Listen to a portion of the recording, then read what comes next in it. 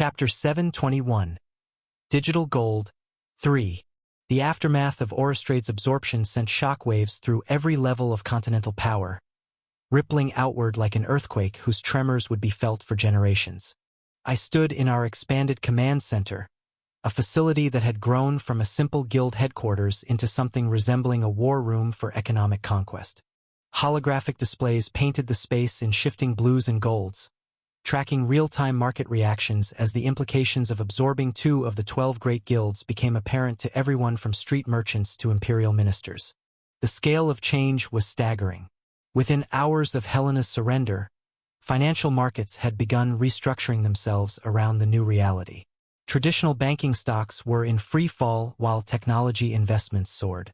Currency exchanges were scrambling to accommodate the sudden surge in enhanced imperial cryptocurrency transactions. Even the weather seemed to reflect the momentous shift, storm clouds gathering over Avalon as if the very atmosphere sensed the coming upheaval. Integration proceeding ahead of our most optimistic projections, Elias reported, his usually meticulous demeanor showing signs of strain as he coordinated what amounted to merging 3 economic empires. His desk was covered with holographic displays showing personnel transfers, asset consolidations, and regulatory filings that would normally take months to process. Orostrade's client base is transitioning with minimal resistance. Helena's personal endorsement of the merger eliminated most institutional concerns about stability and continuity. I nodded approvingly, though my attention was focused on more troubling indicators scattered across the intelligence displays. While our integration proceeded smoothly, the reaction from the remaining great guilds was anything but passive acceptance. What about the remaining guild responses? I asked, though I suspected I already knew the answer would be concerning. Reika stepped forward, activating a series of intelligence displays that painted the command center in urgent reds and yellows. Her violet eyes reflected the data streams as she compiled reports from across the continent. Emergency sessions across all 10 remaining great guilds began immediately after our announcement. The pattern is clear. They're no longer treating this as normal business competition. 2 distinct alliance structures are emerging from the chaos. She gestured to the central display, where a 3-dimensional map of the continent showed guild territories and influence networks in real time. Marcus Stormwind and Elena Brightforge are coordinating extensively, Skyvale and Luminalise implementing joint strategies that suggest they fully understand the scope of the threat we represent. The Trinity Alliance was forming exactly as I had anticipated, though perhaps with more urgency than I had expected. The rapid elimination of Feroclism and now Orostrade had forced the remaining organizations to choose between immediate cooperation or individual destruction. Fear, as Luna often observed, was an excellent motivator for previously impossible alliances. Marcus has placed Skyvale's entire transport network on elevated alert status. Reika continued, her fingers dancing across control interfaces to bring up additional intelligence reports. Flight patterns have shifted from normal commercial operations to what appears to be strategic positioning. Elena, meanwhile, is implementing continental energy grid manipulation protocols on a scale we've never observed before. They're preparing for coordinated economic warfare. I studied the tactical displays as they updated with real-time intelligence, feeling a familiar mixture of anticipation and respect for my opponents. Marcus Stormwind was a former military ace who had transformed Skyvale from a regional carrier service to a continental monopoly through strategic brilliance and operational efficiency. His military background meant he understood the value of decisive action over prolonged negotiation, a dangerous quality in an enemy. Elena Brightforge represented an entirely different kind of threat. Her immortal rank energy manipulation abilities were legendary across the continent, but what made her truly dangerous was her reputation for systematic thinking and long-term planning. She had spent decades building Luminalise into an organization that was genuinely essential to continental civilization. Energy wasn't just a commodity to her, it was the lifeblood of modern society, and she controlled its flow with the precision of a master surgeon. Together, they represented the most formidable challenge I had faced since Maxwell's assault on Pyros. Sir, Dr. Chen's voice came through the communication system from our research facilities, carrying the kind of concerned urgency that made everyone in the command center pay attention. We're detecting highly unusual energy signatures from Luminalise facilities across the continent. Whatever Elena's implementing, it appears to be some kind of coordinated grid modification on an unprecedented scale. I activated the central display, watching as energy flow patterns across the continent began shifting in ways that defied normal operational requirements. The visualization was both beautiful and terrifying. Streams of power flowing in new directions, creating redundancies and choke points that would give Elena unprecedented control over who received energy and who didn't. Siege preparation, I realized, the implications settling over me like a cold weight. Elena's restructuring the entire continental grid to enable selective power cuts without affecting designated areas. She's not just preparing to defend, she's weaponizing energy distribution itself. Rose looked up from her economic analysis displays, her auburn hair catching the ambient lighting as she processed the broader implications. If she can selectively cut power to our facilities while maintaining supply to our competitors, she could force us into negotiations from a position of complete weakness. Most of our Aetheryte systems still require initial power sources to activate. And Marcus is positioning his transport networks to prevent us from moving resources or personnel to counter her strategy. I added, studying intelligence reports that showed unusual Skyvale aircraft movements across multiple continents. They're creating a comprehensive siege scenario. It was elegant planning that played to both guilds' core strengths while avoiding direct confrontation with my technological advantages. Rather than trying to compete with Aetheryte-enhanced systems, they were planning to control the basic infrastructure those systems required to function. Clever, Luna acknowledged from within my consciousness. They're not trying to beat your technology, they're trying to make it irrelevant by controlling the operational environment it depends on. Which means we need to make their control irrelevant before they can fully implement it, I replied silently. I turned to address my assembled advisors, my mind already working through the tactical adjustments required for the accelerated timeline. Change of plans. We're moving to simultaneous operations against both Trinity Alliance members. Elena and Marcus have forced our hand through their coordination. Simultaneous operations? Rose asked, her business-oriented mind immediately grasping the resource implications. Arthur, we've barely finished integrating Orostrade's assets. Attempting to absorb 2 more major guilds at the same time could seriously overextend our capabilities. Under normal circumstances, absolutely, I agreed. But Elena and Marcus have made a critical error in their planning. They're assuming that I need significant time to consolidate resources between operations. They're preparing for sequential attacks rather than a coordinated assault. I activated the tactical planning displays, showing the preliminary strategies I had been developing for exactly this scenario. The holographic projections filled the command center with complex logistics chains, resource allocation matrices, and timeline projections that demonstrated the feasibility of simultaneous operations. Reika, what's the current status of our Western continent operations? Jean and Callie have established secure command infrastructure across 12 major population centers, she reported immediately, her voice carrying the satisfaction of someone whose careful planning was about to pay dividends. Enhanced imperial cryptocurrency adoption in the Western territories is approaching 60% among individual users and small businesses. More importantly, they've identified key transportation and energy infrastructure that could serve as alternative networks if Skyvale and Luminalise attempt to cut us off from continental systems. Excellent. Coordinate with them to begin implementing backup systems immediately. I want full operational independence from both transportation and energy monopolies within 48 hours. Elias looked up from his administrative displays, his expression showing the kind of concern that came from understanding legal complexity better than anyone else in the room. Sir, the legal and regulatory implications of simultaneous guild absorptions will be enormous. The Imperial Oversight Committees are already asking pointed questions about the rapid pace of consolidation. Which is why we're going to give them something more immediate to worry about, I replied with the kind of confidence that came from having planned for this exact contingency.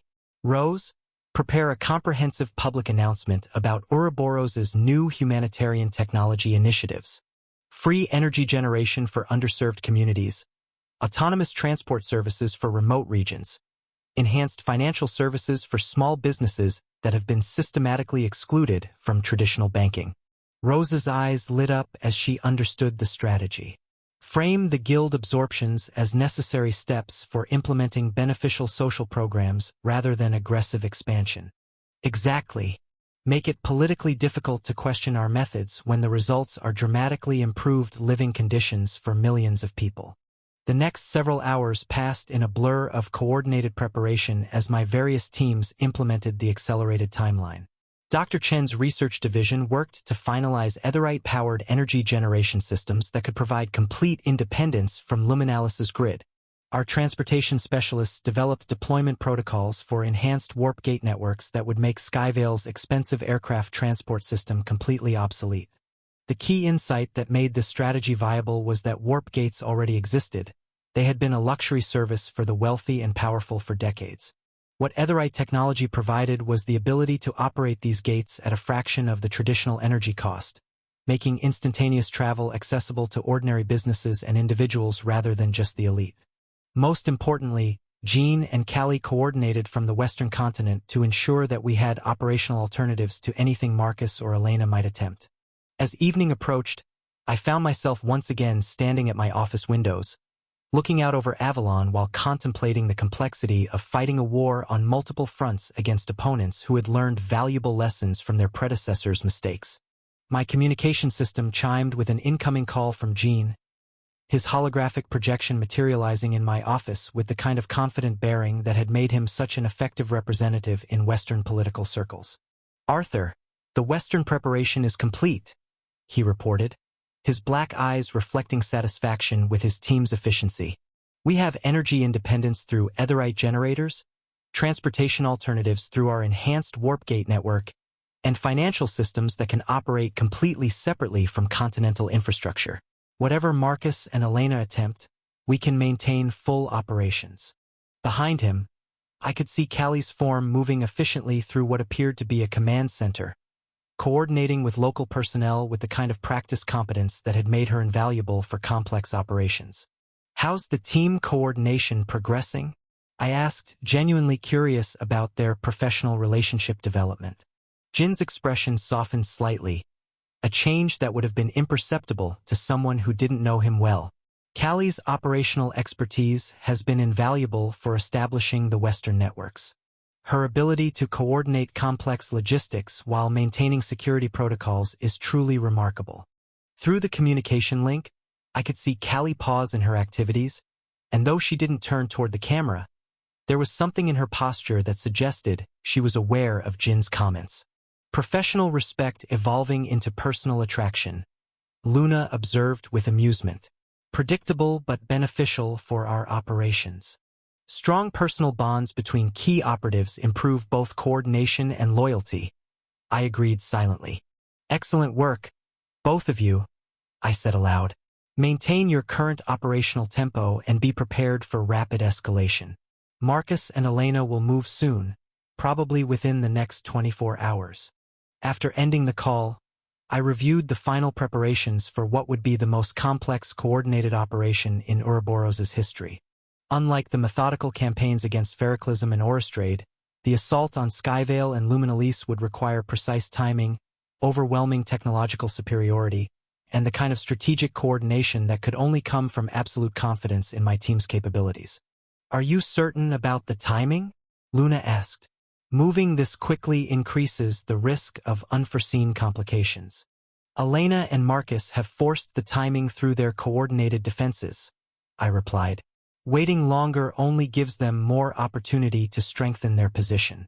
Better to accept increased risk in exchange for maintaining the initiative." The holographic displays around my office showed status updates from dozens of operational teams as they completed their final preparations. Tomorrow would bring the most decisive 24 hours since my campaign against the Great Guilds began. 2 of the 12 Great Guilds absorbed, 10 remaining. After tomorrow, that number would drop to 8, and the surviving organizations would face the terrifying reality that traditional guild warfare was no longer sufficient to resist technological revolution. I settled into my chair and began reviewing the detailed operational plans one final time.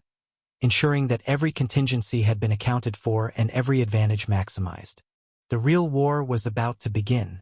Chapter 722. Digital Gold 4.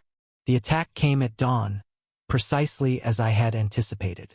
I was already in the command center when the first alerts began cascading across our monitoring systems, holographic displays painting the room in urgent reds as Marcus Stormwind's carefully coordinated assault unfolded across the Continental Transportation Network. The military precision was immediately apparent.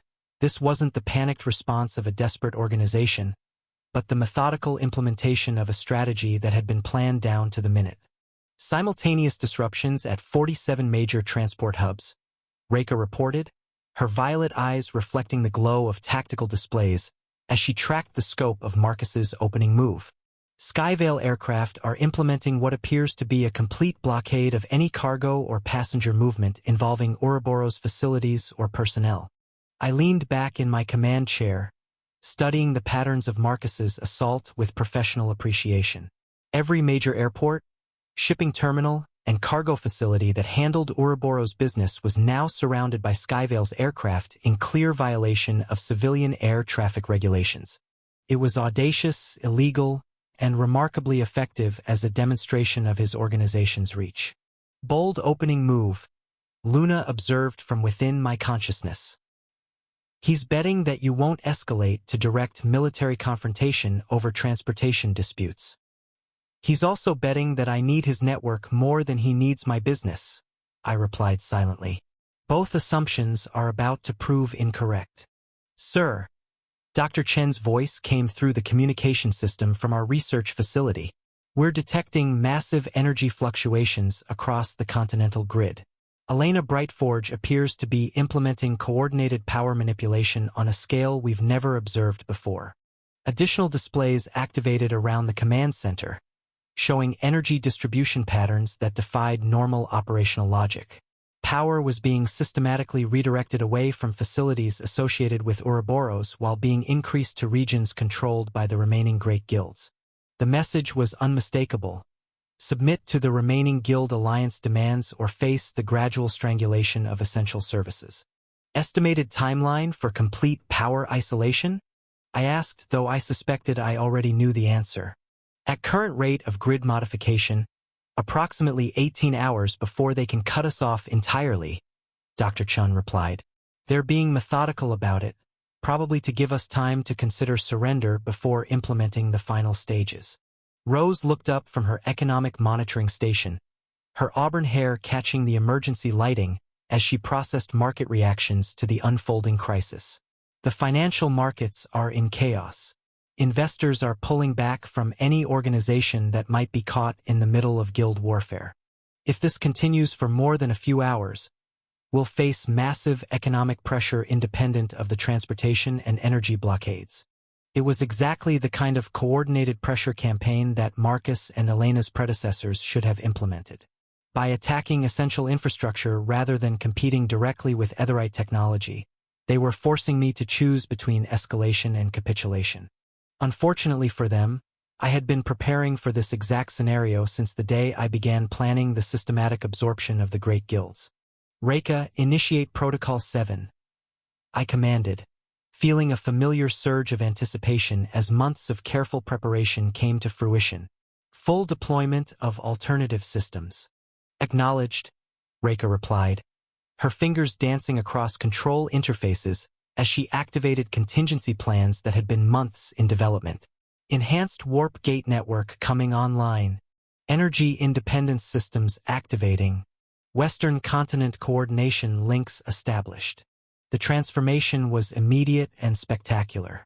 Across the command center, displays began showing the activation of transportation systems that made Marcus's aircraft blockade not just irrelevant, but primitive. Aetheryte-powered warp gates materialized in secure locations throughout our facility network, enabling instantaneous movement of personnel and cargo across vast distances at a fraction of traditional cost. What had been a devastating blockade became merely an inconvenience as our operations shifted to technology that existed outside Marcus's ability to control. Simultaneously, Aetheryte energy generators came online across our major facilities, providing complete independence from Elena's continental grid. Rather than fighting for access to their controlled infrastructure, we simply abandoned it in favor of superior alternatives. But the real masterstroke was yet to come. Jean, Callie, execute the Western demonstration, I commanded through our secure communication link. The holographic projections of my two key Western operatives materialized in the command center, their images transmitted from what appeared to be a converted aircraft hangar filled with gleaming technological equipment. Demonstration commencing. Jean reported with the kind of confident smile that suggested he was thoroughly enjoying the opportunity to participate in making history. Behind him, Callie moved with practiced efficiency as she coordinated with technical personnel to prepare what would effectively be the first public demonstration of affordable warp gate technology, transforming what had been an exclusive luxury for the ultra-wealthy into accessible commercial transport. The main display shifted to show a live feed from the Western continent as the first public demonstration of commercially viable warp gate travel began.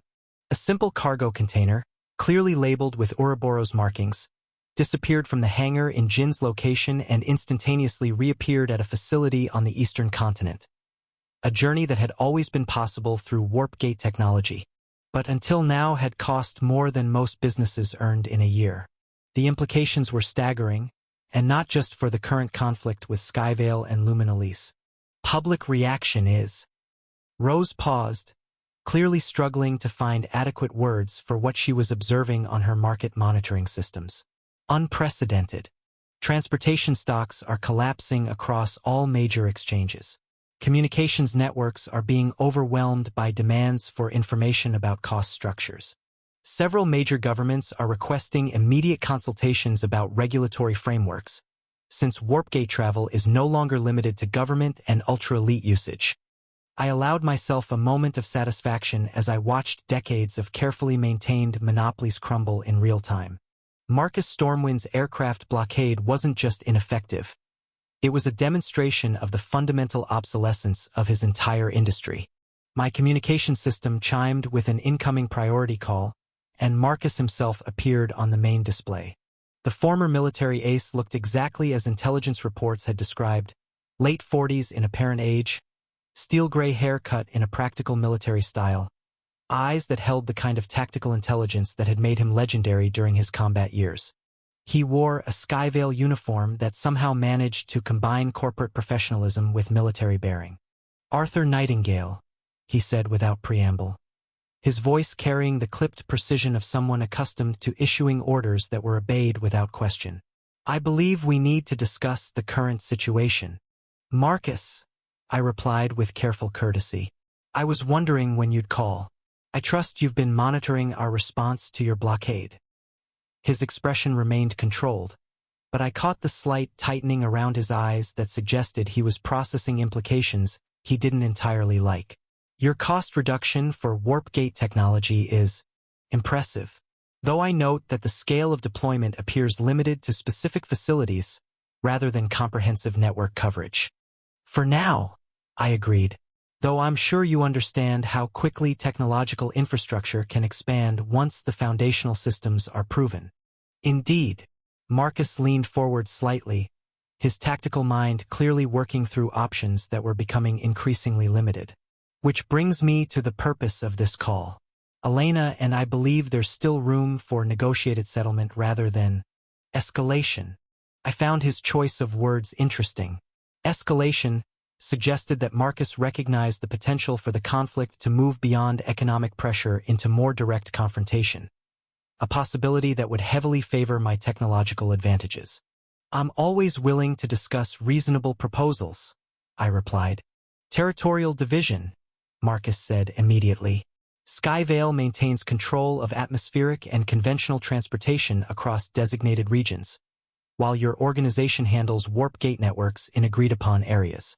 Elena proposes similar arrangements for energy distribution, traditional grid management in established territories, with your Etherite systems serving areas that choose to adopt them. It was a surprisingly reasonable proposal that would have allowed both organizations to coexist while serving different market segments. Under normal circumstances, such an arrangement might have been mutually beneficial. But I hadn't spent months systematically dismantling the guild system to settle for peaceful coexistence with the fragments. An interesting proposal, I acknowledged, but it assumes that territorial division is more beneficial than integrated systems. Tell me, Marcus, what happens when clients in your designated territories demand access to superior technology? What happens when conventional transport becomes uncompetitive with instantaneous alternatives? Marcus was quiet for several seconds, his strategic mind working through the long-term implications of my question. You're not interested in coexistence. I'm interested in progress, I corrected. Artificial preservation of inferior technology serves no one's interests except those who profit from maintaining artificial scarcity. And if we refuse your progress, I gestured to the tactical displays showing the continued expansion of Aetheryte systems across the continent. Then you'll discover that fighting technological evolution is like fighting gravity, initially possible with sufficient effort, but ultimately futile. The call ended as Marcus cut the connection, but I wasn't concerned. He would be back, probably within hours, and when he returned it would be with Elena Brightforge and terms that reflected their deteriorating position. They're going to coordinate one final push, Luna observed. Marcus isn't the type to surrender without demonstrating his full capabilities. Good, I replied. Let them show their strength. It will make their inevitable defeat more convincing to the remaining guilds. Reka stepped forward with updated intelligence reports, her expression carrying the particular intensity she displayed when tracking dangerous developments. Sir, we're detecting massive energy buildups at both Skyvale and Luminalise facilities. Whatever they're planning, it's going to be significantly more dramatic than the current blockade. I nodded thoughtfully. Marcus and Elena were both competent enough to recognize that half measures would be insufficient against technological superiority. Their next move would likely represent the full scope of their combined capabilities, a final demonstration of traditional guild power before acknowledging the new reality. Prepare for maximum escalation, I commanded. Full deployment of all available systems. If Marcus and Elena want to make this a test of absolute capabilities, let's show them what technological revolution actually looks like. The storm clouds were gathering, but I was ready for the tempest that would follow. Tomorrow would bring the kind of decisive confrontation that would reshape not just the guild system, but the fundamental nature of power itself on the central continent. Marcus Stormwind and Elena Brightforge were about to learn why fighting the future was a battle that could never be won. Chapter 723, Quantum Leap 1. The declaration of war came not through explosions or dramatic confrontations, but through the quiet hum of Aetheryte-powered warp gates activating across the continental network. What Marcus Stormwind had intended as a strangling blockade became the catalyst for the most comprehensive transportation revolution in human history. I stood in the command center watching real-time deployment statistics as our enhanced warp gate network expanded exponentially. Each activation sent ripples through Skyvale's carefully maintained monopoly, turning decades of strategic positioning into expensive, obsolete infrastructure. Network expansion proceeding ahead of all projections, Dr. Chun reported, her voice carrying the excitement of someone witnessing the practical application of theoretical breakthrough. Aetheryte power consumption is running at 12% of traditional warp gate operations. We can maintain continental coverage indefinitely. The implications were staggering. Traditional warp gates had been limited to government facilities and the ultra-wealthy precisely because of their enormous energy requirements. A single intercontinental transfer cost more than most businesses earned in months. By reducing operational costs to a fraction of traditional levels, we had transformed instantaneous travel from exclusive luxury to everyday commercial tool. Sir, Reka's voice cut through the technical discussions, her violet eyes reflecting the urgency of incoming intelligence. Marcus is moving to direct confrontation. Skyvale aircraft are converging on our major facilities with what appears to be attack formation. I studied the tactical displays showing Skyvale's response to our network activation. Unlike Ferroclism's emotional assault, this was controlled escalation, Marcus testing our defenses while maintaining plausible deniability about aggressive intent. He's being smart about it, Luna observed from within my consciousness. Not the kind of suicidal charge Maxwell attempted. Smart but ultimately futile, I replied silently. He still doesn't understand the scope of what he's facing. What's his apparent target priority? I asked. Primary focus on our Western continent operations, Raker replied, manipulating displays to show aircraft movement patterns. He's identified Jean and Callie's coordination center as critical infrastructure. Secondary targets include our main research facilities and the Avalon Command Center. Logical tactical thinking. Disable coordination, eliminate research capability, then force surrender through infrastructure destruction. It would have been effective against traditional opponents who depended on centralized control and irreplaceable facilities. Unfortunately for Marcus, we had designed our operations around the assumption that any fixed position could be compromised. Activate distributed command protocols, I instructed.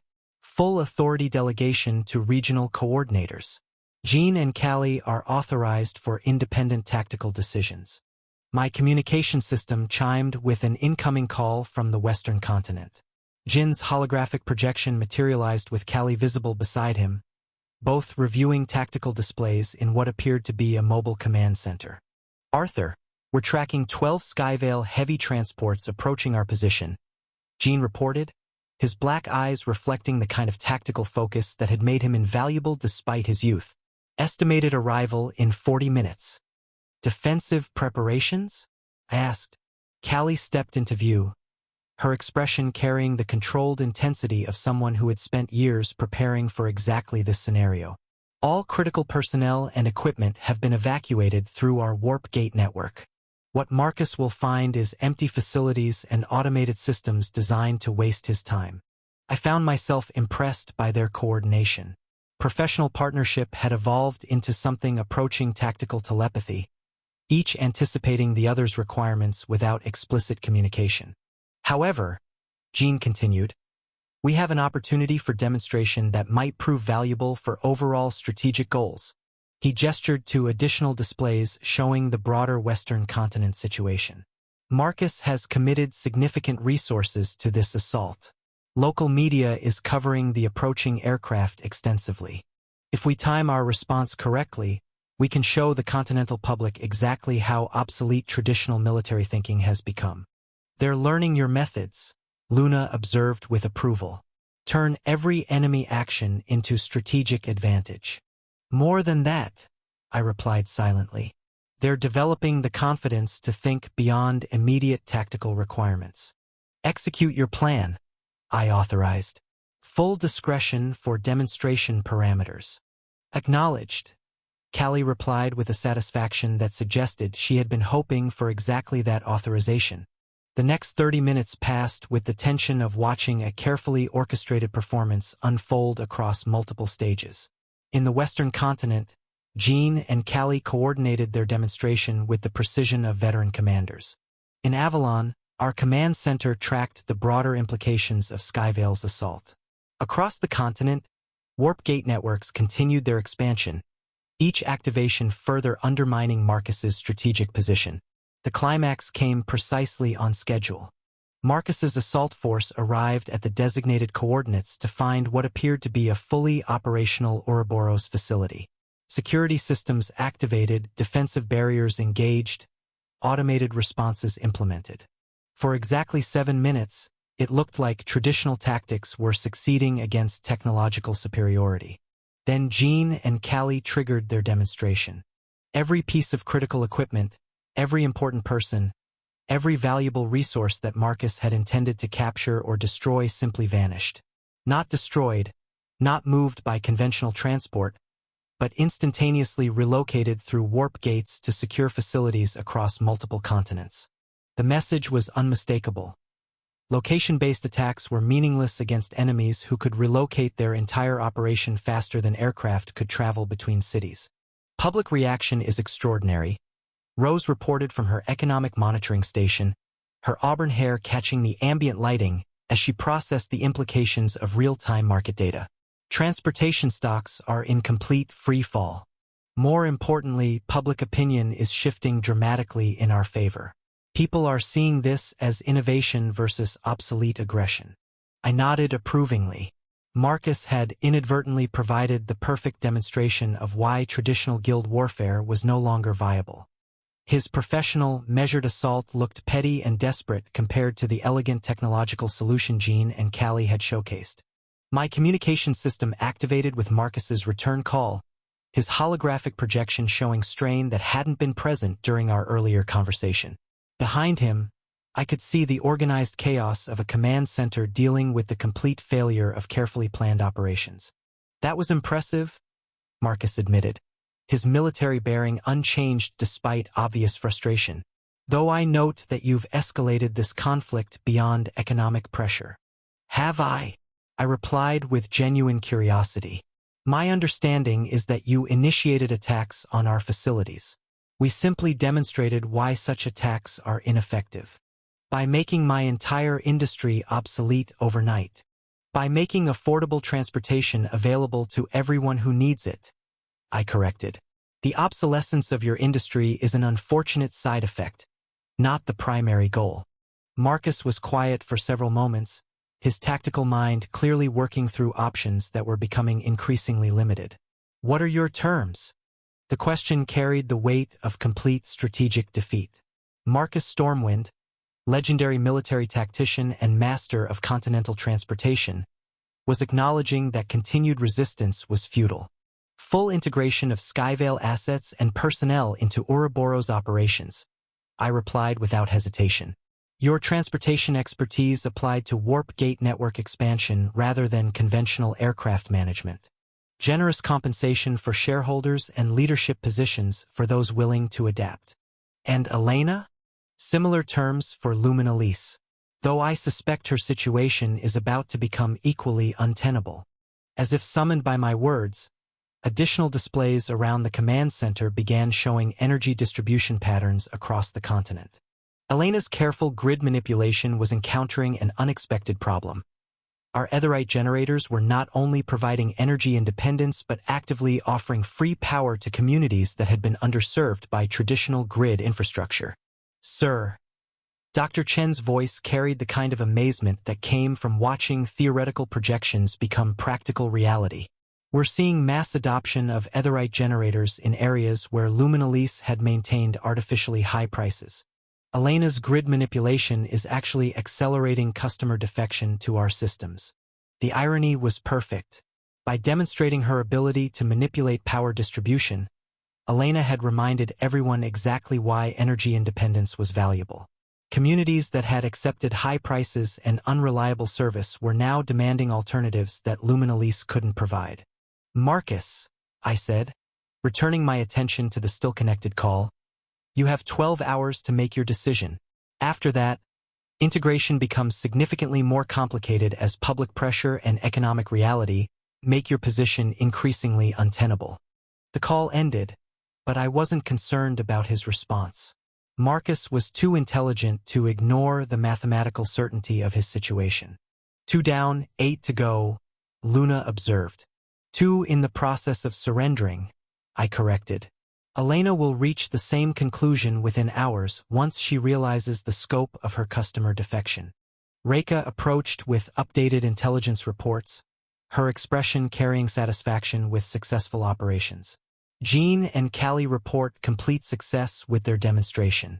No casualties, minimal property damage, maximum public relations impact. More importantly, they've established tactical coordination protocols that could serve as templates for future operations. I found myself smiling at that last observation. Jean and Callie weren't just executing assigned tasks anymore.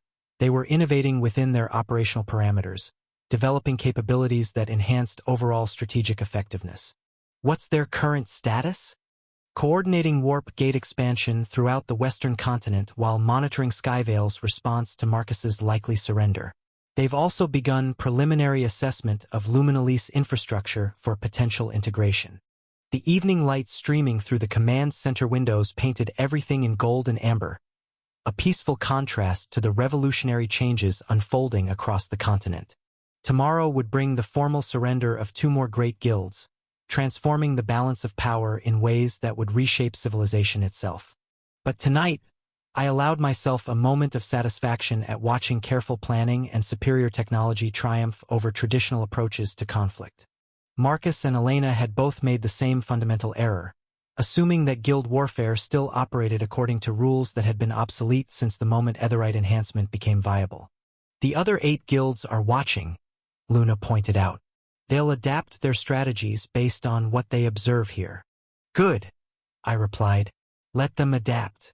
Innovation beats optimization every time, and they're still thinking in terms of optimizing obsolete systems rather than transcending them entirely.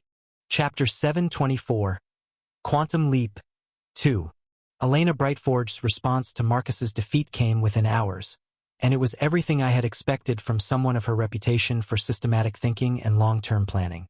Unlike Marcus's direct assault, Elena's strategy was subtle, comprehensive, and potentially devastating if she had been facing a conventional opponent. I stood before the central display in our command center, watching as energy distribution patterns across the continent shifted in ways that defied normal operational logic. Elena was implementing the most sophisticated grid manipulation in recorded history, demonstrating exactly why Luminalise had maintained its essential services monopoly for decades. She's incredible, Dr. Chun admitted with professional admiration, her fingers dancing across control interfaces as she tracked the scope of Elena's operation. Power is being selectively reduced to facilities associated with us while being increased to our competitors. Energy costs for our allies are spiking to unsustainable levels while our enemies receive preferential rates. It's surgical precision on a continental scale. The implications were staggering. Elena controlled the literal lifeblood of modern civilization. Without reliable energy, everything from manufacturing to communication would grind to a halt. She was betting that technological superiority meant nothing if the basic infrastructure required to operate that technology was systematically denied. Elegant strategy, Luna observed from within my consciousness. Much more sophisticated than Marcus's direct approach. Indeed, I agreed silently. But she's made the same fundamental error they all make. Sir. Reika's voice cut through the technical analysis, her violet eyes reflecting concern as she compiled intelligence reports. Elena's manipulation is having immediate economic impact. Several major corporations are requesting emergency meetings to discuss energy supply alternatives. The stock market is responding to speculation about Luminalis's ability to control industrial operations. It was exactly the kind of coordinated pressure campaign that should have forced immediate negotiations.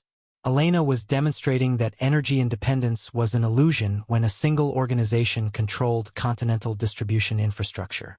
Unfortunately for Elena, I had been preparing for this exact scenario since the day I began planning Luminalis's absorption. Rose, initiate the Prometheus protocol, I commanded, feeling familiar anticipation as months of careful preparation came to fruition. Rose looked up from her economic monitoring displays, her auburn hair catching the ambient lighting as understanding dawned in her expression. The Humanitarian Energy Initiative? Full deployment. Every underserved community, every region where Luminalise has maintained artificially high prices, every population center that's ever complained about energy costs. Free Aetheryte generators for anyone who requests them. The next several hours passed in a blur of coordinated deployment as our various teams implemented what was effectively the largest humanitarian technology program in continental history. Aetheryte generators, compact enough to power individual buildings yet efficient enough to operate indefinitely, began materializing in communities across the continent. But this wasn't just charity, it was strategic warfare at its most elegant. The response is unprecedented, Rose reported, her voice carrying the excitement of someone witnessing economic history. We're receiving over 10,000 requests per hour. Communities that have accepted Luminalis's high prices for decades are demanding immediate installation. I watched the deployment statistics with satisfaction. Each generator installation represented not just energy independence for a community, but permanent customer defection from Luminalis's network. Elena's grid manipulation had reminded everyone exactly why energy independence was valuable, and we were providing the solution she couldn't match. What's Elena's reaction? Panic, Reika replied immediately. Luminalise facilities are showing massive spikes in emergency communications. She's trying to implement counteroffers, but her entire pricing structure was built around scarcity and monopoly control. The irony was perfect. Elena's demonstration of her ability to manipulate energy distribution had accelerated demand for alternatives that made her capabilities irrelevant. Every community that received an Aetheryte generator became permanently independent of her grid, regardless of how sophisticated her manipulation techniques might be. My communication system chimed with an incoming call from Elena herself. The holographic projection showed a woman who matched intelligence reports perfectly. Apparent early 50s, dark hair streaked with silver, eyes that held the kind of systematic intelligence that had built energy empires. She wore elegant business attire that somehow managed to project both authority and accessibility. "Arthur Nightingale," she said without preamble, her voice carrying the controlled precision of someone accustomed to making decisions that affected millions of lives. "I believe we have reached a point where direct conversation is necessary." "Elena," I replied with careful courtesy. "I was wondering when you'd call. I trust you've been monitoring the public response to our humanitarian energy program." Her expression remained composed, but I caught the slight tension around her eyes that suggested she was processing implications she didn't entirely like. "Your Aetheryte generator distribution is impressive in its scope, though I note that the technology appears to be optimized for individual community use rather than industrial applications." "For now," I agreed, "though I'm sure you understand how quickly technological capabilities can expand once foundational infrastructure is established." Elena leaned forward slightly, her systematic mind clearly working through scenarios that were becoming increasingly unfavorable. "Which brings me to the purpose of this call. I believe there's still opportunity for cooperative solutions rather than mutual destruction." I found her choice of words interesting. Mutual destruction suggested that Elena recognized the potential for both organizations to damage each other, though she clearly understood that her position was deteriorating faster than mine. "I'm always willing to discuss reasonable proposals," I replied. "Infrastructure sharing," Elena said immediately. "Luminalise maintains control of large-scale grid operations for industrial and governmental clients, while your Aetheryte systems serve community and individual applications. We could create complementary networks rather than competing ones." It was a sophisticated proposal that demonstrated Elena's understanding of the technical requirements for energy distribution. Under normal circumstances, such an arrangement might have allowed both organizations to focus on their respective strengths while avoiding direct competition. But I hadn't spent months developing Aetheryte technology to settle for market segmentation with obsolete competitors. "An interesting proposal," I acknowledged, "but it assumes that artificial market division is more beneficial than integrated efficiency." "Tell me, Elena, what happens when your industrial clients demand access to more reliable and cost-effective energy sources? What happens when your grid operations become uncompetitive with distributed alternatives?" Elena was quiet for several seconds, her systematic mind working through the long-term implications of my question. When she spoke again, her voice carried a note of resignation that hadn't been present before. "You're not interested in coexistence." "I'm interested in progress," I corrected. "Artificial preservation of monopolistic pricing serves no one's interests except those who profit from maintaining energy scarcity. And if Luminalise refuses to cooperate," I gestured to the deployment statistics showing continued Aetheryte generator distribution, "then you'll discover that fighting energy democratization is like fighting sunrise, initially possible through artificial barriers, but ultimately futile." The call ended as Elena cut the connection, but I could see in her final expression that she understood the mathematical certainty of her situation. Unlike Marcus's emotional response, Elena would approach surrender with the same systematic thinking she applied to everything else. "Sir." Dr. Chen's voice carried the kind of amazement that came from watching theoretical projections exceed practical implementation. Aetheryte generator deployment has reached critical mass in 12 major metropolitan areas. Elena's grid manipulation is becoming irrelevant because her customers are becoming independent faster than she can implement pressure tactics. The implications were staggering.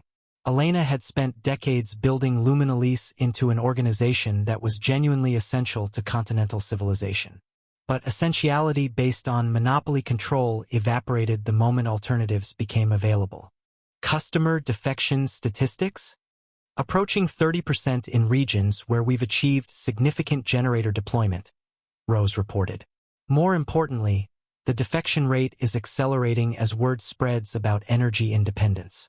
Elena's customer base is collapsing in real time.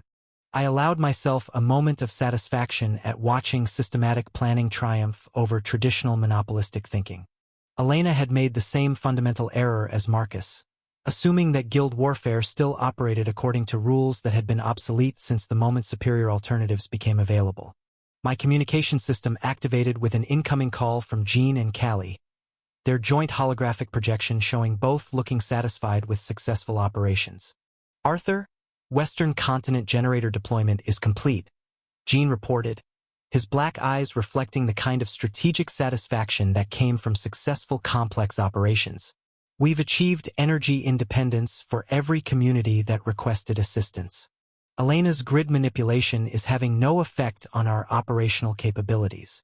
Behind him, Callie moved efficiently through what appeared to be a logistics coordination center, managing the complex supply chains required for continental-scale technology deployment. Public reaction? I asked. Callie turned toward the camera, her expression carrying the controlled satisfaction of someone whose operational expertise had just achieved perfect results. Overwhelmingly positive. Communities are treating the generators as liberation from decades of artificially high energy costs. Elena's manipulation attempts are being seen as proof that our independence program was necessary. The psychological impact was as important as the practical benefits. Elena's demonstration of her manipulation capabilities had destroyed public trust in traditional energy distribution while simultaneously proving the value of the alternatives we provided. What's your assessment of Elena's likely response? Jean and Callie exchanged a glance that spoke to the kind of tactical coordination they had developed through weeks of successful collaboration.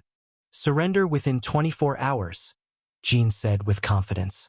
Elena's too intelligent to ignore the mathematical progression of customer defection. Unlike Marcus's emotional decision-making, she'll approach this systematically and reach the logical conclusion. Agreed, Callie added, though we should prepare for potential sabotage attempts as desperation tactics. Elena has the technical capability to damage grid infrastructure if she chooses self-destructive options. I nodded thoughtfully. Elena's systematic approach to problems could work in her favor during surrender negotiations, but it might also lead her to consider extreme measures if she calculated that mutual destruction was preferable to total defeat. Implement defensive monitoring for all critical infrastructure, I instructed. Elena's surrender should be voluntary, not forced through crisis escalation. The evening light streaming through the command center windows painted everything in warm golds and deep oranges, a peaceful contrast to the revolutionary changes unfolding across the continent. Tomorrow would likely bring Elena's formal surrender, completing the Trinity Alliance's dissolution and demonstrating to the remaining 8 great guilds that traditional resistance strategies were no longer viable. 2 down, 1 pending surrender, 7 remaining, Luna observed. 5 down, 7 remaining, I corrected. Marcus and Elena will both surrender rather than face complete organizational destruction. The quantum leap in transportation had been followed by the democratization of energy distribution. Each victory demonstrated not just technological superiority, but the fundamental obsolescence of monopolistic thinking in an age of technological transcendence. Elena Brightforge was about to become the second great guild leader to discover that systematic planning meant nothing when the system itself had been rendered obsolete.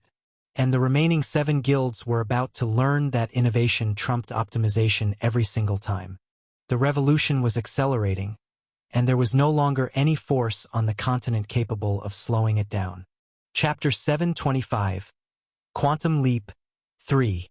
Marcus Stormwind's surrender came first, arriving through our secure communication channels at precisely 0800 hours with the kind of military punctuality I had come to expect from him. His holographic projection appeared in my office with the bearing of a man who had calculated his position with mathematical precision and reached the only logical conclusion.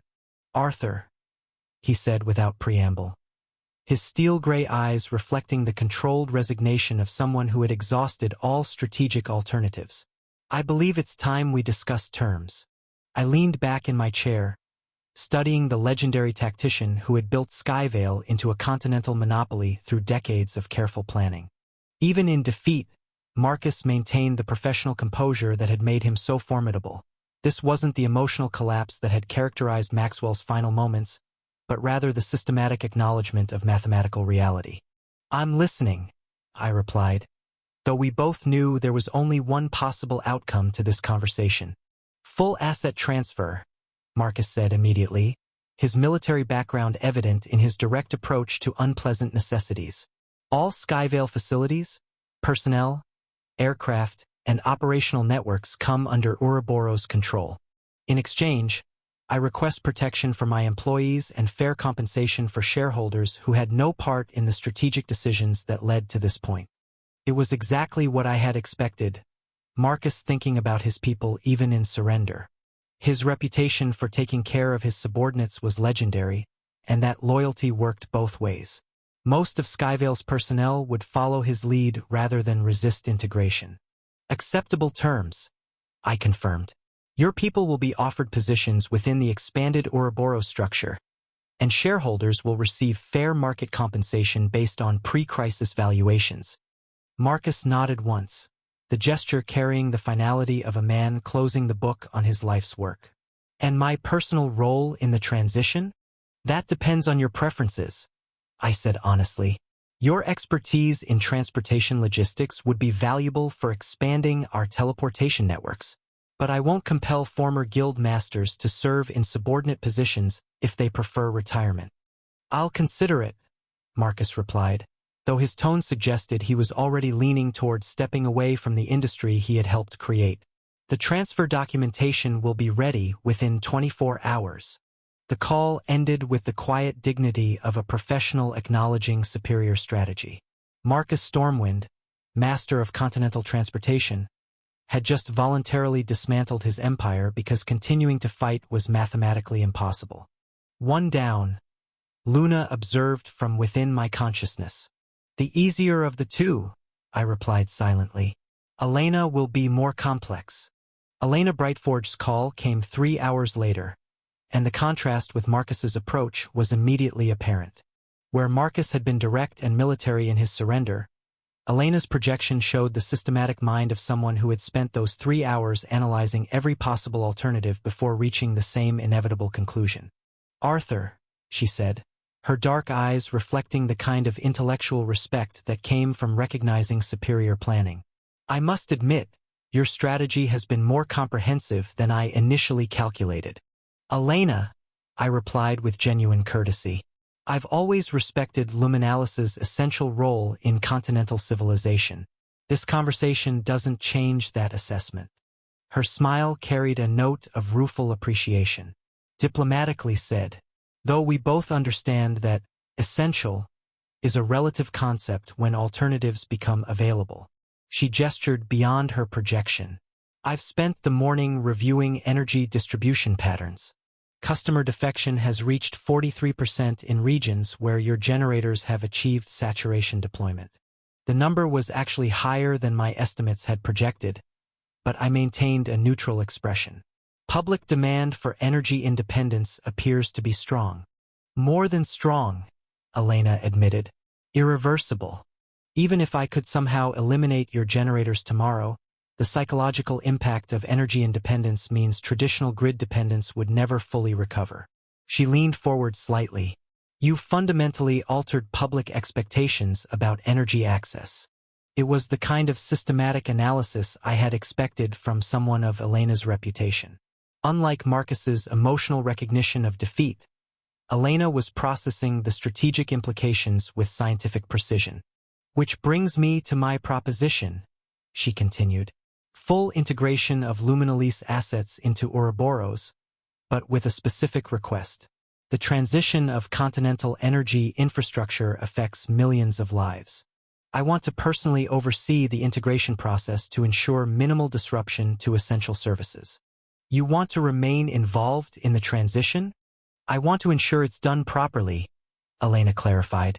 Your technology is superior, but large-scale infrastructure transitions require careful management. I'm offering my expertise to prevent the kind of systemic failures that could affect civilian populations. It was a sophisticated request that demonstrated Elena's genuine concern for public welfare rather than personal power. Acceptable, I agreed. Your oversight of the integration process would be valuable. The transition should be gradual enough to maintain reliability while comprehensive enough to achieve full technological modernization. Elena's expression showed something approaching relief. Then we have an accord. I'll prepare the transfer documentation immediately. After both calls concluded, I found myself standing at my office windows, looking out over Avalon as the implications of the morning's conversations settled into focus. The Trinity Alliance hadn't formally dissolved. It had simply ceased to exist as a practical entity. Marcus and Elena's surrenders meant that the coordinated resistance strategy that might have challenged my expansion had evaporated before it could fully develop. For guilds absorbed in less than 2 months, I reflected, feeling a mixture of satisfaction and anticipation for the challenges ahead. Ferroclism, Orostrade, Skyvale, and Luminalise all integrated into a unified Ouroboros empire. But the real significance wasn't the speed of expansion.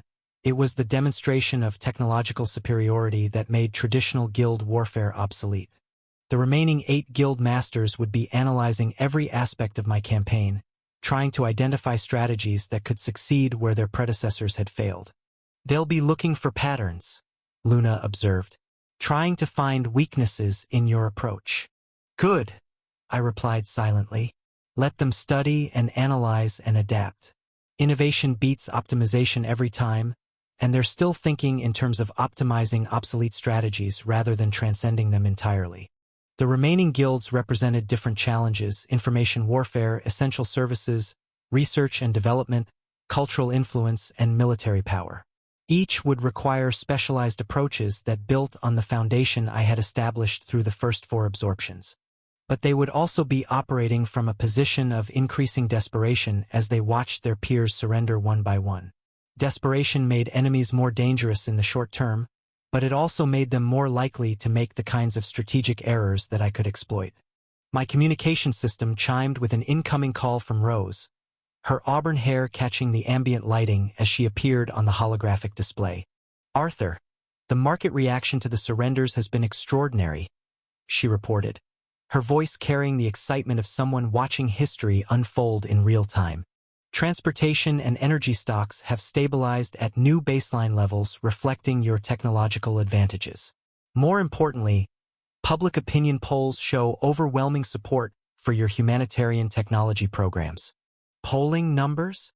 87% approval for the free energy distribution program, 91% for transportation cost reduction through teleportation networks. Rose continued. The public is seeing you as a technological liberator rather than a corporate conqueror. Perfect. Public support would be crucial for the challenges ahead, particularly when dealing with guilds that controlled cultural influence or essential services. Prepare for a continental address, I instructed. Full media coverage, all major networks. It's time to establish the new paradigm publicly. The address took place that evening in the main assembly hall of the Avalon government complex, with representatives from every major media network and political organization across the central continent. I stood before cameras that would broadcast my words to hundreds of millions of people, knowing that this moment would define how the continental population understood the transformation taking place around them. Citizens of the central continent, I began, my voice carrying clearly through the advanced audio systems. Today marks a fundamental shift in how our civilization approaches the challenges of energy, transportation, and technological development. What began as simple business innovation has become something far more significant: the democratization of capabilities that were previously available only to the wealthy and powerful. I gestured to displays showing the scope of technological deployment across the continent. Free energy for every community that requests it. instantaneous transportation at costs that ordinary families can afford, financial systems that serve individuals and small businesses rather than concentrating wealth among institutional intermediaries. The assembled representatives listened with the kind of focused attention that came from witnessing genuine historical significance. This wasn't just another corporate expansion. It was the announcement of a new economic paradigm that would reshape how continental civilization functioned. The integration of Ferroclism, Orostrade, Skyvale, and Luminalise into the expanded Ouroboros organization represents more than business consolidation. I continued. It represents the end of artificial scarcity in sectors that are essential to human flourishing. No longer will transportation, energy, finance, or security be limited by outdated technological approaches or monopolistic pricing structures. I paused, letting the implications settle before continuing. The 8 remaining great guilds have a choice to make. They can embrace technological progress and join the effort to eliminate scarcity and expand opportunity. Or they can resist change and discover that the forces of innovation are stronger than the inertia of tradition. The warning was politely phrased but unmistakable. The remaining guild masters would understand that continued resistance meant facing the same systematic dismantling that had eliminated their predecessors. The future belongs to those who choose to build it together, I concluded. And that future begins now. The response was immediate and overwhelming. Standing ovations from the assembled representatives, supportive editorials from major media outlets, and public approval ratings that reached unprecedented levels. In a single evening, I had transformed the narrative from corporate warfare to technological liberation. For guilds down, 8 to go, I reflected as I returned to my office after the address. But the real victory isn't the speed of expansion. It's the demonstration that resistance to technological progress is futile. The remaining guild masters would be watching, planning, and preparing their own strategies. Some would attempt cooperation, others would try more sophisticated forms of resistance. But they would all be operating from the fundamental disadvantage of trying to fight the future with tools from the past. Ouroboros now controlled transportation, energy, finance, and security across the central continent. The foundation was complete. Everything that came next would be building on that foundation to achieve something that no single organization had ever attempted: absolute technological supremacy that made traditional concepts of guild warfare completely obsolete. Chapter 726. Quantum Leap 4. The integration of 4 major guilds into a unified Ouroboros empire proved more complex than even my most detailed projections had anticipated. Standing in what had once been Ferroclism's primary command center, now redesignated as Integration Command Alpha, I watched as holographic displays painted the massive space in cascading data streams that represented the systematic absorption of decades of accumulated infrastructure, personnel, and operational knowledge. Asset consolidation at 73% completion, Elias reported from his expanded administrative station. His meticulous attention to detail now applied to coordinating what amounted to the largest corporate merger in continental history. Former Skyvale aircraft are being retrofitted for Aetherite enhancement, while Luminalise power stations are transitioning to hybrid operations during the infrastructure modernization period. The scale was staggering. 47 major facilities across 4 continents, over 30,000 personnel requiring integration and retraining, supply chains spanning hundreds of contractors, and regulatory frameworks that had never been designed to accommodate this kind of rapid consolidation. Under normal circumstances, such an integration would take years to complete properly. But these were not normal circumstances, and I had not built Ouroboros to operate according to traditional limitations. Personnel adaptation rates? I asked, studying deployment statistics that tracked everything from individual employee satisfaction to departmental productivity metrics. Exceeding projections across all categories, Rose replied from her economic analysis station, her auburn hair catching the ambient lighting as she gestured to financial reports that defied conventional business theory. Former guild employees are embracing the transition faster than anticipated. The combination of improved compensation, enhanced job security, and access to Aetherite technology has created genuine enthusiasm rather than mere compliance. It was a critical distinction. Forced integration created resentment and inefficiency that could undermine operations for years. But voluntary integration based on demonstrable improvements created loyalty and innovation that amplified organizational capability. Dr. Chen's technological familiarization programs are achieving remarkable results, Rekha added, stepping forward with intelligence reports that tracked the broader implications of our expansion. Former Skyvale pilots are adapting to teleportation network management faster than our training schedules projected. Luminalise engineers are developing hybrid energy solutions that exceed the capabilities of either technology used independently. The whole becoming greater than the sum of its parts. Luna observed from within my consciousness. Exactly what you planned. More than planned, I corrected silently. The integration synergies are creating capabilities I hadn't fully anticipated. But my satisfaction with the integration progress was tempered by the intelligence reports that painted a concerning picture of activity among the remaining 8 guilds. They were learning from their predecessors' mistakes in ways that would make future campaigns significantly more challenging. Rekha, what's the latest assessment of remaining guild coordination? Her violet eyes reflected the glow of tactical displays as she compiled reports from across the Continental Intelligence Network. Unprecedented cooperation among organizations that have been competitors for decades. They're sharing information, coordinating defensive strategies, and pooling resources in ways that suggest they finally understand the scope of the threat they're facing. She activated displays showing communication intercepts, financial transaction analyses, and personnel movement patterns that revealed the emerging structure of organized resistance. Most concerning is the formation of what appears to be a shadow coordination network. Intelligence activities that don't match any known guild operational patterns. I leaned forward, my attention sharpening as I processed the implications. Unknown players? Possibly. Or more likely, one of the remaining guilds has capabilities we haven't properly assessed. Rekha manipulated the displays to highlight specific anomalies. Sophisticated counter-surveillance, information warfare techniques that exceed anything we've seen from the other guilds, and coordination methods that suggest professional intelligence training. The pattern was troubling because it represented exactly the kind of adaptation I had been expecting from competent opponents. The remaining guild masters had watched 4 of their peers surrender despite having significant advantages, and they were finally beginning to understand that conventional approaches would be insufficient. Which guild is the most likely candidate for enhanced intelligence capabilities? Umbratham, Rekha replied immediately.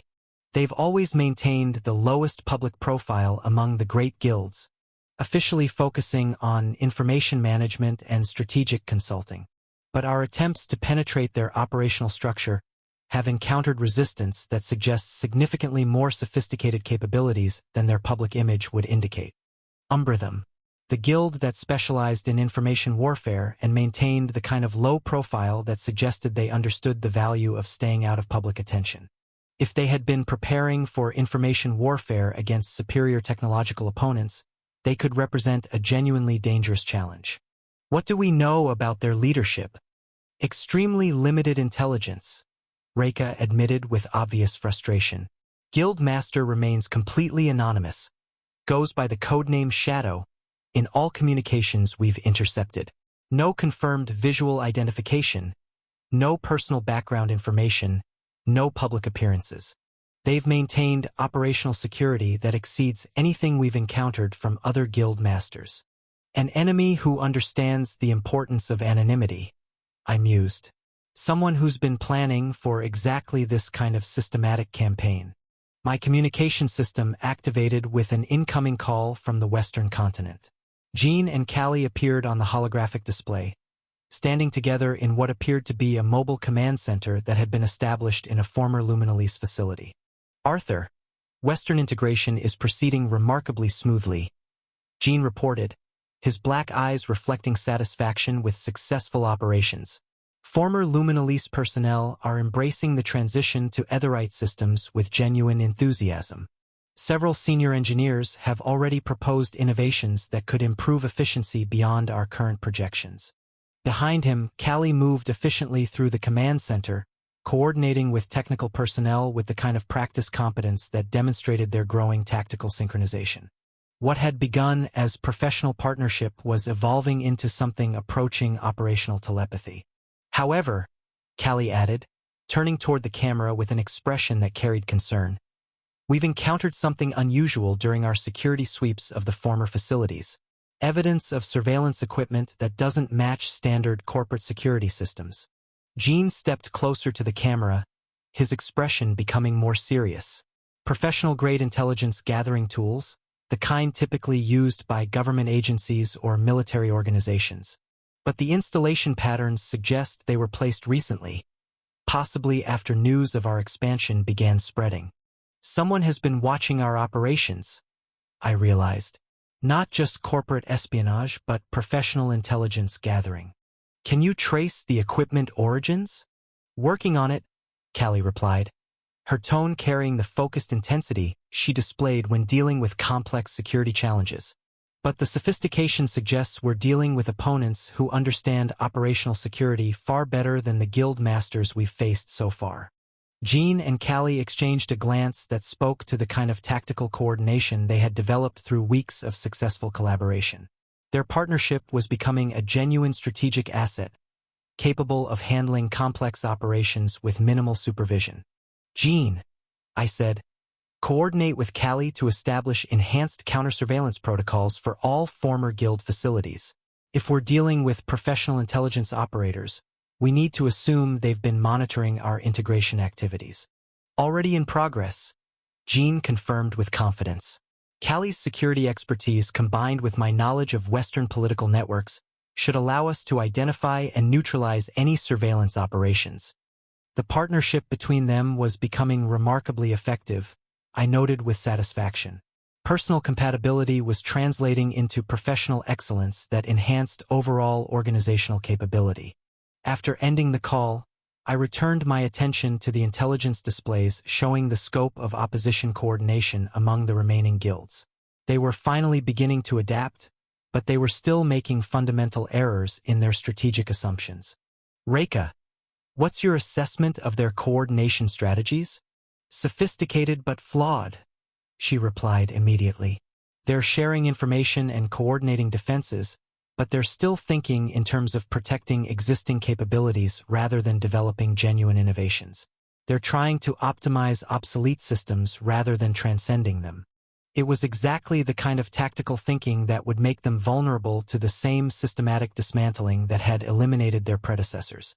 They had learned to coordinate and defend, but they hadn't learned to innovate. More concerning is this shadow figure, I continued, studying the limited intelligence we had gathered about Umbritham's mysterious leadership. Someone who maintains complete anonymity while coordinating sophisticated intelligence operations suggests a level of strategic thinking that exceeds what we've encountered so far. Agreed, Reika said, her expression carrying the particular intensity she displayed when tracking dangerous opponents. Shadow represents a genuinely unknown quantity.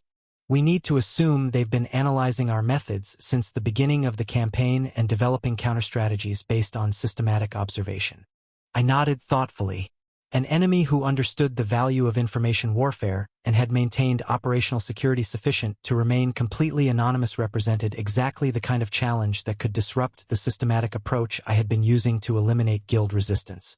Prepare for enhanced intelligence operations, I instructed. Full counter-surveillance deployment across all facilities, expanded human intelligence networks, and accelerated development of information warfare capabilities. If Shadow wants to fight in the shadows, we'll show them what superior technology can accomplish even in their chosen environment. The integration of Skyvale and Luminalise continued around us, tens of thousands of people adapting to new technologies and organizational structures with enthusiasm that validated the humanitarian benefits of technological progress. But beneath that successful transition, a more dangerous game was beginning to unfold. The remaining 8 guilds had finally begun to understand the true scope of the challenge they faced, and they were adapting their strategies accordingly. More importantly, they had apparently found leadership capable of sophisticated strategic thinking and operational security that could pose genuine threats to my systematic expansion. The real war is just beginning, Luna observed. Good, I replied silently, feeling familiar anticipation at the prospect of facing truly competent opposition. Worthy enemies make victory more meaningful. The transformation of 4 great guilds into a unified Ouroboros empire was proceeding ahead of schedule, creating capabilities that exceeded the sum of their individual parts. But Shadow and the remaining guilds were preparing challenges that would test every aspect of my strategic planning and technological superiority. Looking out through the massive windows of the former Ferroclism Command Center, now permanently renamed Integration Command Alpha, I could see the sprawling technological infrastructure that represented the foundation of continental transformation.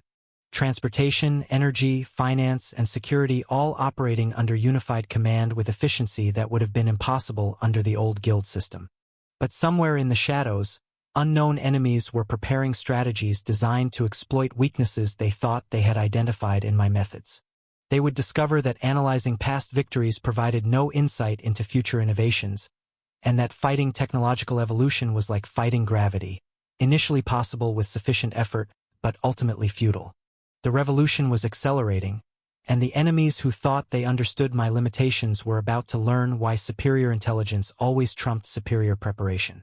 8 guilds remained between me and absolute control of continental infrastructure.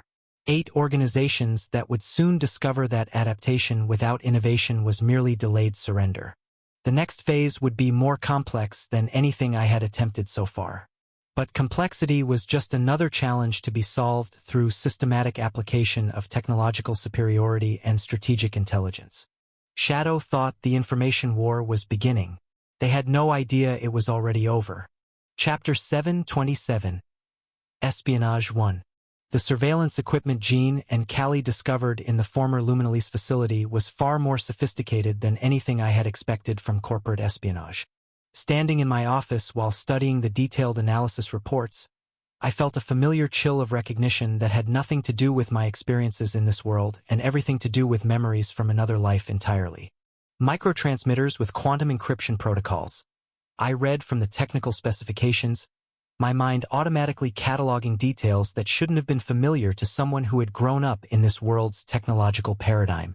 Adaptive frequency modulation to avoid detection, remote activation capabilities, and data compression algorithms that suggest military-grade intelligence applications. I've seen this before, I realized with growing concern. Not in this world, but in the previous one. Of course, this is a superior version. This is professional-grade surveillance technology, the kind used by intelligence agencies for deep penetration operations. Sir, Reika stepped forward, her violet eyes reflecting the concern she felt whenever threats to our organization emerged. I've been coordinating with our contacts among the former guild personnel. Several people have mentioned receiving anonymous communications questioning their loyalty to our integration process. She activated holographic displays showing intercepted messages that painted a disturbing picture of coordinated psychological warfare. The communications are sophisticated. They reference personal details about individual employees, family situations, career aspirations. Whoever is behind this has detailed intelligence about our personnel. I studied the message patterns, noting techniques that matched psychological operations methods from intelligence agencies in my previous world. Someone was applying professional-grade information warfare against our organization, using personal leverage and emotional manipulation to undermine loyalty and create internal dissent. What's your assessment of the source? I asked, though I suspected I already knew the general answer. Not corporate competitors, Reika replied immediately. The level of personal detail suggests comprehensive surveillance over extended periods. Plus, the psychological pressure techniques are too sophisticated for normal business intelligence. This feels like... She paused, searching for the right comparison, like what I imagine government intelligence services would use. Exactly right, I thought approvingly. Reika's protective instincts are leading her to the correct conclusions even without formal intelligence training. I want you to coordinate with all our contacts from the former guilds, I instructed. Use your personal relationships to identify who might be wavering, and more importantly, who might be feeding information to outside sources. Don't approach this as espionage. Approach it as protecting people you care about from manipulation. Rekha nodded with the kind of fierce determination she displayed whenever threats to our family emerged. Her loyalty networks weren't based on professional intelligence training, but they were based on genuine personal relationships that often proved more reliable than formal espionage operations. My communication system activated with an incoming call from Jean and Callie, their joint holographic projection appearing from what looked like a secure facility in the western regions of the central continent. Both appeared alert and focused with the kind of tactical awareness that suggested they had been dealing with active threats. "Arthur, we've completed our analysis of the surveillance equipment," Jean reported, his black eyes reflecting the serious concentration he applied to complex problems. "The sophistication exceeds anything we've encountered from previous guild operations. More concerning, we've identified similar devices in 3 other former guild facilities." Behind him, Callie moved efficiently through what appeared to be a counter-surveillance operation, her movements precise and professional as she coordinated with technical personnel. "The placement patterns suggest professional intelligence training," she added, turning toward the camera. "These aren't corporate security systems. They're designed for deep penetration intelligence gathering."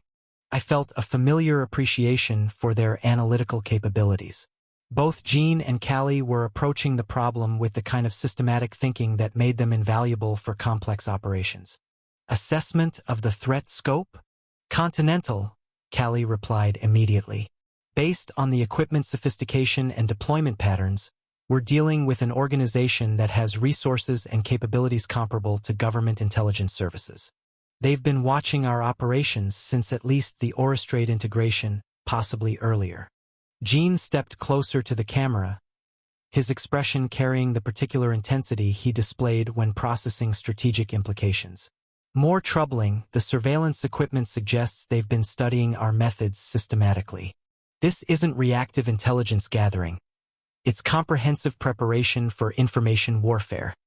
Someone who understands that traditional guild warfare won't work against technological superiority," I realized.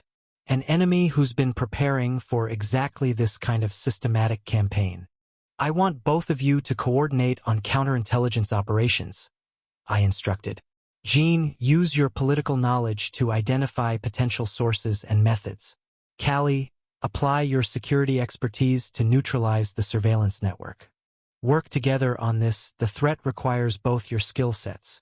"Already coordinating," Callie confirmed, and I noticed the subtle glance she exchanged with Jean that spoke to growing professional synchronization.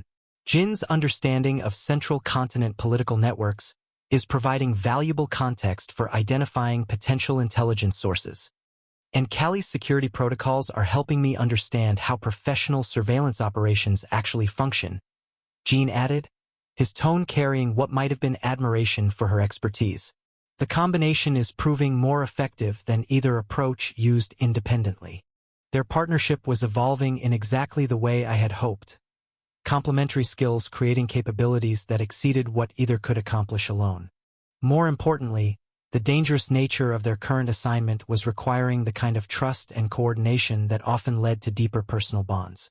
After ending the call, I found myself analyzing the broader implications of facing an enemy who understood information warfare.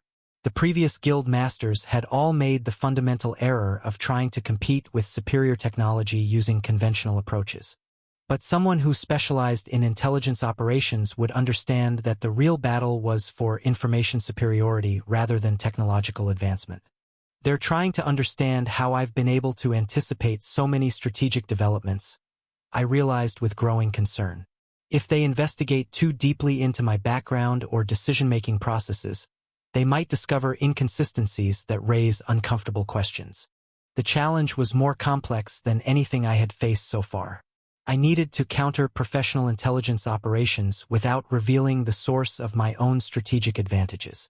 That meant using reasoning and methods that appeared to emerge from superior planning and business acumen rather than impossible foreknowledge. My communication system chimed with an urgent priority alert from Rose, her auburn hair disheveled in a way that suggested she had been working through the night on economic analysis. "Arthur, we have a problem," she reported without preamble.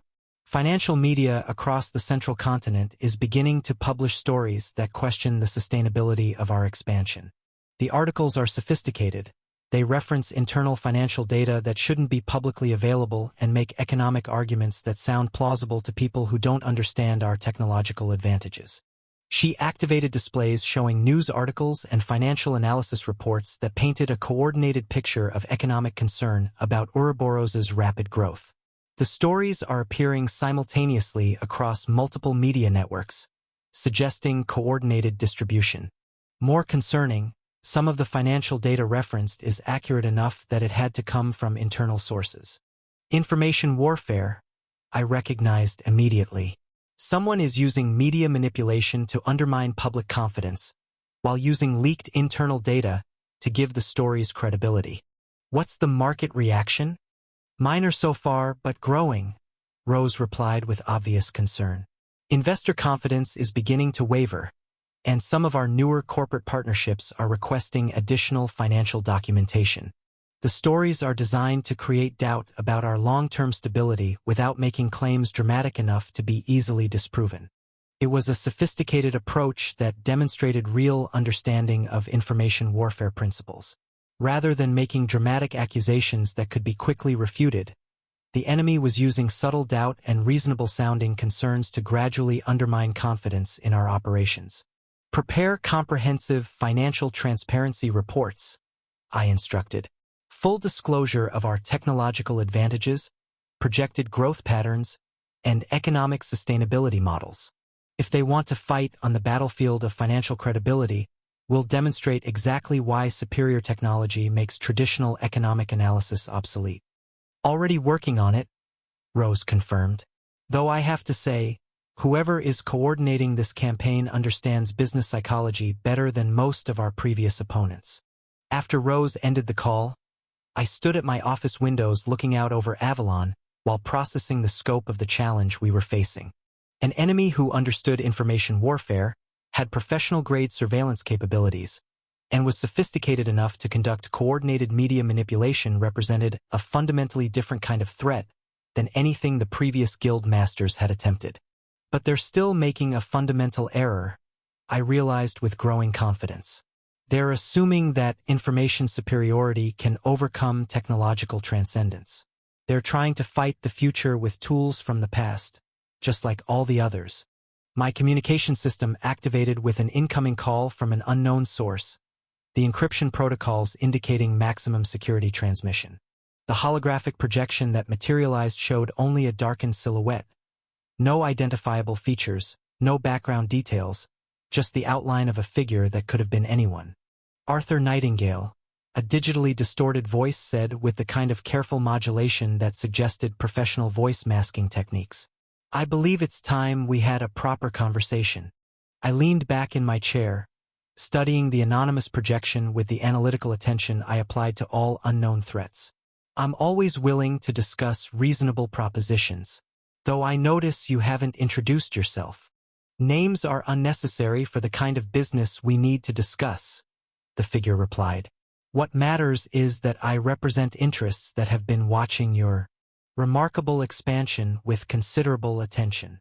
Shadow, I realized immediately, the mysterious leader of Umbratham that Rekha mentioned. And what interests might those be? The kind that understand information has value beyond mere technology, Shadow replied, the distorted voice carrying what might have been amusement. You've been very impressive in your systematic dismantling of traditional guild power structures. But you've also been very predictable in your methods. The challenge was subtle but unmistakable. Shadow was claiming to have analyzed my strategies well enough to predict my future actions, a dangerous claim that could potentially expose weaknesses I hadn't considered. Predictability can be an advantage when your methods consistently achieve superior results, I replied carefully. Indeed, but predictability also creates vulnerability when your opponents finally understand the pattern. Shadow leaned forward slightly, though the silhouette still revealed nothing about their identity. I know about your impossible strategic prescience, Arthur. I know about the technological innovations that seem to anticipate market needs before they exist. I know about decision-making processes that suggest knowledge no one person could reasonably possess. My blood ran cold. Shadow was coming dangerously close to recognizing patterns that could lead to questions about my transmigrator origins. Questions I absolutely could not allow to be asked publicly. An interesting theory, I said, keeping my voice level despite the implications. Though I suspect superior planning and comprehensive intelligence gathering can explain most strategic advantages. Perhaps, Shadow replied, the distorted voice carrying what might have been skeptical amusement. But superior planning requires superior information. And I've been very curious about the sources of your information, Arthur.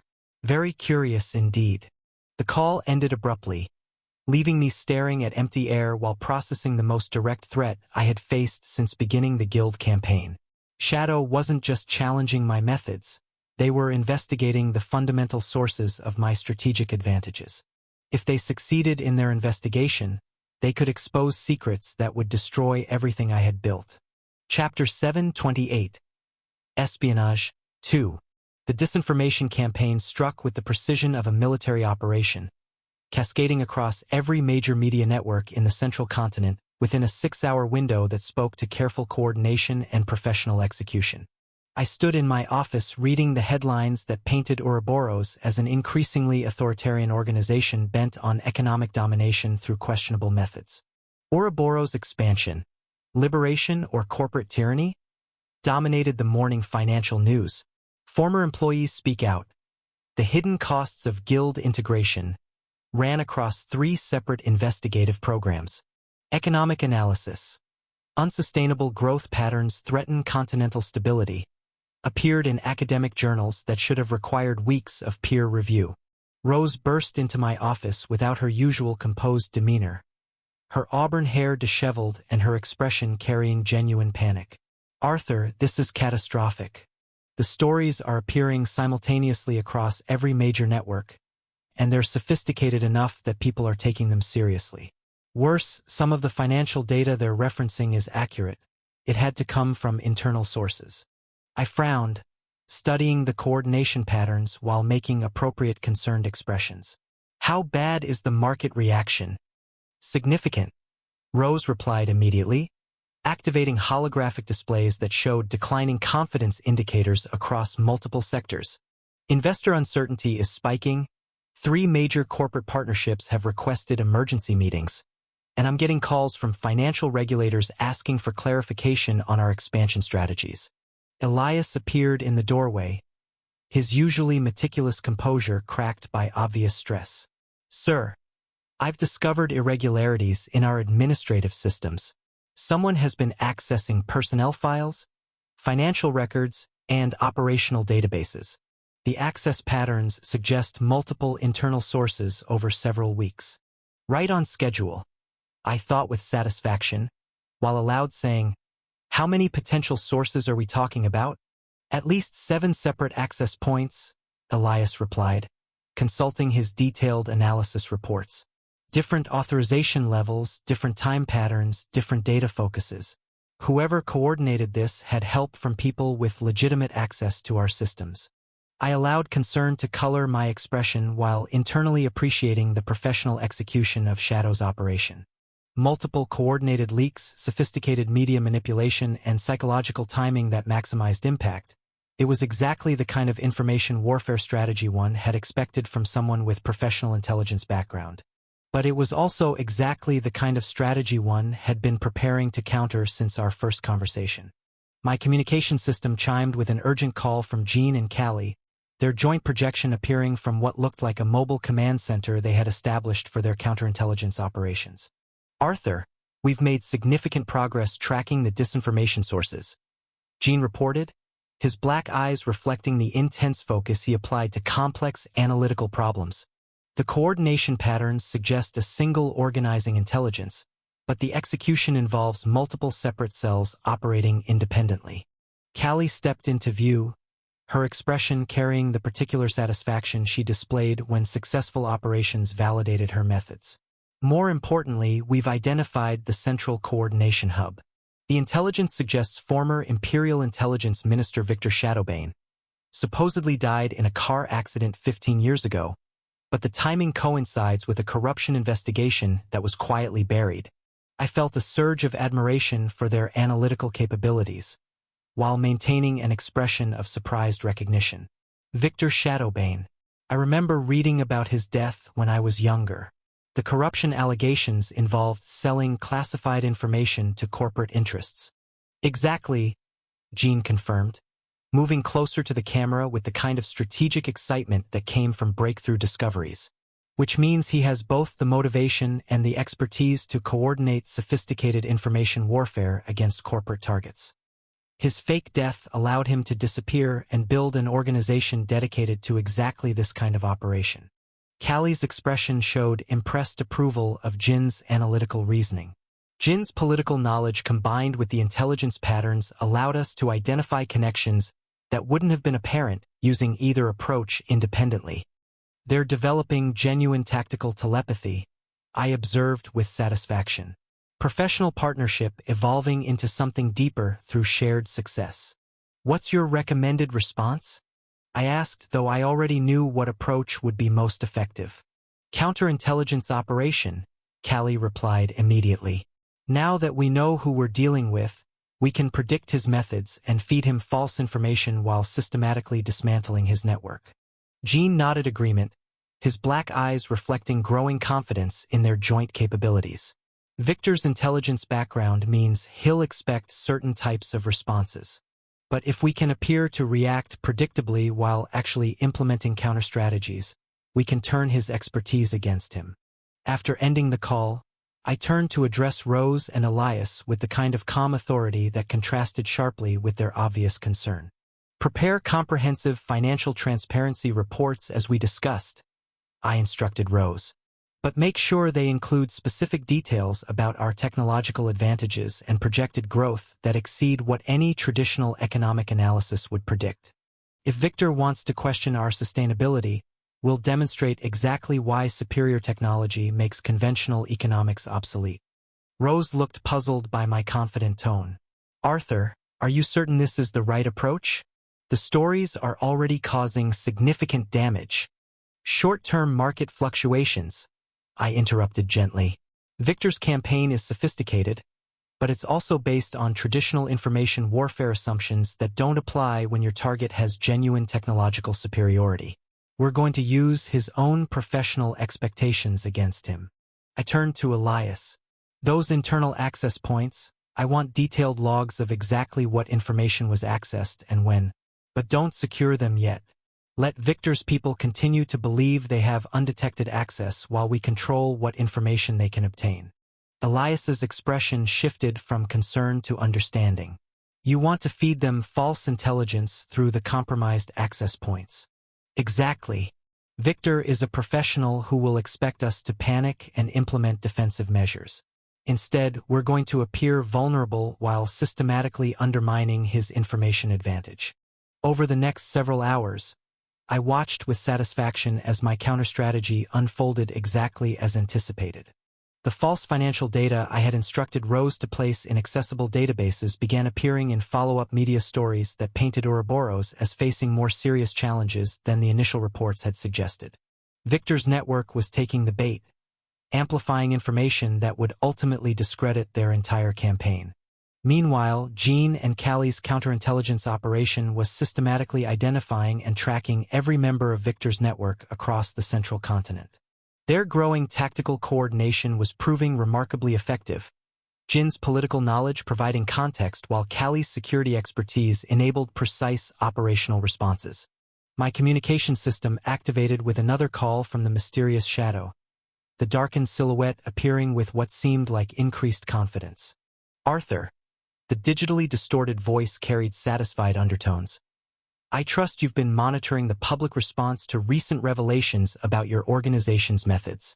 I have, I replied with carefully modulated concern. Though I notice your campaign relies heavily on selective data interpretation and anonymous sources. Professional intelligence work, but not particularly sustainable when subjected to comprehensive fact-checking. Oh, but sustainability isn't the goal, Shadow replied, leaning forward with apparent satisfaction. The goal is demonstrating that your apparent invincibility has limits, that your organization can be damaged through conventional methods when applied with sufficient expertise. I allowed a note of frustration to enter my voice.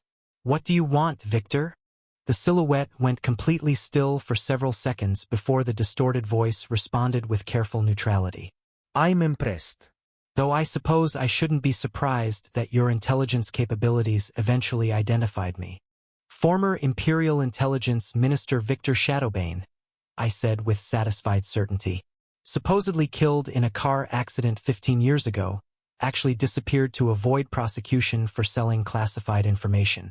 You've spent the intervening years building Umbratham as a platform for information warfare against the corporate system that exposed your corruption. Very good, Victor acknowledged, though his tone carried less satisfaction than it had moments before. Though knowing my identity doesn't change the fundamental reality that information warfare can damage even technologically superior opponents.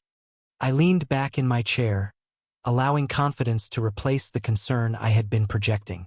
Actually, Victor, knowing your identity changes everything, because it means I understand exactly what kind of professional you are, what methods you'll use, and how your intelligence background shapes your strategic assumptions. And it means I've been preparing for exactly this conversation since our first call, I replied with cold satisfaction. You see, Victor, you made a fundamental error in your analysis. You assumed that my strategic prescience came from superior intelligence gathering, when actually it comes from superior strategic thinking. You've been investigating the wrong advantage.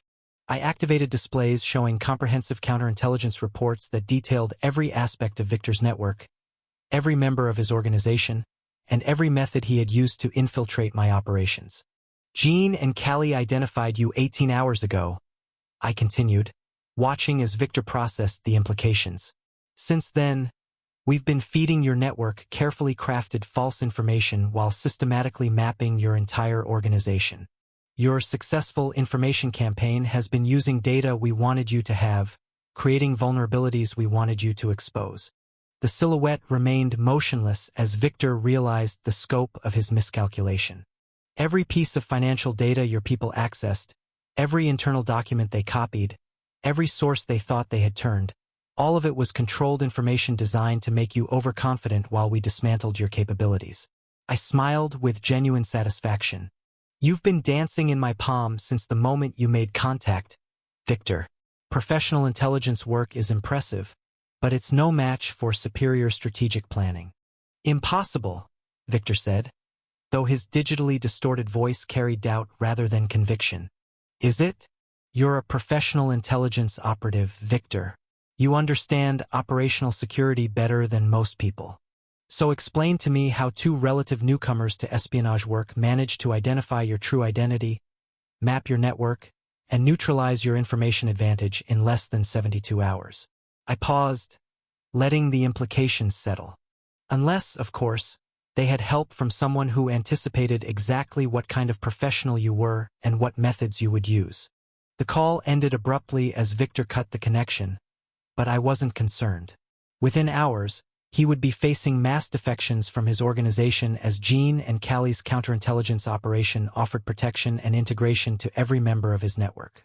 Superior strategic thinking beats superior intelligence gathering every time, I reflected with satisfaction, especially when your strategic thinking is based on knowledge from a future that's already happened. Victor Shadowbane had spent 15 years building an organization dedicated to information warfare against corporate targets. What he hadn't anticipated was facing an opponent who had seen similar strategies succeed and fail in an entirely different world, giving me advantages that no amount of professional intelligence training could counter. The puppet master had indeed been pulling strings. The only question had been whose strings he was pulling, and who was really controlling the performance. Chapter 729. Espionage 3. Victor Shadowbane's return call came exactly 43 minutes after our previous conversation ended. Enough time for him to verify that his network was indeed compromised, but not enough time to implement effective countermeasures. When his holographic projection materialized in my office, the careful anonymity was gone, replaced by a middle-aged man with graying hair and the kind of weathered features that spoke to decades of stress and careful living in the shadows. "Congratulations, Arthur," Victor said, his natural voice carrying the cultured precision of someone who had spent years in imperial government service. "I underestimated you, a mistake I haven't made in 15 years. I leaned back in my chair, studying the man who had built Umbratham into the most sophisticated intelligence organization outside of government control. Without the digital distortion and shadowed silhouette, Victor Shadowbane looked remarkably ordinary, the kind of person who could disappear into any crowd, which had probably been essential for his survival after faking his death. "Victor Shadowbane," I said, activating holographic displays that showed the comprehensive dossier Jean and Callie had compiled. "Born in Avalon 53 years ago, graduated with honors from the Slatemark Academy, served with distinction for 18 years before being promoted to deputy minister. Corruption investigation began when financial auditors discovered classified information being sold to corporate interests for personal profit." Victor's expression remained neutral as I recited details that should have been buried with his supposed death. "You've done your homework. Car accident staged to avoid prosecution," I continued, watching his face for reactions. "Body burned beyond recognition.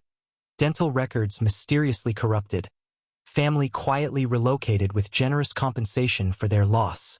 Very professional execution for someone who supposedly died in a random traffic incident. And the past 15 years? Joined Umbratham as your personal revenge platform against the corporate system that exposed your corruption," I replied. "Recruiting former intelligence operatives, developing information warfare capabilities, and positioning yourself to systematically undermine organizations like mine when they became too successful." Victor smiled with what might have been rueful appreciation. "You really have been planning for this conversation, haven't you?"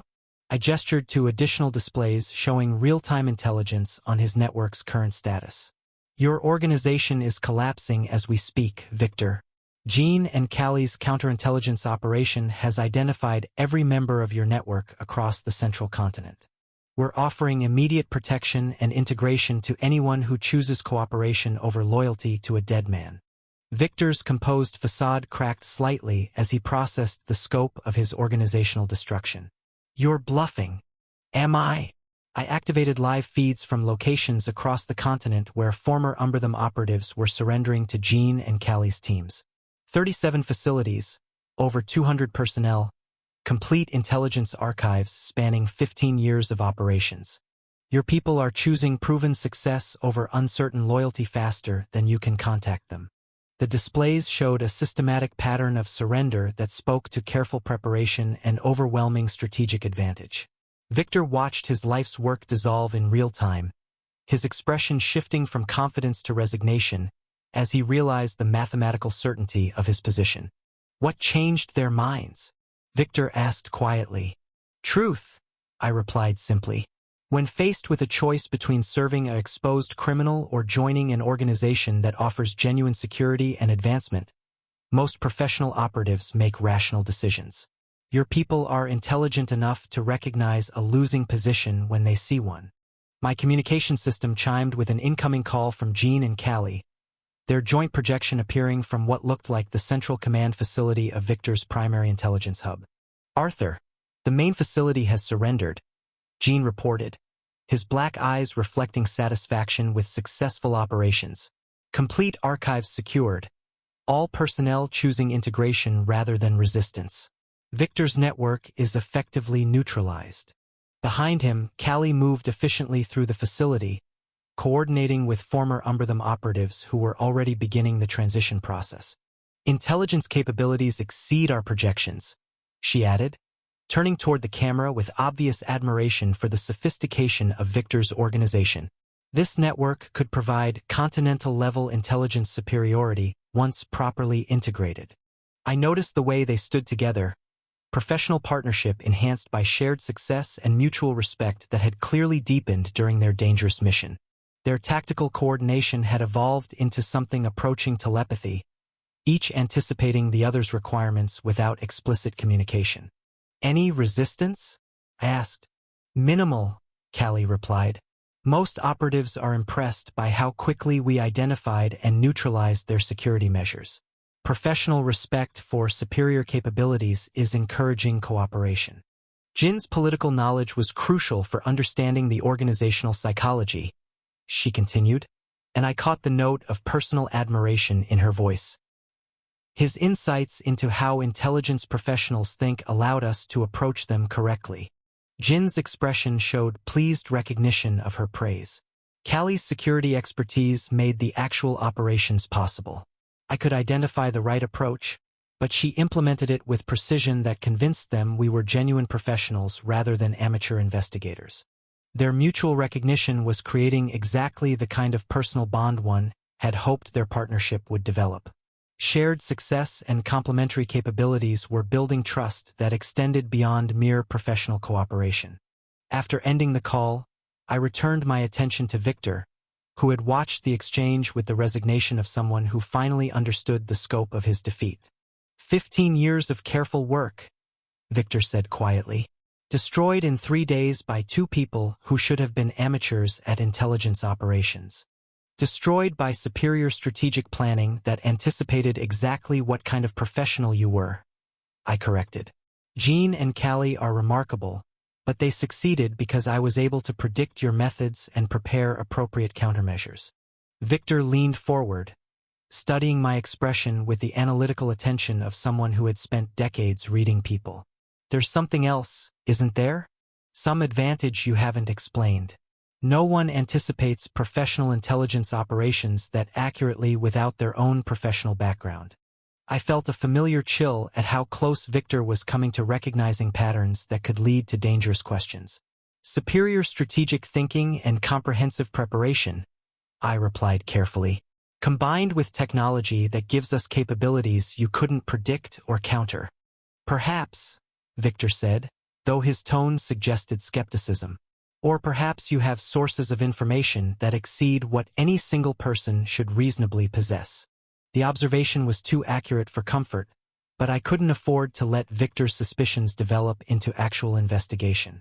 Speaking of information, Victor, you have a choice to make. Your organization has collapsed, your network has defected, and your identity is fully exposed. You can face public trial for faking your death and 15 years of criminal activities, or you can choose private surrender with appropriate terms. Victor was quiet for several minutes, his intelligence-trained mind clearly working through options that were becoming increasingly limited. What kind of terms? Integration into our intelligence operations in an advisory capacity, generous compensation for your cooperation, and complete discretion regarding your past activities. Your expertise in information warfare would be valuable for expanding our capabilities. And if I refuse? Then tomorrow morning, detailed evidence of your corruption, your fake death, and 15 years of criminal intelligence operations will be delivered to imperial authorities, major media networks, and every organization you've ever targeted. I replied with matter-of-fact certainty. Your identity will become public knowledge, along with complete documentation of how you've been manipulating information warfare for personal revenge. Victor closed his eyes, the weight of complete strategic defeat finally settling on his shoulders. When he opened them again, hollow resignation had replaced everything else. You really have been planning for this exact scenario, haven't you? Since our first conversation, I confirmed. Professional intelligence work is impressive, Victor, but it's predictable when you understand the psychology that drives it. Your need for control, your desire for revenge against the system that exposed you, your professional pride in sophisticated operations, all of it created patterns that could be anticipated and exploited. And my people will be treated with the respect and compensation that professional intelligence operatives deserve. Many of them were manipulated by your personal agenda rather than choosing criminal activities knowingly. Those who demonstrate genuine loyalty to our organization will find opportunities for advancement that exceed anything they experienced under your leadership. Victor nodded slowly, the gesture carrying the finality of someone closing the book on his life's work. I accept your terms. Complete cooperation in exchange for discretion and integration. Excellent. Welcome to Ouroboros, Victor. Your expertise will be valuable for the challenges ahead. 6 hours later, I stood in what had been Victor's primary command center, now permanently redesignated as Intelligence Command Alpha. The integration was proceeding with remarkable smoothness as former Umbratham operatives embraced their new organizational structure with professional enthusiasm. The scope of capabilities we had gained was staggering. Continental-level surveillance networks, information warfare techniques that exceeded government standards, and intelligence archives that provided comprehensive data on every major political and economic organization across the central continent. My communication system activated with another call from Jean and Callie, their projection showing both of them in what appeared to be a more relaxed setting than their previous tactical reports. "Arthur, the integration is complete," Jean reported, though his expression carried something beyond mere professional satisfaction. "All personnel have chosen cooperation, all intelligence archives are secured, and Victor has begun briefing our people on advanced information warfare techniques." Callie stepped closer to Jean, her movement casual but somehow intimate in a way that hadn't been present in their previous calls. "The capabilities we've gained exceed anything we anticipated. With proper integration, we'll have intelligence superiority over every remaining guild on the continent." I noticed the way they stood together, professional partnership clearly having evolved into something deeper during their successful mission. The shared triumph and mutual respect had created exactly the kind of personal bond that often emerged from dangerous operations completed through perfect coordination. "Outstanding work, both of you," I said with genuine satisfaction. "Take some time to celebrate your success before we begin planning operations against the remaining essential services guilds." After ending the call, I allowed myself a moment of satisfaction at watching careful strategic planning achieve perfect results. Victor Shadowbane, master of information warfare and coordinator of the most sophisticated intelligence network outside government control, had just voluntarily surrendered his life's work because superior strategic thinking had made resistance mathematically impossible. 5 guilds down, 7 to go, I reflected, feeling familiar anticipation for the challenges ahead. But now we have intelligence capabilities that make the remaining guilds' secrets as transparent as their public operations. Victor had spent 15 years building an organization dedicated to information warfare against corporate targets. What he hadn't anticipated was facing an opponent who could predict professional intelligence strategies through knowledge gained in an entirely different world. The puppet master had indeed pulled strings, just not the strings he thought he was controlling. Chapter 730. Espionage. 4. The integration of Umbratham proved to be the most complex organizational merger I had ever attempted, requiring delicate balance between operational security and transparency that tested every aspect of our administrative capabilities. Standing in the newly designated Intelligence Command Alpha, I watched as holographic displays painted the massive facility in cascading data streams that represented 15 years of accumulated intelligence assets being systematically absorbed into our unified command structure. Personnel vetting at 67% completion, Elias reported from his expanded administrative station. His meticulous attention to detail now applied to processing former intelligence operatives who required significantly more careful evaluation than traditional corporate employees. Each individual requires comprehensive background verification, psychological assessment, and loyalty evaluation before full integration can proceed. The challenge was unprecedented. Unlike former guild employees who had straightforward corporate backgrounds, Umbratham personnel carried professional intelligence training that made them potentially valuable assets or dangerous security risks depending on their genuine commitment to our organization.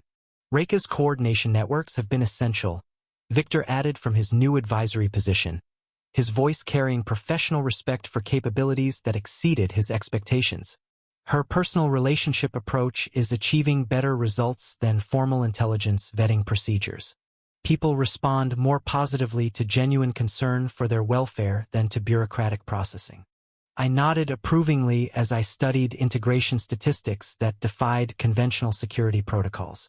Reika's loyalty-based networks weren't built on professional espionage training, but they were proving more effective than traditional intelligence methods because they addressed the fundamental human need for trust and belonging. "What's your assessment of their long-term reliability?" I asked Victor, curious about his professional opinion of his former subordinates. "Remarkably high," Victor replied with what might have been surprise. Most of my people were intelligence professionals first and personal loyalists second. Now that they understand the scope of your organizational capabilities and the genuine advancement opportunities you provide, they're embracing integration with professional enthusiasm rather than mere compliance. The distinction was crucial. Forced loyalty created resentment that could manifest as betrayal under pressure. But voluntary loyalty based on demonstrated benefits created commitment that strengthened under adversity. My communication system activated with incoming intelligence reports from across the central continent, data streams flowing through Umbertham's sophisticated networks to provide real-time analysis that exceeded anything I had possessed during previous guild campaigns. Sir, Dr. Chen's voice came through the communication system from our enhanced research facility. The Aetheryte integration with Umbertham's intelligence gathering systems is producing extraordinary results. Surveillance capabilities that exceed government-level security, communication networks with quantum encryption protocols, and analysis processing that provides predictive modeling for organizational behavior patterns. The technological enhancement was transforming intelligence gathering from reactive observation to proactive strategic planning. Rather than simply monitoring enemy activities, we could now predict their likely responses and prepare countermeasures before they implemented their strategies. Show me the analysis of our remaining targets. I instructed, activating central displays that began compiling comprehensive intelligence profiles on the 7 remaining great guilds. What materialized around us was a 3-dimensional map of vulnerabilities, weaknesses, and opportunities that revealed the remaining guild masters' positions with surgical precision. But 2 organizations stood out as requiring immediate attention due to their essential services monopolies and growing coordination efforts. Hydron and Nexarian, Victor said, stepping forward to manipulate displays showing detailed intelligence on both organizations, water distribution and medical services respectively. Both guilds control infrastructure that's genuinely essential to civilian populations, which makes them more dangerous than previous targets because they can create humanitarian crises to force political intervention. I studied the profiles of their leadership with growing recognition of the challenges they would present. Aquamarinus of Hydron possessed immortal rank water manipulation abilities that could theoretically create continental-scale droughts or floods. Dr. Vita Curex of Nexarian controlled medical networks that could mean the difference between life and death for millions of people. Aquamarinus, I read from the intelligence files, noting details that matched memories from my previous world's understanding of water-based power systems. 47 years old, former Imperial Navy specialist in oceanic operations. Enhanced abilities include atmospheric moisture control, underground aquifer manipulation, and weather pattern influence within a 1,000-kilometer radius. The scope of power was staggering, but it was also predictable. Large-scale elemental manipulation required significant energy expenditure and created detectable patterns that could be anticipated and countered through superior technology. Dr. Vita Curex, I continued, reviewing medical intelligence that revealed equally impressive capabilities. 51 years old, former Imperial Medical Corps chief researcher. Life magic abilities include cellular regeneration acceleration, disease pattern analysis, and biological system optimization. Controls medical networks serving approximately 60% of the central continent's population. Both represented genuinely essential services that couldn't be simply replaced through technological alternatives without careful transition periods. Unlike transportation or energy, where superior technology could provide immediate improvements, water and medical services required more sophisticated approaches that ensured continuity during the changeover process. Victor, what's your intelligence assessment of their coordination capabilities? Increasingly sophisticated, Victor replied, activating additional displays that showed communication patterns between the remaining guilds. Dr. Curex has been particularly active in reaching out to other guild masters, offering medical support in exchange for mutual defense agreements.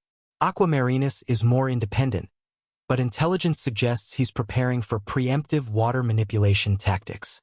The intelligence was concerning because it indicated that both guild masters understood the necessity of acting quickly before I could consolidate my recent gains. Unlike previous opponents who had reacted to my moves, these were planning proactive strategies designed to create crises that would force me into reactive positions. Timeline for preemptive action? Based on activity patterns, probably within the next 2 weeks, Victor said with professional certainty. Both guilds are accelerating their preparation schedules in ways that suggest coordinated timing. They're planning to create simultaneous crises that would overwhelm our ability to respond effectively. I felt familiar anticipation at the prospect of facing genuinely sophisticated opposition. Aquamarinus and Dr. Curex weren't just defending their organizations, they were implementing offensive strategies designed to exploit perceived weaknesses in my systematic approach. But they're still making the fundamental error, I realized with growing confidence. They're assuming that essential services provide permanent protection from technological transcendence. My communication system chimed with an incoming call from Jean and Callie, their joint projection appearing from what looked like a mobile command center established near the border regions where Hydron maintained significant water management facilities. Arthur, advanced reconnaissance is complete, Jean reported, his black eyes reflecting the focused satisfaction that came from successful intelligence operations. Hydron's infrastructure is more sophisticated than public records suggest, but it's also more vulnerable to technological disruption than they probably realize. Behind him, Callie moved efficiently through the command center with the kind of confident coordination that spoke to their relationship having evolved beyond professional partnership into genuine personal intimacy. Their movements were synchronized in ways that suggested complete trust and communication. Water distribution systems still rely on traditional pumping and filtration technology, Callie added, turning toward the camera with obvious admiration for the scope of their intelligence gathering. Etherite-enhanced alternatives could provide superior service while bypassing their control networks entirely. I noticed the subtle ways they stood together, professional excellence enhanced by personal connection that created tactical capabilities exceeding what either could achieve independently. Their romantic relationship was clearly strengthening their operational effectiveness rather than creating distraction or complications. Security assessment for infiltration operations? I asked. Challenging but manageable, Callie replied with confidence. Aquamarinus has implemented sophisticated defensive measures, but they're designed to counter traditional corporate espionage rather than enhanced intelligence capabilities. Jin's political knowledge combined with our new intelligence networks should allow us to identify access points. Jin's understanding of regional water politics has been crucial, she continued, and I caught the note of personal pride in her voice. His insights into how water management actually functions allowed us to identify vulnerabilities that purely technical analysis would have missed. Jin's expression showed pleased recognition of her praise. Callie's security expertise made the reconnaissance possible. I could identify the strategic targets, but she planned the approach that allowed us to gather intelligence without detection. Their mutual recognition was creating exactly the kind of personal and professional synergy that made them invaluable for complex operations. Shared success and complementary capabilities were building a partnership that extended far beyond mere romantic attraction. Outstanding work, I said with genuine satisfaction. Prepare for expanded operations targeting both Hydron and Nexarian simultaneously. The intelligence suggests we need to move quickly before they can implement coordinated resistance. After ending the call, I returned my attention to the strategic displays showing the scope of our enhanced intelligence capabilities. The integration of Umbratham had provided continental-level surveillance networks that made traditional guild secrecy obsolete. Every communication, every financial transaction, every personnel movement among the remaining organizations was now transparent to our analysis. The technological implications are remarkable, Dr. Chun reported through the communication system. Etherite enhancement of intelligence gathering provides capabilities that exceed most government operations. We can monitor, predict, and counter enemy strategies faster than they can implement them. It was a fundamental transformation of the strategic landscape. Rather than reacting to enemy moves, we could now anticipate and prepare countermeasures before opposition strategies were fully developed. Superior intelligence combined with superior technology created advantages that made traditional resistance strategies obsolete. Victor, what's your assessment of the remaining guilds' likely responses to our enhanced capabilities? Panic, Victor replied immediately. They're beginning to realize that information warfare was their last viable strategy for resisting your expansion. Now that we control continental intelligence networks, they're facing the same impossible strategic position that all their predecessors encountered. He activated displays showing communication intercepts from the remaining guild masters that painted a picture of growing desperation and disorganized planning.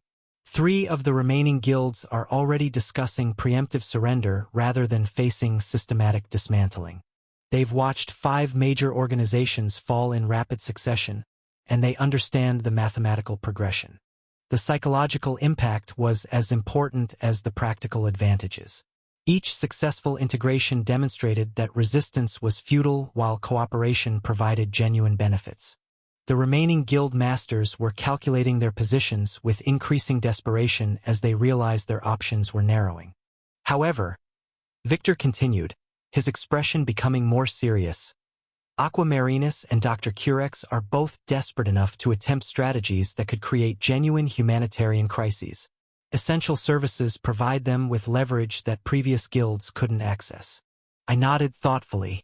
Unlike transportation or energy, where superior alternatives could be implemented gradually, water and medical services required immediate continuity to prevent civilian suffering. Both guild masters could theoretically create crises that would force political intervention regardless of technological superiority.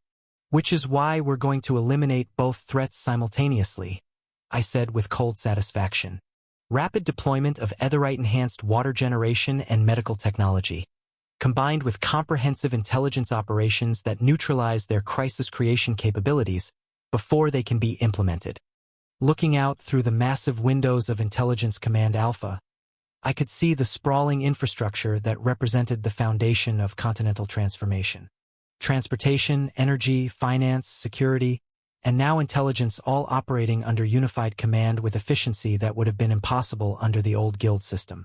But somewhere across the continent, desperate enemies were preparing strategies designed to exploit the one vulnerability they thought my organization still possessed: dependence on existing essential services infrastructure. They would discover that technological transcendence extended to every aspect of civilization, and that fighting the future was a battle that could never be won. 7 guilds down, 5 remaining, I reflected with anticipation. But now we have intelligence superiority that makes their strategies transparent before they implement them. Chapter 731. Life and Death 1.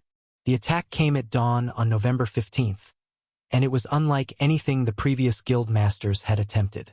I stood on the observation deck of Integration Command Alpha, watching satellite feeds as massive atmospheric disturbances rolled across the central continent like the wrath of an ancient god made manifest. Aquamarinus wasn't playing games. Moisture levels dropping to critical thresholds across 17 major population centers. Dr. Chun reported, her voice tight with professional concern. Atmospheric humidity in our territories has decreased by 60% in the past 4 hours. Whatever he's doing, it's operating on a scale that defies conventional meteorology. I studied the weather patterns spreading across our operational zones with the analytical attention I applied to all strategic threats. This wasn't the desperate flailing of a cornered opponent. It was systematic warfare conducted by someone who understood exactly how devastating water scarcity could become when applied with surgical precision. Aquamarinus is forcing me to choose between expansion and humanitarian crisis. I realized. Classic essential services leverage. Projected timeline for civilian impact? I asked, though my enhanced weather monitoring systems were already providing estimates that made my chest tighten with concern. 72 hours before water rationing becomes mandatory in affected cities. Victor replied from his intelligence station, his professional composure unable to completely mask the admiration in his voice. Aquamarinus has studied your methods extensively. He's attacking your reputation as a humanitarian protector by creating a crisis that makes continued expansion appear callous. The strategy was elegant in its simplicity. Continue my campaign against the remaining guilds, and I'd appear to prioritize conquest over civilian welfare. Halt expansion to address the water crisis, and I'd lose momentum while appearing vulnerable to essential services pressure. But Aquamarinus had made the same fundamental error as all my previous opponents. assuming that traditional limitations applied to Aetheryte-enhanced technology. Dr. Chun, what's the status of Project Rain Dance? I asked, activating holographic displays that showed atmospheric processing equipment I had been developing since my first intelligence reports on Hydron's capabilities. Atmospheric water generation systems are fully operational and ready for continental deployment, she replied immediately, her voice carrying the excitement of someone who had been waiting for exactly this opportunity.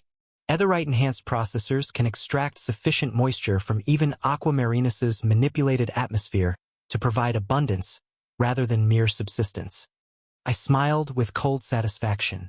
While Aqua Marinis had been studying my previous methods, I had been anticipating his capabilities and developing countermeasures that would transform his greatest weapon into a demonstration of his irrelevance. Initiate immediate deployment to all affected regions, I commanded. Full humanitarian priority. Civilian populations get unlimited free water before we address any military or industrial applications. The next 6 hours passed in a blur of coordinated response that showcased exactly why Ouroboros had systematically outmaneuvered every challenge to our expansion. Atmospheric processing units materialized in city centers across the continent, their crystalline cores glowing with the distinctive blue light that had become synonymous with technological liberation. More importantly, they worked. Public response is extraordinary. Rose reported from her economic analysis station, her auburn hair catching the amber light of data displays as she compiled real-time polling information. Approval ratings for your humanitarian technology programs have jumped to 94%. Aqua Marinis's water manipulation is being seen as proof that traditional guilds prioritize power over people. Perfect. Rather than creating pressure for me to choose between expansion and public welfare, Aqua Marinis had inadvertently provided the most compelling demonstration yet of why the old guild system needed to be replaced entirely. My communication system activated with an incoming call from Jean and Callie, their joint projection appearing from a mobile command vehicle positioned near Hydron's primary water management facility. This was their first major operation since acknowledging their romantic relationship, and I was curious to see how personal involvement would affect their professional capabilities. Arthur, we've successfully infiltrated the outer perimeter, Jean reported, his black eyes reflecting the focused intensity that had made him invaluable for complex operations. Hydron's security measures are impressive, but they're designed to counter corporate espionage rather than enhanced intelligence capabilities. Behind him, Callie moved with fluid efficiency as she coordinated with their support team, her movements displaying the kind of unconscious synchronization that spoke to complete trust and communication with Jean. Their romantic relationship wasn't creating distraction. It was enhancing their tactical coordination. What's your assessment of Aqua Marinis's operational capabilities? I asked. Remarkable but limited, Callie replied, turning toward the camera with obvious admiration for the scope of what they were observing. He's manipulating atmospheric moisture across a 1,000-kilometer radius, but the energy expenditure is enormous. Intelligence suggests he can maintain current operations for perhaps 2 weeks before requiring significant recovery time. Jean nodded agreement, stepping closer to her in a way that seemed natural rather than calculated. More importantly, his manipulation creates detectable patterns that we can track and predict. Callie's identified 3 critical infrastructure points that enable his continental scale effects. They're working together beautifully, I observed with satisfaction. Professional excellence enhanced by personal trust, rather than compromised by emotional involvement. Security assessment for direct action? I asked. Challenging but manageable, Jean replied immediately. Aqua Marinis has concentrated his defenses around the primary facility, but intelligence suggests he's expecting either corporate espionage or military assault. He's not prepared for our enhanced surveillance capabilities combined with Callie's infiltration expertise. Jin's political knowledge has been crucial for understanding how water management infrastructure actually functions, Callie added, and I caught the note of personal pride in her voice. His insights allowed us to identify vulnerabilities that purely technical analysis would have missed. Their mutual recognition was creating exactly the kind of professional and personal synergy that made them invaluable for complex operations. Rather than interfering with their effectiveness, their romantic relationship was amplifying their capabilities. Outstanding work, I said. Maintain surveillance and gather comprehensive intelligence, but don't engage directly until we've fully deployed humanitarian countermeasures. Aquamarinus needs to understand that his leverage has been neutralized before we demonstrate our operational superiority. After ending the call, I returned my attention to the Continental Response operations that were systematically dismantling Aquamarinus's strategic advantage. Atmospheric processing units continued their deployment across affected regions, transforming artificial scarcity into technological abundance in real time. The irony was perfect. By creating a continental water crisis, Aquamarinus had provided the ideal demonstration of why essential services should never be controlled by organizations that could weaponize them against civilian populations. It was nearly midnight when I finally returned to my personal quarters, exhaustion weighing on my shoulders after 18 hours of crisis coordination. The humanitarian response had been flawlessly executed, but managing continental-scale operations while maintaining strategic oversight of 7 separate guild integration processes was demanding even with Aetheryte enhancement. I found Reika asleep at the security coordination desk in my office. Her violet hair spilled across situation reports she had been reviewing when fatigue finally claimed her. Empty coffee cups and half-eaten meals scattered around her workstation told the story of someone who had refused to rest while civilian populations faced potential suffering. She's been coordinating protection and aid distribution for 20 hours straight, I realized with a familiar surge of affection, never thinking about herself when people she cares about might be in danger. Carefully, I lifted her from the chair, her slight form settling against my chest with the unconscious trust of someone who felt completely safe in my arms. Reika stirred slightly as I carried her to the bedroom, violet eyes opening briefly before a sleepy smile crossed her face. "Did we save everyone?" she whispered against my shoulder. "We saved everyone," I confirmed, settling her onto the bed and pulling covers over her still-clothed form.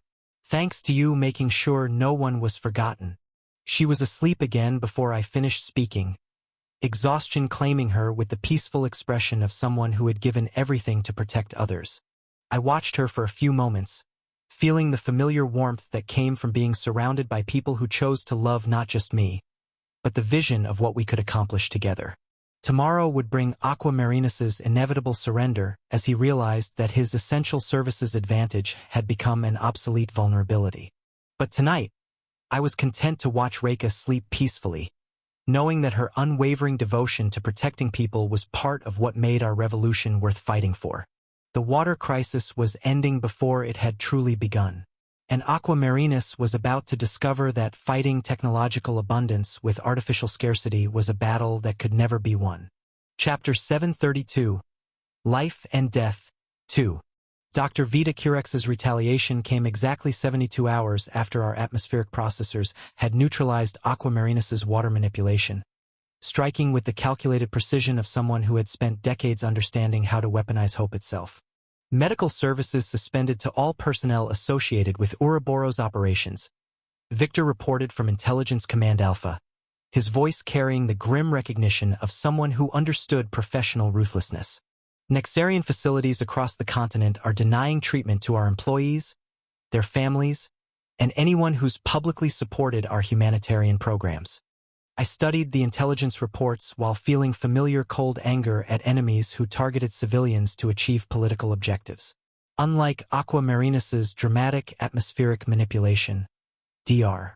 Curex's approach was surgical, denying life-saving treatment to create pressure that most leaders would find morally impossible to ignore.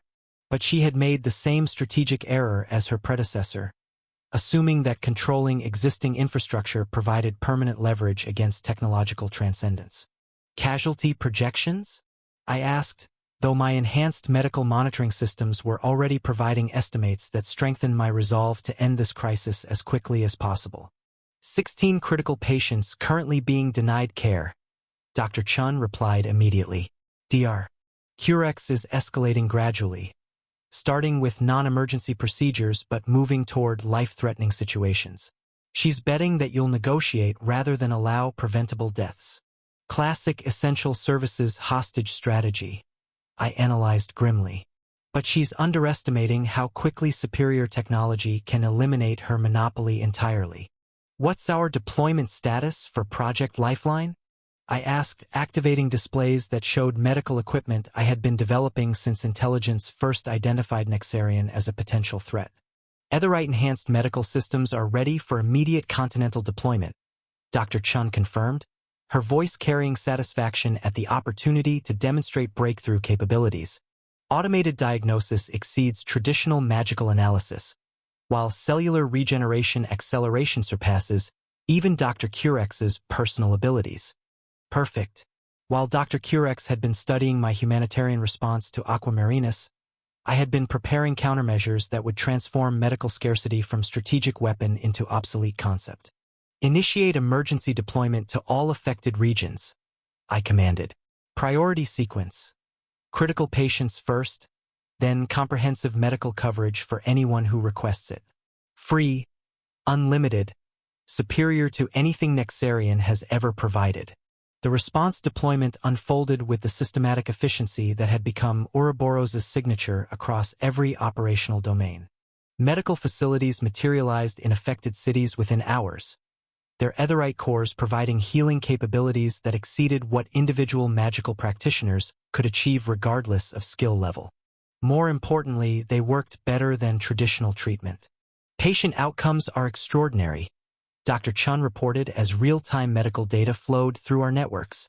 Recovery rates exceed Nexarian's historical performance by significant margins. We're not just replacing Dr. Curex's services. We're demonstrating that technological medical care surpasses magical healing. I allowed myself a moment of satisfaction as reports confirmed that every critical patient was receiving superior treatment within 6 hours of the medical embargo's implementation. Dr. Curex had attempted to use suffering as a weapon, only to provide the perfect demonstration of why essential services should never be controlled by organizations willing to harm civilians for political advantage. My communication system chimed with an urgent call from Rose, her auburn hair disheveled in a way that suggested she had been working through the night on economic analysis of our dual crisis response. Arthur, the market implications are staggering, she reported without preamble, her voice carrying the excitement of someone who had discovered revolutionary data patterns.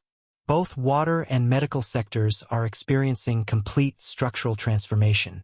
Traditional scarcity-based pricing models are becoming obsolete in real time. She activated financial displays that painted my office in cascading gold and blue data streams showing economic disruption on a scale that exceeded our previous guild absorptions. Dr. Curex's medical embargo just accelerated adoption of our technology by months. Communities that were hesitant about replacing traditional healing are now demanding immediate access to superior alternatives. Public opinion implications? I asked, though I suspected I already knew the answer. Overwhelming support for technological liberation from essential services monopolies, Rose replied immediately. Approval ratings for Ouroboros humanitarian programs have reached 97%. Both Aquamarinus and Dr. Curex are being seen as proof that traditional guilds prioritize power over people. Perfect. Rather than creating pressure for negotiation, both essential services attacks had become the most compelling arguments yet for why the old guild system needed complete replacement.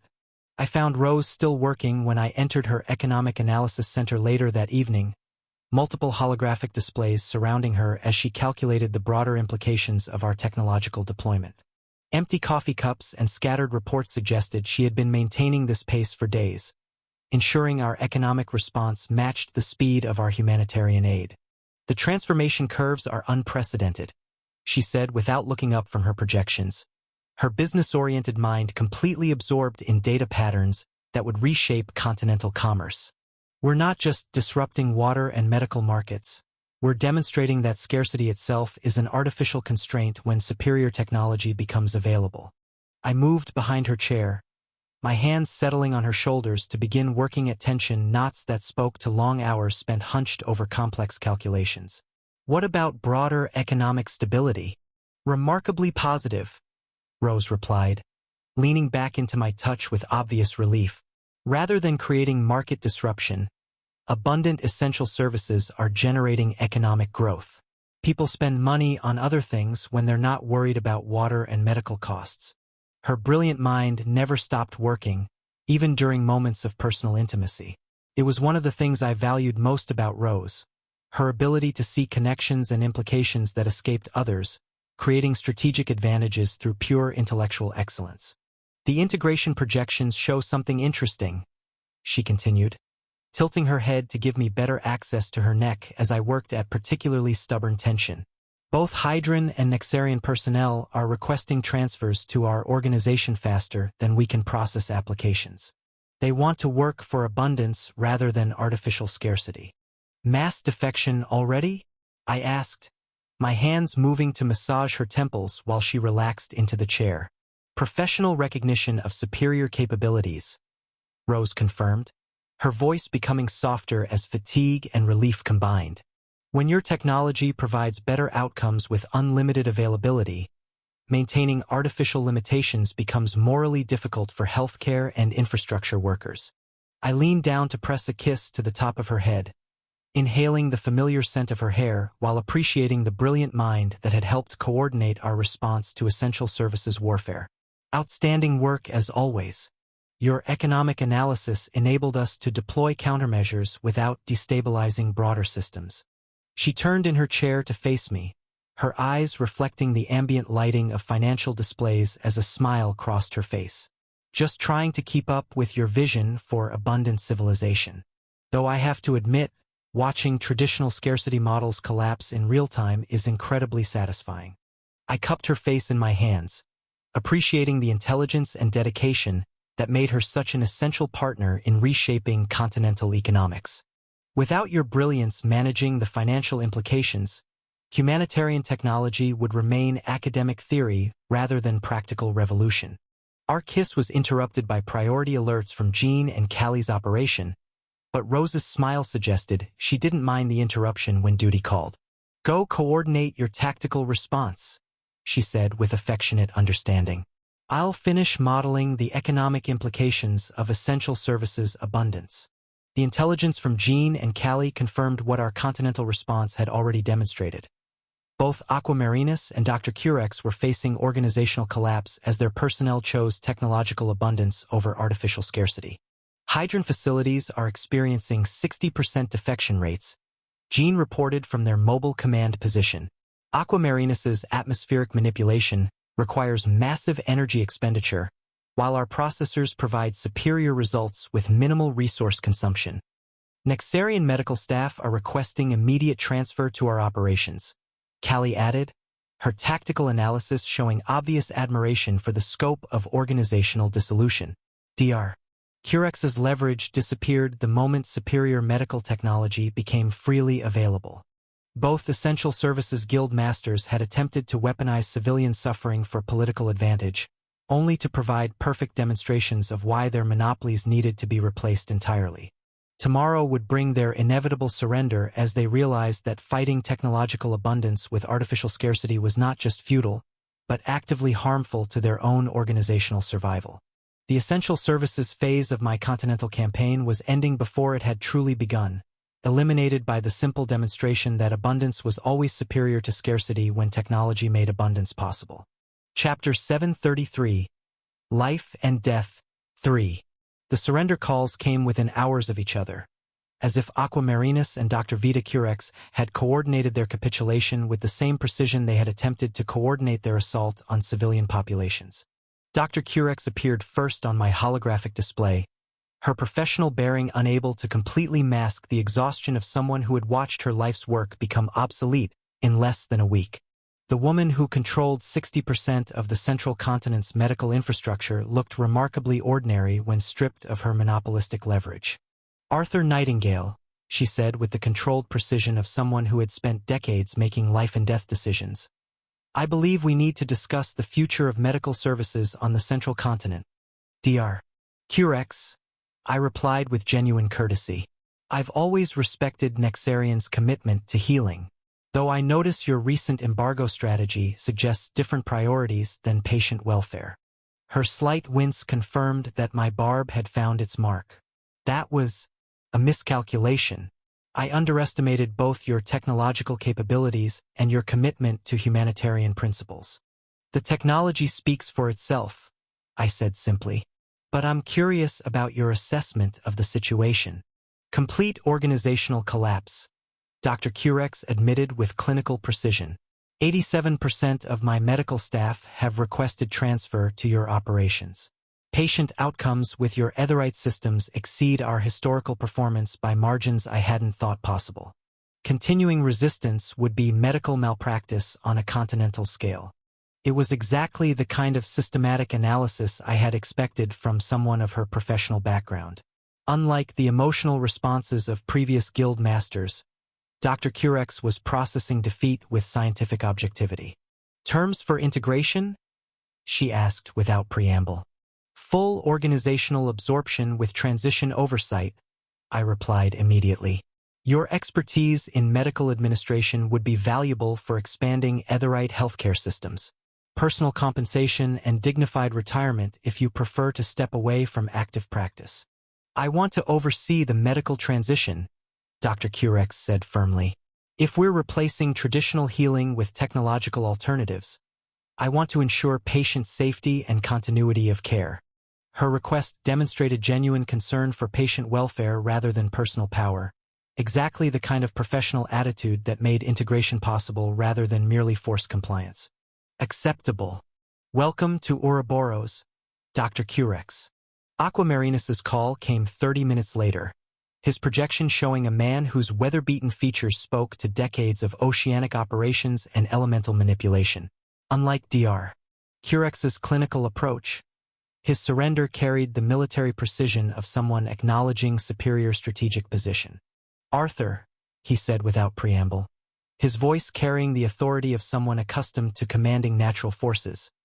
Your atmospheric processors are impressive. More than impressive, they're revolutionary.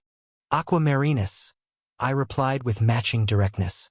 Your continental water manipulation was equally impressive, though I notice it required significantly more energy expenditure than sustainable operations would suggest. His rueful smile confirmed my assessment. 2 weeks maximum operational duration before requiring months of recovery. Your processors provide superior output with minimal resource consumption. He paused, studying my expression with tactical attention. You knew that, didn't you? You were prepared for exactly this kind of assault. I was prepared for exactly your kind of professional competence, I corrected. Essential services leverage only works when alternatives don't exist. Superior technology makes monopolistic control obsolete. Which brings me to the point of this call, Aquamarinus continued. Full surrender and integration. My people are already requesting transfers to your organization faster than I can process resignations. Fighting technological superiority with elemental manipulation is like trying to hold back the tide with willpower. Terms acceptable, I confirmed. Your expertise in large-scale water management would be valuable for expanding atmospheric processing networks. Understood. And Arthur, Aquamarinus's expression carried something approaching admiration. That was masterfully executed. You turned our greatest weapons into demonstrations of our irrelevance. Both calls ended with the professional courtesy of competent opponents acknowledging superior strategy. But I felt no satisfaction in their defeat. Essential services should never have been controlled by organizations willing to weaponize civilian suffering for political advantage. 7 of 12 guilds now under our control. Victor reported from his intelligence station, his voice carrying satisfaction at successful operations. Continental response to your humanitarian technology deployment has been unprecedented. Both water and medical abundance are being seen as liberation rather than mere service provision. I nodded thoughtfully, studying continental displays that showed the scope of transformation we had achieved in less than 6 months. Transportation, energy, finance, security, intelligence, water, and medical services all operating under unified technological enhancement rather than competing monopolistic control. What's the intelligence assessment on the remaining 5 guilds? I asked. Panic, Victor replied immediately. They've watched 7 major organizations surrender despite possessing significant advantages. The remaining guild masters finally understand that conventional approaches are insufficient against technological transcendence. My communication system activated with an incoming call from Cecilia, her holographic projection appearing from what looked like the Imperial Council chambers. Her blonde hair was arranged in the formal style she used for state occasions, while her crimson eyes reflected the political intelligence that had made her such a valuable ally. "Arthur," she said with the warm authority of someone who balanced personal affection with royal responsibility. "The Imperial Council session concluded an hour ago. The vote was unanimous. Formal recognition of your humanitarian technology programs as essential continental infrastructure. Perfect. Political legitimacy would be crucial for the challenges ahead, particularly when dealing with guilds that might attempt to invoke governmental protection." "What are the broader political implications?" I asked, though I suspected Cecilia had already analyzed every angle.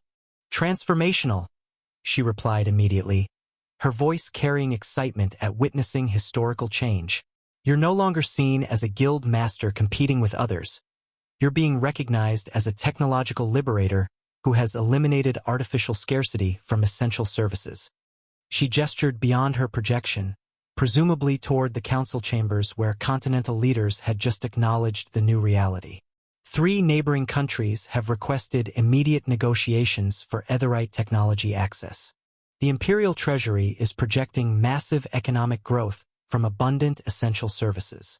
I felt a familiar surge of appreciation for Cecilia's political brilliance, her ability to navigate complex governmental relationships while maintaining personal loyalty to our unconventional family structure.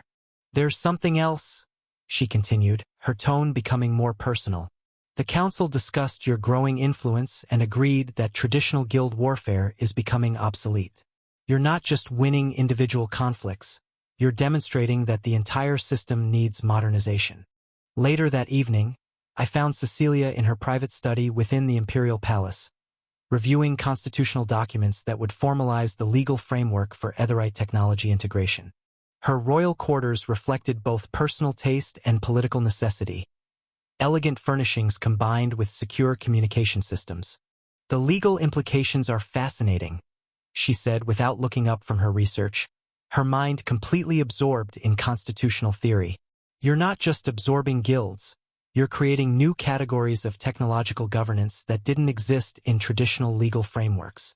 I moved behind her chair, my hands settling on her shoulders as I reviewed the documents she had been studying. "What about potential challenges from remaining guild masters?" "Increasingly difficult to justify," Cecilia replied, leaning back against my chest with obvious relief at the opportunity to relax. "How do you argue for maintaining artificial scarcity when abundance is freely available? The remaining guilds will need completely different strategies." Her brilliant political mind never stopped working, even during moments of personal intimacy. It was one of the things I valued most about Cecilia, her ability to balance genuine affection with strategic thinking that protected both our relationship and the broader transformation we were creating. "The constitutional scholars are calling it the abundance precedent," she continued, tilting her head to give me better access to her neck as I worked at tension from long hours of political coordination. "The principle that technological capability should supersede monopolistic control when civilian welfare is involved. Legal framework for the future," I observed, pressing a kiss to her temple while appreciating both her intelligence and the elegant way she wore responsibility. "Exactly," Cecilia confirmed, turning in her chair to face me with a smile that combined personal warmth with political satisfaction. "You're not just changing the guild system, you're establishing new principles of governance based on technological capability rather than traditional authority." I cupped her face in my hands, appreciating the brilliant mind that had helped legitimize our revolution through existing political structures. "Without your navigation of governmental relationships, technological superiority would have remained impressive demonstration rather than accepted policy." Our kiss carried the satisfaction of another successful phase in our systematic transformation of continental civilization, but Cecilia's smile suggested she was already analyzing the challenges that lay ahead. Tomorrow would bring new strategies for dealing with the remaining 5 guilds, but tonight I was content to hold someone whose political brilliance had helped transform revolutionary technology into legitimate governmental policy.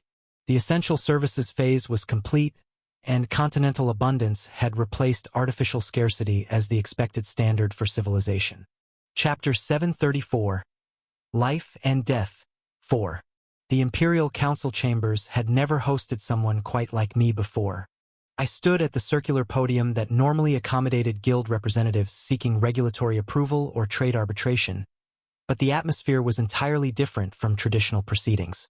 The 100-seat amphitheater buzzed with tension that spoke to everyone understanding they were witnessing historical transformation rather than routine governmental business. Guild Master Arthur Nightingale, Chancellor Amelia announced with formal precision that couldn't quite mask her fascination with the proceedings. The Imperial Council recognizes your request for formal discussions regarding the integration of essential services technology into continental governance frameworks. It was a diplomatically phrased way of acknowledging that I controlled 7 of the 12 great guilds and had fundamentally altered how essential services functioned across the central continent. But political language often danced around obvious realities to maintain the illusion of gradual change rather than revolutionary transformation. Honored Chancellor, esteemed council members, I replied with careful courtesy, my voice carrying clearly through the chamber's acoustic design. I appreciate the opportunity to discuss how technological advancement can serve the broader interests of continental civilization. The next 3 hours passed in the kind of formal dialogue that characterized governmental adaptation to new realities. Questions about regulatory oversight, economic implications, international relations, and constitutional precedents, all addressing the practical challenges of integrating revolutionary technology into existing political structures. But beneath the diplomatic language, everyone understood the fundamental question being negotiated. What was the relationship between the imperial government and an organization that now controlled more essential infrastructure than most countries? The technological capabilities you've demonstrated exceed what traditional regulatory frameworks were designed to accommodate, admitted Trade Minister Harrison, his voice carrying the careful neutrality of someone navigating uncharted political territory. Water abundance, unlimited medical care, instantaneous transportation. These developments require new categories of governmental oversight. I would suggest that abundance requires less oversight rather than more, I replied diplomatically. When scarcity is eliminated, many traditional regulatory concerns become obsolete. The question becomes ensuring access rather than rationing limited resources. Cecilia watched from the royal observation section, her crimson eyes never leaving my face throughout the entire proceeding. Even from across the chamber, I could feel the intensity of her attention. The way she tracked every gesture, every word, as if memorizing everything about this moment. Her expression maintained perfect political neutrality for the other council members, but I caught the subtle signs of possessive pride that she couldn't quite suppress. The session concluded with formal recognition of Ouroboros as an essential services technology provider with unprecedented autonomy in exchange for guaranteed civilian access to all innovations. It was an elegant political solution that acknowledged reality while maintaining governmental dignity. Masterfully handled, Cecilia said as we walked through the palace corridors afterward, though her voice carried something deeper than relief at successful political navigation. You were magnificent in there. The way you commanded their attention made them understand your vision. She paused, her eyes reflecting an intensity that went far beyond professional admiration. I've never seen anyone dominate a room like that. Governmental legitimacy will be crucial for the final phase, I replied, appreciating how her political instincts had helped shape my approach to the negotiations. The remaining 5 guilds will likely attempt to invoke traditional regulatory protection if they can't compete technologically. We entered her private chambers as afternoon light streamed through tall windows overlooking the imperial gardens. The moment the doors closed behind us, Cecilia's royal composure cracked slightly, revealing the obsessive devotion she worked so hard to keep controlled during public appearances. I couldn't stop watching you, she confessed, moving closer with hungry eyes. The way you handled their questions, turned their concerns into advantages. Arthur, you were perfect. You're always perfect.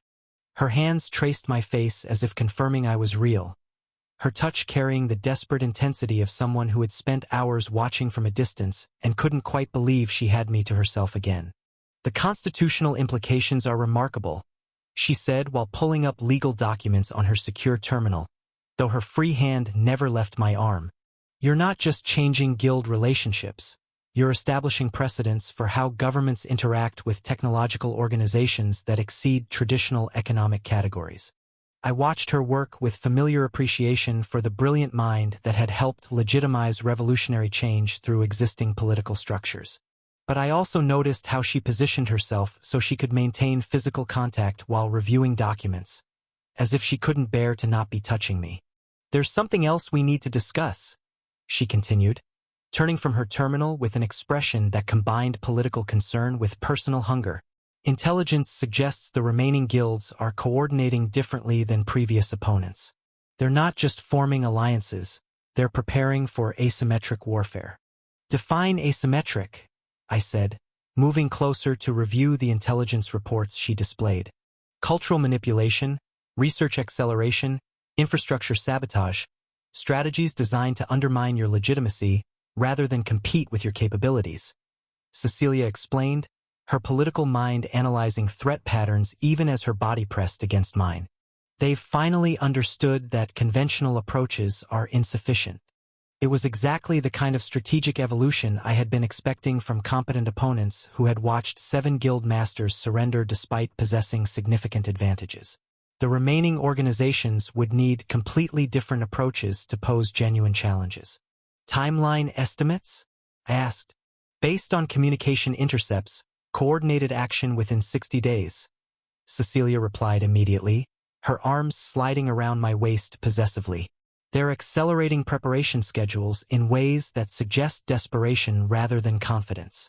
The intelligence was concerning but not unexpected. Desperate enemies were more dangerous in the short term, but they were also more likely to make strategic errors that could be exploited through superior planning and technological advantage. My communication system chimed with an incoming call from Victor, his projection appearing with the professional urgency that suggested significant intelligence developments. Arthur, we've identified the remaining 5 guild structure, he reported without preamble. Chronovant leads time and research development, Stratovate controls construction and infrastructure, Terra Nova manages agricultural production, plus 2 organizations we've never encountered publicly, Harmonix for cultural influence and Pyrones for military applications. Perfect. Now I understood the full scope of opposition coordination and could begin developing appropriate countermeasures for each specialized threat. Assessment of their coordination capabilities? I asked, Cecilia's hands tightening on my waist at the mention of threats to our plans. Unprecedented, Victor replied grimly. They're sharing resources, research, and strategic planning in ways that suggest they finally understand the mathematical progression of guild absorption. Unlike previous opponents, they're genuinely cooperating rather than merely coordinating. Cecilia's expression showed recognition of the political implications, but I could feel the tension in her body at the thought of anything that might endanger me. If 5 major organizations present unified resistance, it could create pressure for governmental intervention regardless of your technological advantages. She was right.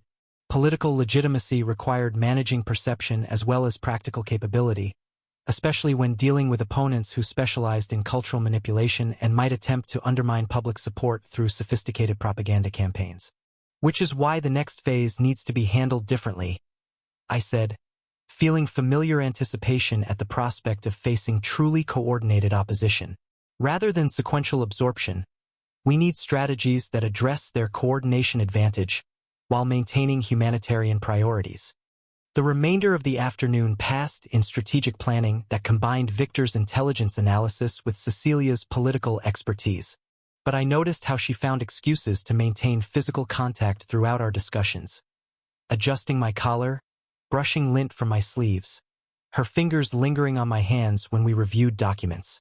Later that evening, I found Cecilia reviewing constitutional precedents by candlelight in her private study, though she had positioned herself so she could see the door and watch for my arrival. The moment I entered, her face lit up with the kind of joy that seemed disproportionate to a few hours' separation.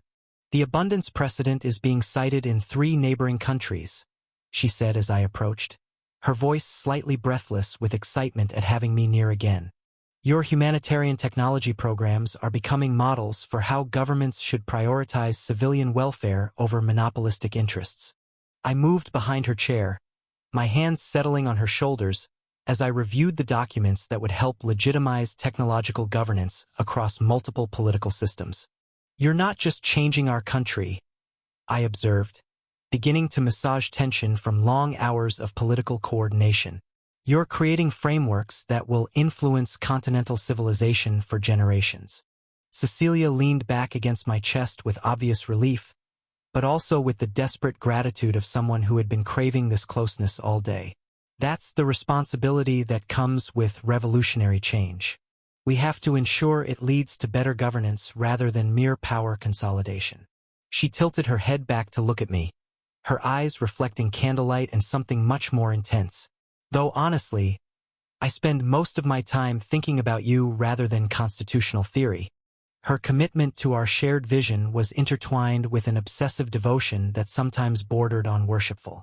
It should have been concerning, but instead I found it endearing, the way she balanced brilliant political analysis with complete personal dedication. "The new year approaches," she said softly, turning in her chair to face me with a smile that combined political satisfaction with possessive warmth. "A few months after that, your 20th birthday, the completion of Continental Essential Services transformation, and preparation for the final phase of your campaign." I cupped her face in my hands, appreciating both her political brilliance and the way she looked at me as if I were the most important thing in the world. "None of this would have been possible without your navigation of governmental relationships."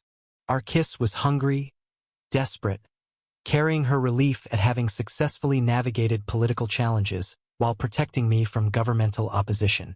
But when we broke apart, Cecilia's expression suggested she was already calculating new ways to shield me from whatever dangers the remaining guilds might pose. Chapter 735. Life and Death. 5. The new year brought more than just calendar change. It brought the first genuine alliance in guild system history. I stood in the expanded Intelligence Command Alpha reviewing communication intercepts that painted a picture of coordination unprecedented in centuries of guild competition. The 5 remaining organizations weren't just sharing information or coordinating strategies. They were pooling resources, research, and personnel in ways that fundamentally altered the strategic landscape.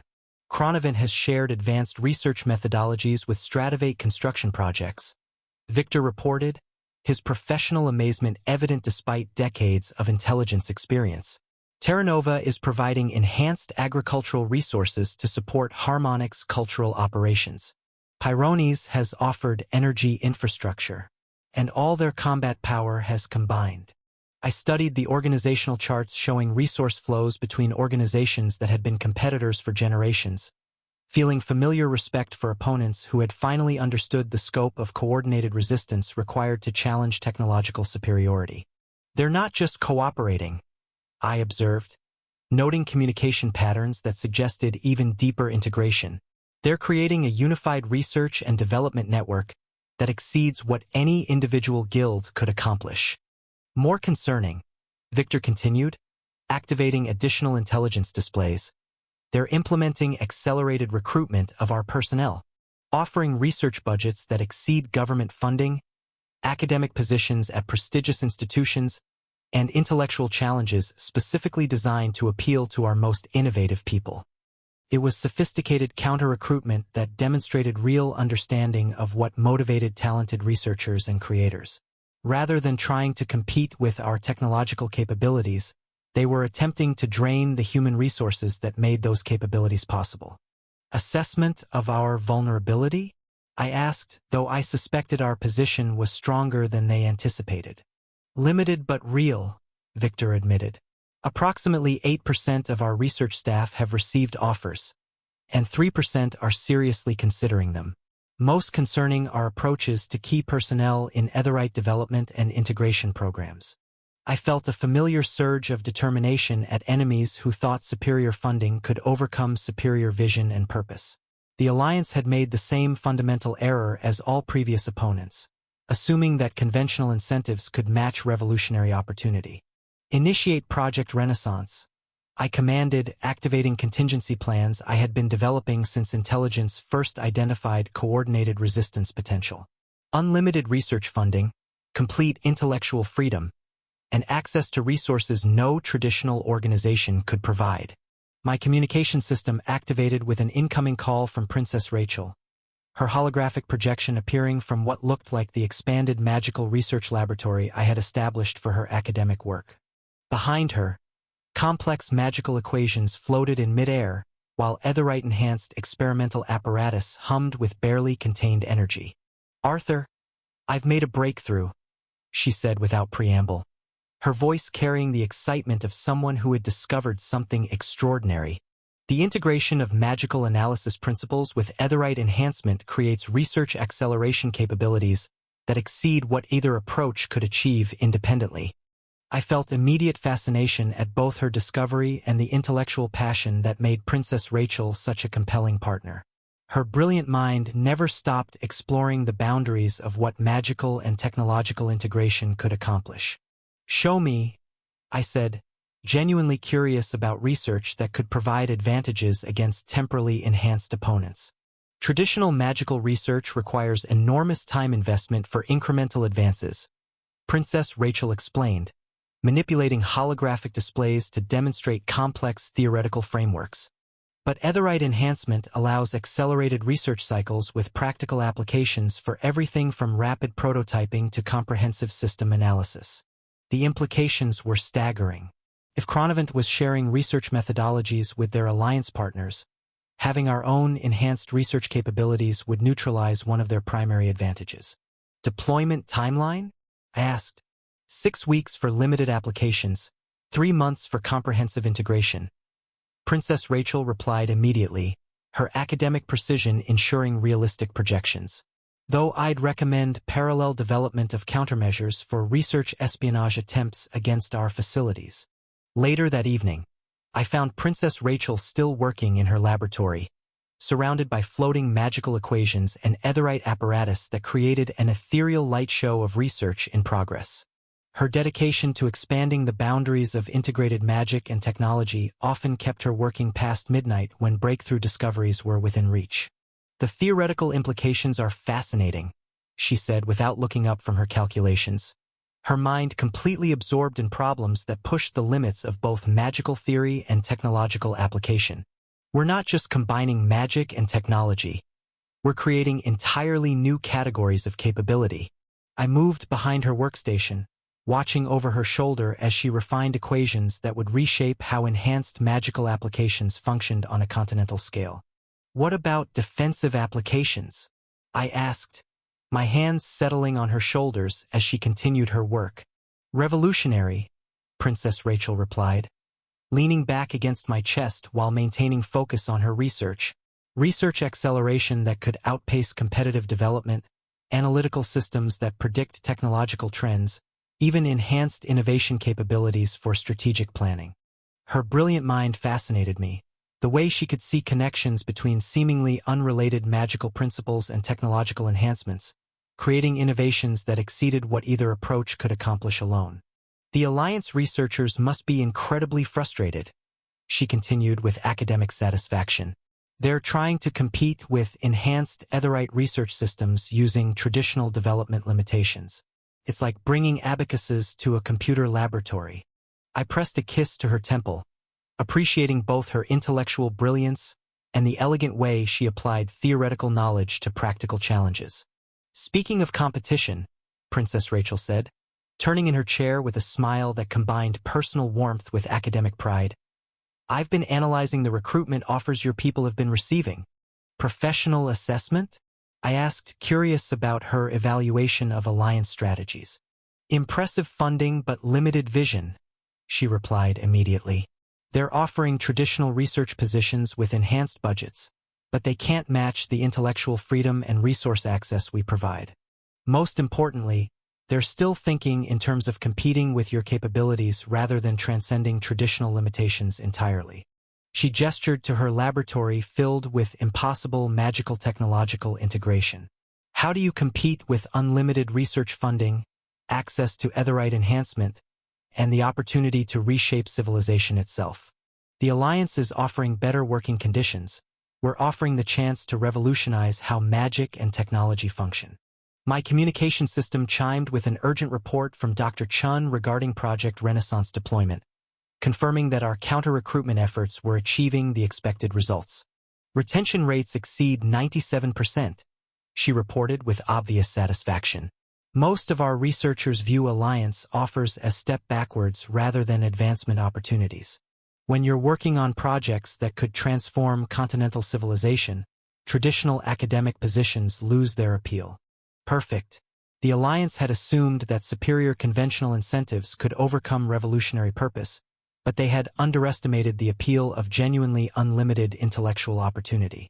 More importantly, Dr. Chun continued, we're attracting new researchers from Alliance organizations faster than they're recruiting from us. Chronovant has lost 12% of their R&D staff in the past 2 weeks.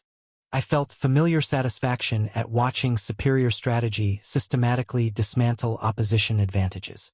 The Alliance had attempted brain drain warfare, only to discover that fighting abundant opportunity with traditional limitations was another battle that could never be won. What about their technological development progress? I asked. Significant but insufficient, Victor reported from his intelligence station. They're achieving breakthrough innovations through resource sharing, but they're still operating within conventional research and development paradigms. Enhanced capabilities rather than transcendent alternatives. The pattern was becoming clear. The final 5 guilds had learned to coordinate and share resources, creating genuine improvements in their individual capabilities. But they were still thinking in terms of optimization rather than transformation, enhancing existing approaches rather than transcending them entirely. Victor, what's your assessment of their timeline for coordinated action? I asked. Based on current development patterns, approximately 60 days before they're prepared for comprehensive resistance, he replied with professional certainty. They're accelerating research and integration schedules, but they're also trying to coordinate 5 separate organizational cultures that have never worked together before. Coordination challenges? I asked, though I suspected internal alliance management would create vulnerabilities. Significant, Victor confirmed. Chronovant's research-focused culture conflicts with Pyrones' military efficiency. Terra Nova's agricultural focus doesn't align well with Harmonix's cultural manipulation priorities. Stratovate's infrastructure approach requires long-term planning that conflicts with the Alliance's urgent timeline. Perfect. While the Alliance was struggling with internal coordination challenges, we were systematically recruiting their best people and developing countermeasures for their enhanced capabilities. Tomorrow would bring accelerated preparation for the most complex phase of continental transformation. But tonight I was content to watch Princess Rachel work on innovations that would ensure technological transcendence continued to exceed traditional limitations. My 20th birthday was approaching, marking not just personal maturation but the beginning of the final campaign against opponents who had finally learned to coordinate but still hadn't learned to innovate beyond conventional paradigms. The Alliance thought they were preparing for enhanced guild warfare. They had no idea they were about to face technological revolution that made their entire conceptual framework obsolete. Chapter 736. Empty Throne 1. The War Council convened at dawn on February 3rd, and the atmosphere crackled with the tension of impending decisive action. I stood before the tactical displays in Integration Command Alpha, studying intelligence reports that painted a clear picture. The Alliance was accelerating their coordination faster than projected, and waiting would only strengthen their position.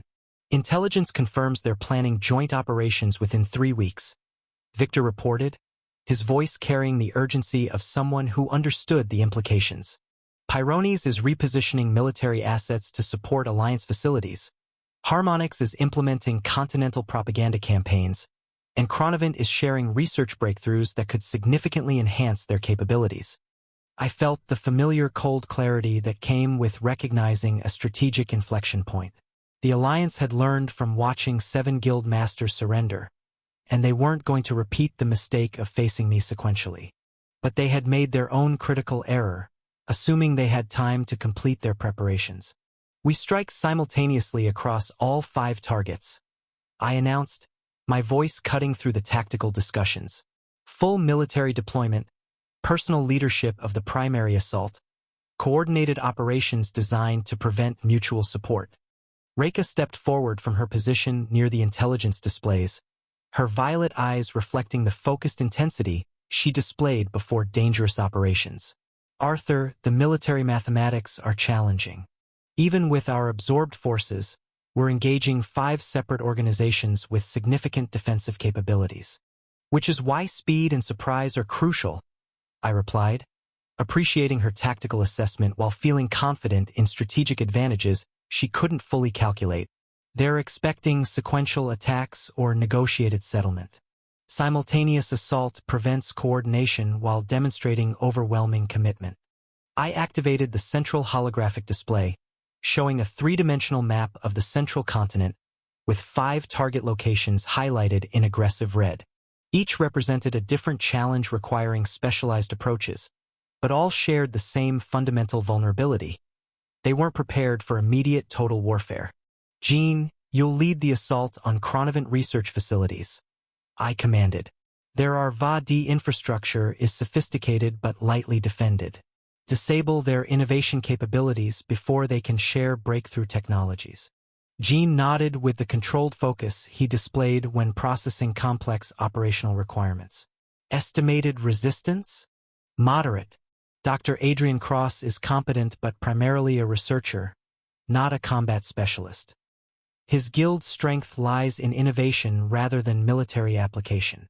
I turned to address his partner.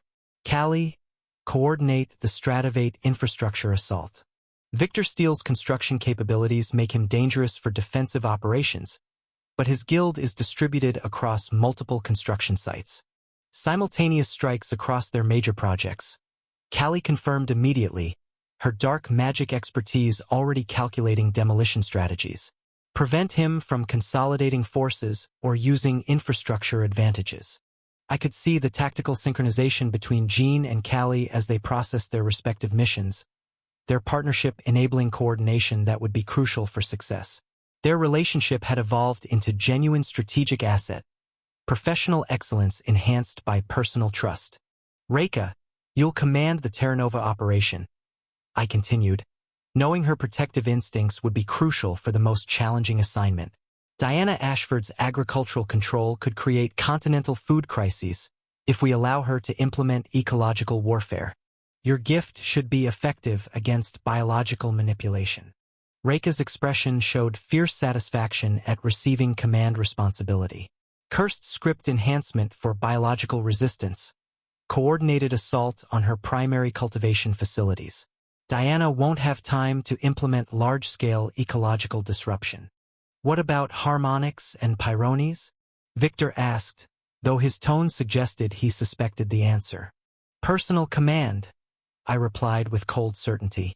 Lydia Sinclair's cultural manipulation requires direct confrontation to prevent propaganda campaigns from undermining public support. Marcus Kane's military guild represents the primary threat. Eliminating him quickly prevents Alliance military coordination. The strategic logic was elegant in its simplicity. Rather than allowing the Alliance to leverage their coordination advantage, simultaneous assault would force them into individual defensive battles where superior personal capability and tactical intelligence could overcome numerical disadvantages. Deployment in 6 hours, I announced. Full military coordination, personal communication networks, extraction protocols for emergency situations. The Alliance wants to fight a coordinated war. We're going to give them 5 separate battles before they realize the war has already begun. The next 4 hours passed in intensive preparation as military units deployed across the continent through enhanced transportation networks. Unlike previous guild conflicts, this would be genuine warfare requiring coordination of conventional forces alongside personal combat capabilities. I stood in my private armory, donning the ancient-grade armor that had protected me through every major confrontation since beginning the guild campaign. Evolvus hummed with anticipatory energy at my side, while Valeria's symbiotic presence enhanced my combat reflexes. The wings of Eclipse spread briefly before folding against my back, their feathers ready for instant tactical positioning. Ready for war? Luna asked from within my consciousness. Ready to end it, I replied, feeling familiar anticipation at the prospect of decisive action. The Alliance thinks coordination gives them strategic advantage. Time to demonstrate why superior individual capability trumps collective resistance. My communication system activated with incoming reports from the strike teams as they reached their deployment positions. Jean and Callie appeared on split displays, their respective forces positioned for simultaneous assault on Chronovant and Stratavate facilities. Chronovant research compound secured for approach, Jean reported, his necromantic abilities already detecting defensive configurations. Dr. Adrian Cross has approximately 40 research staff and minimal military protection. Estimated completion time, 2 hours. Stratavate construction sites identified, Callie added, her deep dark affinity allowing enhanced reconnaissance of Victor Steele's infrastructure networks. Multiple targets require coordinated demolition to prevent defensive consolidation. Synchronize timing with your operations. Perfect. The Alliance's distributed defensive posture was exactly what I had anticipated.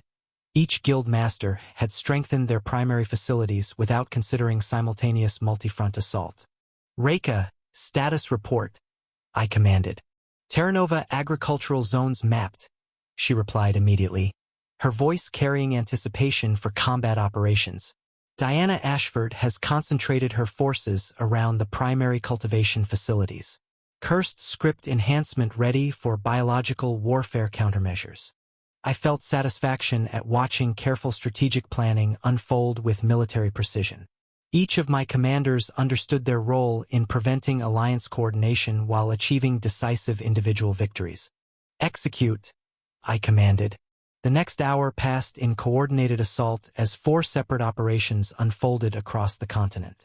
Through secure communication networks, I monitored Jin's systematic dismantling of Chronovant research capabilities, Callie's precision demolition of Stratavate infrastructure, and Reka's aggressive assault on Terranova's ecological warfare preparations. But my personal attention focused on the most dangerous targets, Harmonics and Pyrones. Lydia Sinclair's cultural manipulation compound occupied a sprawling complex designed to broadcast propaganda across continental communication networks. I approached with Reka as my primary support, knowing that her cursed script enhancement could resist emotional manipulation while providing the tactical coordination necessary to overwhelm an immortal rank opponent. Wings of Eclipse feathers were positioned for tactical repositioning while Soul Vision tracked defensive patterns.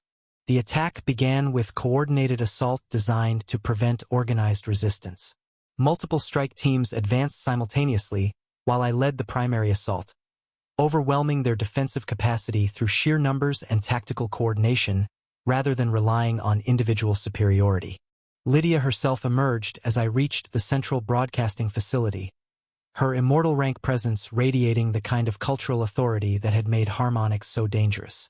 She was a woman in her apparent 30s, with silver hair and eyes that held hypnotic depth designed to manipulate emotions on a massive scale.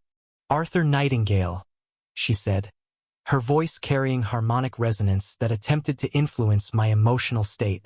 Your reputation precedes you, though I wonder if you understand the cultural implications of attacking artistic expression.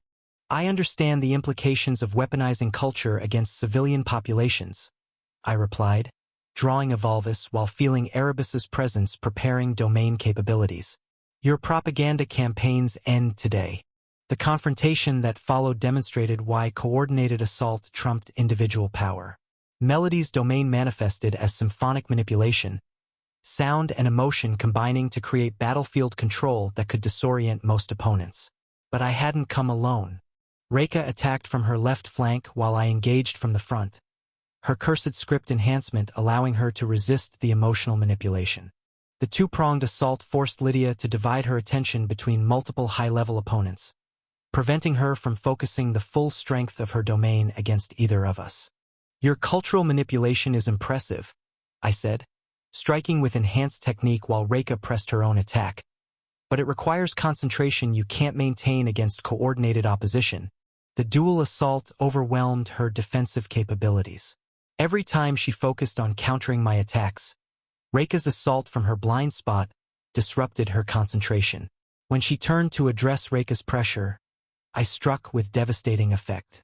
Immortal rank power meant nothing when she couldn't bring it to bear effectively. I landed the decisive blow while she was recovering from Reika's attack, enhanced movement placing me inside her guard before she could recover. The impact sent her sprawling, superior individual power irrelevant when tactical coordination eliminated her ability to defend against multiple threats. The surrender was immediate. "I yield," Lydia gasped, cultural authority replaced by recognition of overwhelming combat superiority. "Harmonix submits to your command." "Accepted," I replied, though my attention was already shifting to the final target. "Your broadcasting facilities will be used for truth rather than manipulation." Pyrone's military headquarters represented the greatest challenge. Marcus Kane commanded genuine military force and possessed the kind of combat experience that made him dangerous even to superior opponents. I approached his fortress knowing this would be the decisive engagement that determined whether the Alliance could mount continued resistance. The assault began with coordinated deployment designed to overwhelm individual resistance. I had brought my most capable commanders for this engagement. This wasn't a battle Arthur Nightingale could win alone against an immortal-rank military specialist. Marcus Kane met us in the central courtyard, his massive form radiating heat that spoke to volcanic-level fire manipulation. He was a man built for warfare's scarred features, weapons that had seen countless battles, and the kind of dangerous competence that came from decades of military leadership. "Arthur Nightingale," he rumbled, flames wreathing his hands as his domain manifested around us. "I've been looking forward to this. Let's see if your reputation matches your actual capabilities." The confrontation was brief and decisive through coordinated assault. Jean attacked from his right with necromantic summons while Callie struck from shadows with deep dark manipulation. I engaged him directly from the front, forcing him to defend against 3 separate high-level threats simultaneously. His fire manipulation was devastating against any single opponent, but coordinating a domain against multiple attackers proved impossible. Every time he focused his flames on me, Jin's undead constructs pressed their assault. When he turned to eliminate the necromantic threats, Callie's shadow strikes disrupted his positioning. "Impressive power," I observed, dodging a massive fire blast while Jean and Callie maintained pressure from their angles. "But you can't burn what you can't focus on." The decisive moment came when his attention split between too many threats. I struck with full enhancement while he was countering Jin's assault, overwhelming force applied precisely when his defenses were committed elsewhere. The coordinated impact staggered him despite immortal rank durability, 3-pronged assault succeeding where individual combat would have failed. Marcus collapsed, acknowledging defeat with the professional respect of a military leader recognizing superior capabilities. "Pyrone surrenders," he stated formally. "Your victory was comprehensive." My communication system activated with status reports from the other operations as the simultaneous assault reached completion. Jean had successfully disabled Chronovant's research capabilities, Callie had demolished Stratovate's infrastructure networks, and Reika had prevented Terra Nova's ecological warfare preparations. All primary targets secured, I announced through secure channels. Alliance Coordination Capability Eliminated. Prepare for integration operations. In less than 6 hours, I had strategically coordinated the defeat of 2 immortal-rank guild masters, while my commanders systematically dismantled 3 additional organizations. The Alliance's coordination advantage had been neutralized through superior tactical deployment and coordinated assault rather than individual superiority. Chapter 737. Empty Throne 2. The Alliance's counterattack came 18 hours after our initial strikes, and it demonstrated exactly why coordinated desperation could be more dangerous than organized confidence. I stood in the mobile command center we had established outside Pyrone's territory, monitoring communication intercepts that painted a picture of enemy adaptation under pressure. "They're implementing emergency protocols," Victor reported, his intelligence networks tracking Alliance movements across multiple fronts. "Diana Ashford is attempting ecological warfare despite Reika's assault on her primary facilities. Victor Steele is using construction magic to create mobile defensive positions. Dr. Adrian Cross is accelerating research protocols beyond safe parameters." I studied the tactical displays showing enemy movements that spoke to competent leadership adapting to unexpected circumstances. The Alliance had prepared for sequential conflicts or negotiated settlement. Simultaneous warfare had disrupted their coordination, but they were improvising faster than I had anticipated. Assessment of their remaining capabilities? I asked, though the intelligence reports were already providing concerning answers. Significant, Victor admitted grimly. Our lightning strikes damaged their primary facilities, but didn't eliminate their leadership or core personnel. They're operating from secondary positions with reduced capability but genuine determination. It was exactly the kind of strategic resilience I had expected from competent opponents who had finally understood the scope of resistance required.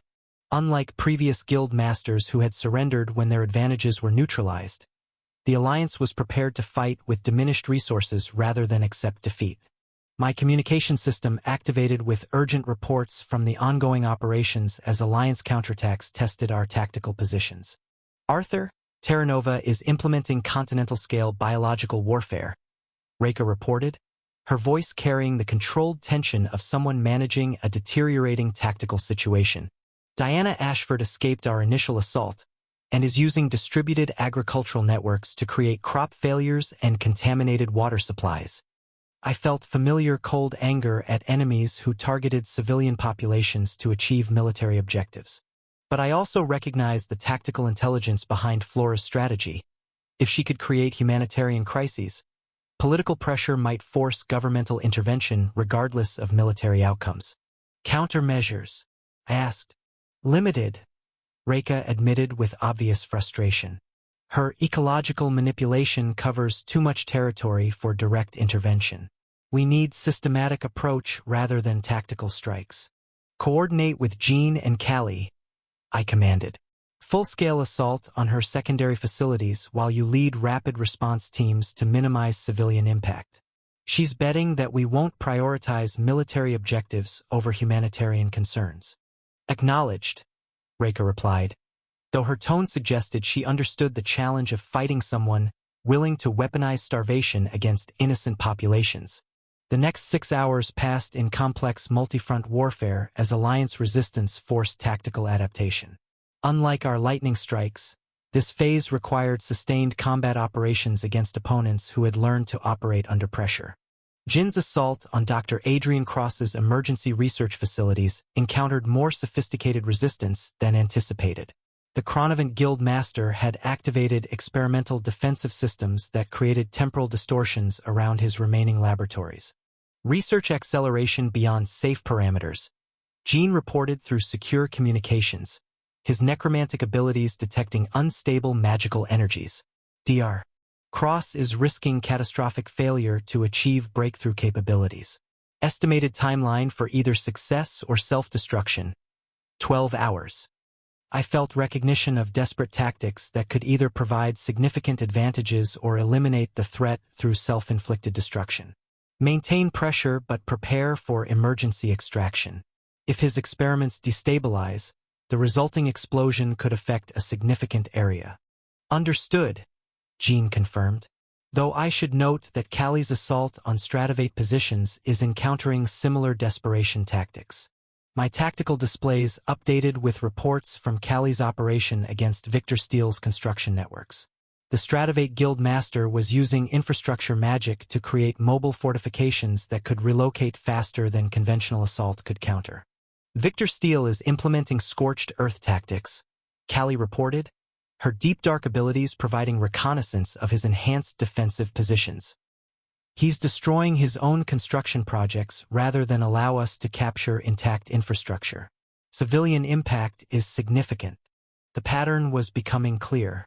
Each Alliance Guild Master was implementing strategies that prioritized denial of victory over preservation of their organizations. They were prepared to destroy what they had built rather than allow integration into my continental system. All teams coordinate for simultaneous final assault, I commanded through secure channels. The Alliance is betting that we're not prepared for total warfare against opponents willing to accept mutual destruction. Time to prove them wrong. But before I could implement coordinated operations, my communication system activated with an unexpected call. Dr. Adrian Cross himself appeared on the display. his projection showing a man whose academic composure had been replaced by feverish determination. "Arthur Nightingale," he said without preamble, his voice carrying the dangerous intensity of someone who had pushed magical research beyond rational limits. "I believe we need to discuss terms before my current experiments reach completion." I leaned back in my command chair, studying the guild master who controlled research and development across multiple technological domains. "Dr. Cross, I trust your emergency protocols are providing interesting results." "Revolutionary results," he corrected, though his tone suggested mixed feelings about what he had achieved. "Accelerated research timelines combined with desperate resource allocation have produced breakthrough capabilities. Unfortunately, they've also produced significant instability that could affect continental infrastructure." It was the kind of veiled threat I had expected from someone desperate enough to risk catastrophic failure. "Define continental infrastructure." "Temporal distortions that could disrupt all enhanced transportation networks. Research acceleration that could create magical feedback across all Etherite systems. Energy amplification that could overload existing power distribution." Dr. Cross paused, his academic precision ensuring I understood the implications. "Mutual destruction on a scale that would make victory meaningless for both sides." I felt familiar respect for an opponent who had calculated exactly what leverage remained available. Dr. Cross wasn't threatening to defeat me. He was threatening to make victory too costly to justify continued warfare. "However," he continued, "I'm also a rational person who understands when resistance becomes counterproductive. I'm prepared to offer complete surrender in exchange for assurance that my research teams receive appropriate positions in your integrated organization." Dr. Cross, your reputation for rational decision-making is well established, I replied diplomatically. "Complete integration with research leadership positions for qualified personnel. Your expertise would be valuable for expanding technological capabilities." "Accepted," Dr. Cross confirmed immediately. "I'll begin shutdown protocols for the emergency experiments and coordinate with your forces for facility transfer." One Alliance guild master down voluntarily, but the pattern suggested the others might require more aggressive persuasion. My communication system activated with another unexpected development as Victor Steele requested direct communication. The Stratovate guild master appeared as a massive projection, his scarred features reflecting decades of construction work in dangerous environments. "Arthur Nightingale," he rumbled, his voice carrying the practical authority of someone who built things designed to last. "Dr. Cross's surrender changes the tactical mathematics. Without research support, continued resistance becomes impossible rather than merely difficult." I appreciated his straightforward assessment of strategic realities. Victor Steele. "Your infrastructure capabilities have been impressive, though I notice the civilian impact of your defensive strategies has been significant." "Regrettable but necessary," he replied with professional detachment. "Though Dr. Cross's withdrawal eliminates the research support that made those strategies viable. I'm prepared to discuss integration terms, rather than continue warfare that cannot achieve victory. Complete organizational absorption with supervisory positions for experienced personnel," I offered. "Your construction expertise would be valuable for expanding continental infrastructure." "Acceptable," Victor Steele confirmed. "I'll coordinate with your forces for facility transfer and personnel integration." Two Alliance guild masters had recognized mathematical reality and chosen rational surrender over continued warfare. But Diana Ashford's biological warfare continued despite the collapse of Alliance coordination, suggesting that some opponents would require direct military resolution. "Reka, status on Terra Nova operations," I commanded. "Diana refuses communication," Reka reported grimly. "She's implementing ecological warfare regardless of Alliance dissolution. Crop failures are affecting 12 major population centers. Water contamination is spreading to urban areas. Civilian casualties are mounting." I felt cold determination at an enemy who continued targeting innocent populations despite strategic impossibility of victory. Diana Ashford had chosen to prioritize civilian suffering over rational surrender, eliminating any possibility of negotiated settlement. Coordinate with Jean and Callie for final assault, I commanded. Full military deployment, maximum pressure, complete elimination of her biological warfare capabilities. Diana forfeited consideration for mercy when she chose to weaponize starvation. The coordinated assault that followed demonstrated why continued resistance had been futile from the beginning. Jin's necromantic abilities neutralized her biological defenses, while Callie's shadow manipulation provided tactical positioning that prevented escape. My own enhanced capabilities, supported by coordinated assault from my most capable commanders, overwhelmed her remaining defensive positions. Diana Ashford's surrender was inevitable once her biological warfare capabilities were systematically eliminated. Unlike the rational recognition of defeat shown by Dr. Cross and Victor Steele, her capitulation came only after military force made continued resistance impossible. 3 Alliance Guild Masters defeated, 2 surrendered voluntarily. I observed as evening reports compiled the results of total warfare.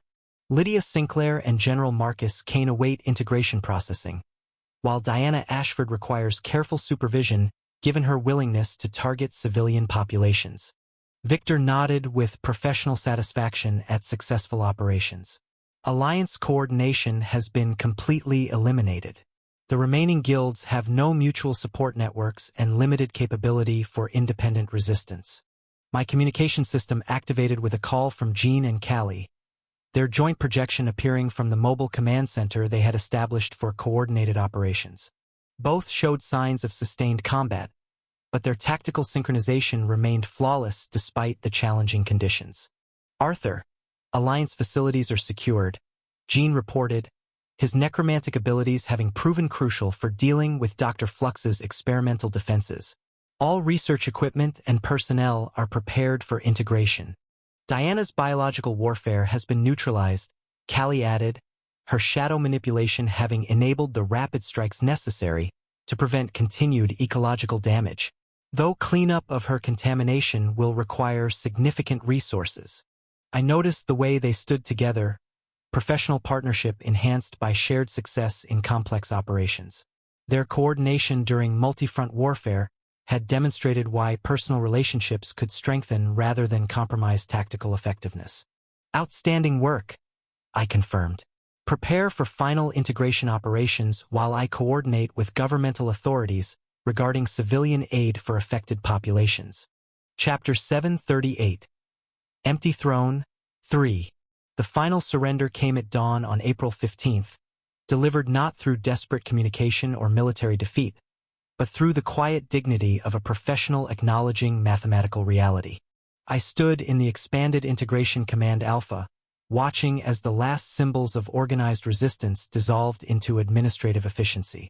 Diana Ashford has signed complete surrender documentation, Victor reported from his intelligence station, his voice carrying the satisfaction of someone who had witnessed the systematic dismantling of continental opposition. All Terra Nova assets, personnel, and agricultural networks are now under Ouroboros control. The alliance is officially dissolved. I felt familiar satisfaction at watching careful strategic planning achieve perfect results, but the emotion was tempered by recognition of what this moment represented. For the first time in guild system history, all 12 great guilds operated under unified command. The continental transformation I had envisioned was no longer a theoretical possibility. It was accomplished fact. Integration status across all former alliance organizations? I asked, studying displays that painted the command center in cascading data streams representing the absorption of 5 major guilds. Proceeding ahead of projected timelines, Elias replied from his expanded administrative station. His meticulous attention to detail now applied to coordinating the largest organizational merger in recorded history. Dr. Cross's research teams are enthusiastic about unlimited funding and enhanced resources. Victor Steele's construction personnel appreciate the expanded infrastructure projects. Even Diana's agricultural staff seem relieved to work for abundance rather than weaponized scarcity. It was exactly the kind of voluntary integration I had hoped to achieve. Unlike forced absorption that created resentment, professional recognition of superior opportunities created genuine loyalty that strengthened rather than weakened organizational capability. My communication system activated with incoming calls from across the continental political structure as news of complete guild consolidation reached governmental authorities. Chancellor Amelia appeared first, her official composure unable to completely mask fascination with witnessing historical transformation. "Arthur Nightingale," she said with formal precision that carried undertones of genuine amazement. "The Imperial Council has received reports of complete alliance dissolution and guild integration. We understand congratulations are in order for achieving unprecedented organizational consolidation." "Chancellor Amelia," I replied with diplomatic courtesy. "I appreciate the Council's recognition, though I would characterize this as technological advancement enabling improved civilian services rather than mere organizational expansion." "Indeed," she acknowledged, though her tone suggested everyone understood the broader implications. "The Council requests formal discussions regarding governmental coordination with unified guild operations." It was diplomatically phrased acknowledgement that I now controlled more continental infrastructure than most countries, making traditional regulatory relationships obsolete. I would welcome such discussions. Coordinated governance could provide significant benefits for civilian populations. After ending the call, I found myself contemplating the scope of change that 6 months of systematic guild absorption had achieved. Transportation, energy, finance, security, intelligence, water, medical services, research, construction, agriculture, culture, and military operations, all functioning under unified technological enhancement rather than competing monopolistic control. The implications extended far beyond mere business consolidation. I had effectively replaced the guild system with something approaching continental governance through technological superiority rather than traditional political authority. My communication system chimed with an urgent call from Jean and Callie, their joint projection appearing from the mobile command center they had established for final alliance integration operations. Both showed signs of sustained effort, but their tactical coordination remained flawless despite the complex administrative challenges. "Arthur, all former Alliance facilities are secured and transitioning smoothly," Jean reported, his necromantic abilities having proven valuable for ensuring complete personnel integration. "Dr. Cross's research teams are already proposing enhanced development projects. Victor Steele's engineers are planning continental infrastructure improvements. Diana's agricultural networks require careful management," Callie added, her security expertise ensuring no remnants of biological warfare capabilities remained active. But her staff seemed genuinely committed to productive food distribution rather than weaponized ecology. I noticed something different in their interaction. A subtle change in body language and eye contact that suggested personal developments beyond professional coordination. "Outstanding work," I confirmed. "Prepare for return to Avalon for comprehensive integration coordination. The administrative challenges will be significant, but the strategic advantages are unprecedented." After ending the call, I activated continental communication networks to address the broader implications of complete guild consolidation. The broadcast would reach hundreds of millions of people across the central continent, making this moment as much about public recognition as administrative achievement. "Citizens of the central continent," I began, my voice carrying clearly through enhanced audio systems to every major population center. "Today marks the completion of a transformation that began with simple technological innovation and has evolved into something far more significant: the elimination of artificial scarcity from every sector essential to human flourishing." I gestured to displays showing the scope of integrated operations across transportation, energy, finance, security, medical services, research, construction, and agriculture. No longer will continental civilization be limited by competing monopolies that prioritize profit over abundance. No longer will essential services be weaponized against civilian populations by organizations seeking political advantage. The response was immediate and overwhelming. Real-time polling showed approval ratings exceeding 95%, with public support crossing traditional political and economic boundaries. The continental population was recognizing technological liberation rather than corporate conquest. The 12 great guilds have been replaced by unified operations dedicated to expanding opportunity rather than maintaining scarcity. I continued. This transformation enables capabilities that no individual organization could achieve. research breakthroughs that benefit everyone, infrastructure projects that serve entire populations, agricultural abundance that eliminates hunger. But the most significant moment came when I addressed the broader implications of what had been accomplished.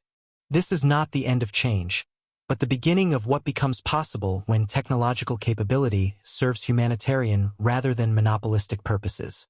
I concluded. The future belongs to abundance, innovation, and the recognition that civilization advances when everyone benefits from progress, rather than when progress benefits only a few. 3 days later, I stood in the main assembly hall of what had once been Ferroclism headquarters, now permanently renamed Continental Operations Center. The vast space buzzed with coordinated activity as personnel from 12 formerly separate organizations worked together on projects that exceeded what any individual guild could have attempted. The evening brought personal celebration as my inner circle gathered for what Rose diplomatically termed administrative transition coordination, but which everyone understood was recognition of complete victory. The atmosphere reflected both professional satisfaction and personal relief that the campaign was finally complete. 12 of 12, Reika observed with fierce satisfaction, her violet eyes reflecting the ambient lighting of integrated operational displays. Every guild master defeated or integrated, every monopoly replaced with abundance, every artificial scarcity eliminated through superior technology. More than that, Rose added from her economic analysis station, her auburn hair catching golden light as she reviewed financial projections.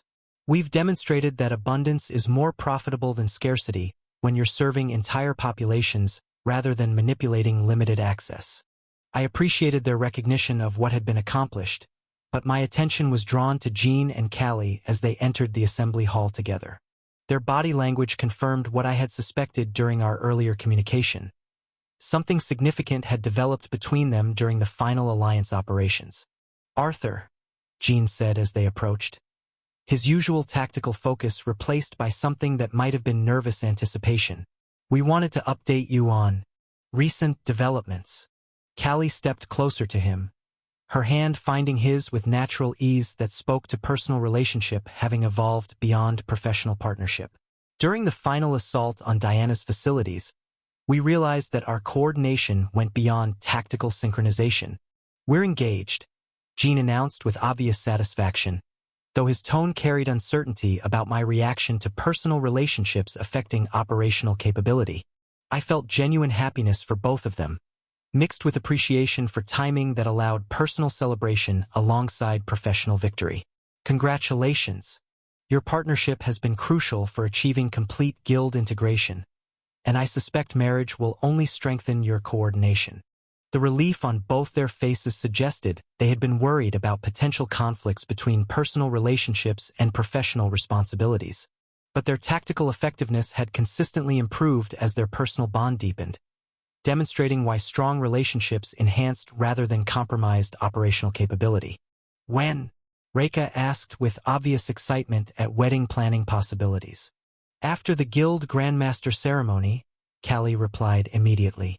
"We want to complete the continental transformation before beginning personal celebrations." It was exactly the kind of professional prioritization I had come to expect from both of them, though their happiness was evident despite deferring immediate gratification.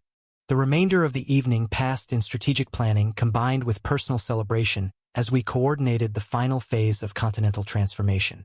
The administrative challenges would be enormous, but the foundation was solid and the vision was clear.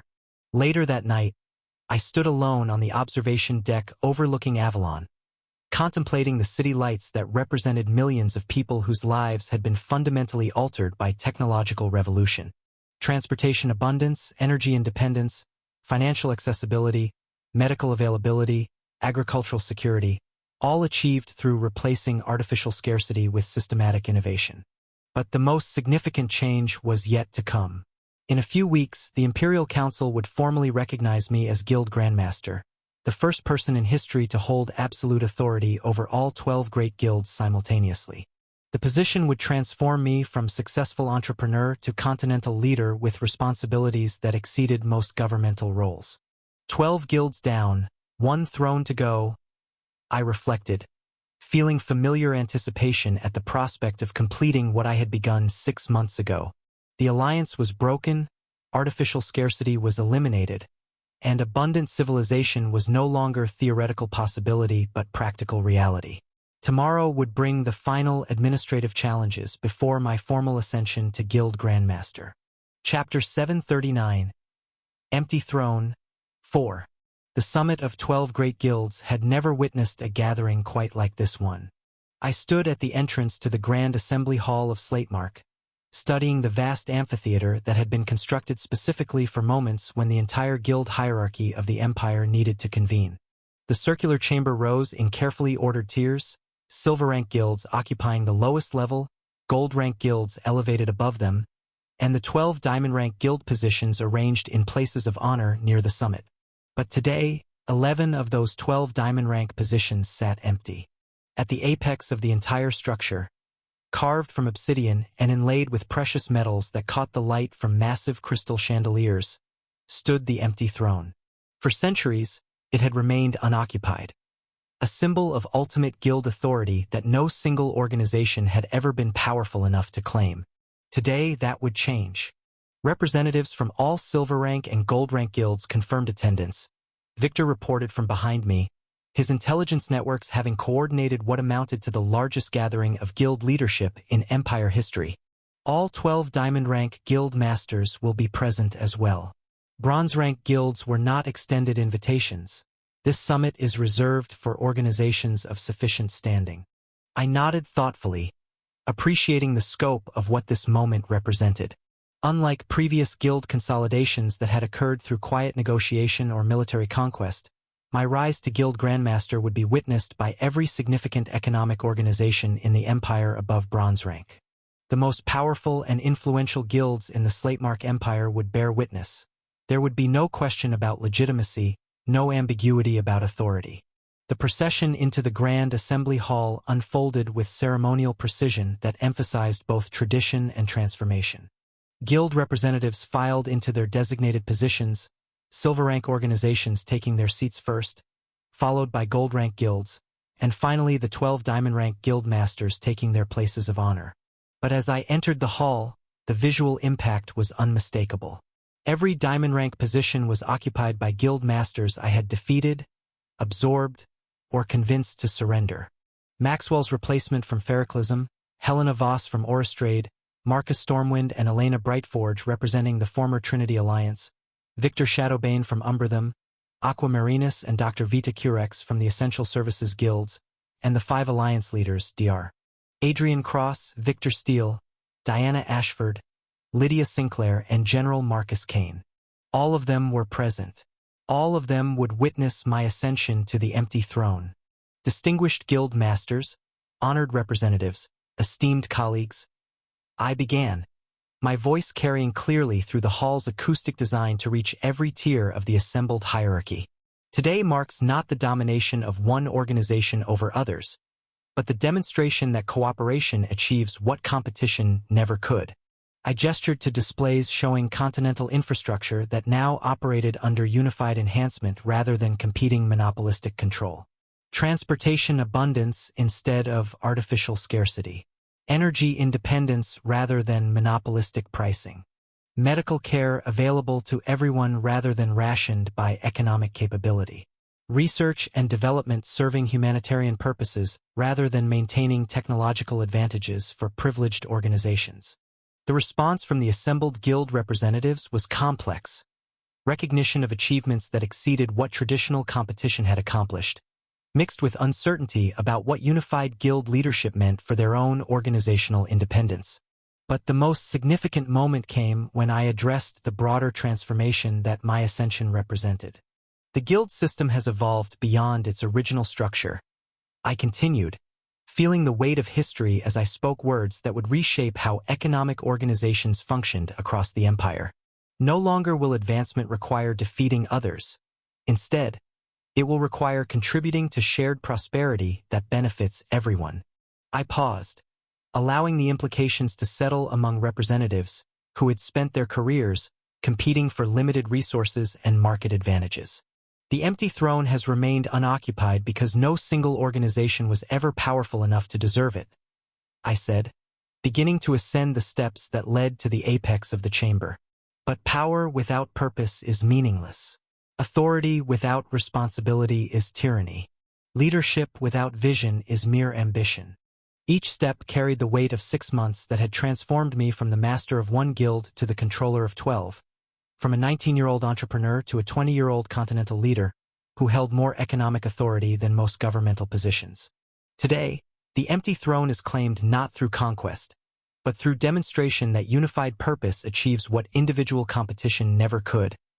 I continued, reaching the final tier where the obsidian seat waited, not to dominate others, but to enable prosperity that benefits everyone. The silence that filled the Grand Assembly Hall was absolute as I approached the throne that had symbolized ultimate guild authority for centuries. Representatives from over 100 organizations watched as I placed my hand on the armrest, feeling the cold stone that had waited generations for someone worthy of its authority. I accept the position of Guild Grandmaster, I declared, settling into the throne that elevated me above every other economic organization in the empire, not as ruler over subjects, but as coordinator of shared prosperity. The moment that followed would be remembered for generations. As I took my place on the empty throne, every diamond-rank guild master rose from their seats in perfect unison. Helena Voss, Marcus Stormwind, Elena Brightforge, Victor Shadowbane, Aqua Marinus, Dr. Vita Curex, Dr. Adrian Cross, Victor Steele, Diana Ashford, Lydia Sinclair, General Marcus Kane. All of them, former rivals who had once commanded continental power, bowed deeply in formal acknowledgement of my supremacy. The symbolism was absolute. Every guild master who had ever opposed me now publicly recognized my authority as Guild Grandmaster. Following their lead, the gold rank and silver rank representatives rose and bowed as well, the entire assembly acknowledging the new reality of unified guild leadership. From my position on the empty throne, I could see the entire scope of guild hierarchy spread below me. Silver rank organizations pursuing regional prosperity, gold rank guilds managing continental operations, and the 12 diamond rank guild masters who had once been my greatest rivals now serving as living symbols of my absolute authority over the guild system. The view was breathtaking, but it was also sobering. Every person in this chamber represented power that had once been independent, now unified under my command.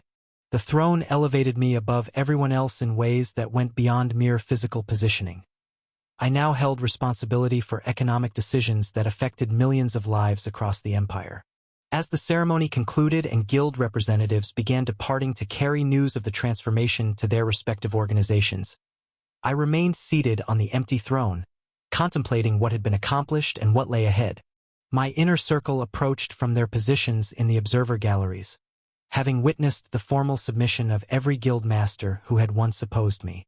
Reika stepped forward first, her violet eyes reflecting pride at witnessing my formal ascension to ultimate guild authority. "Guild Grandmaster Arthur Nightingale," she said with obvious satisfaction. "It has a nice sound to it." "Sounds like responsibility?"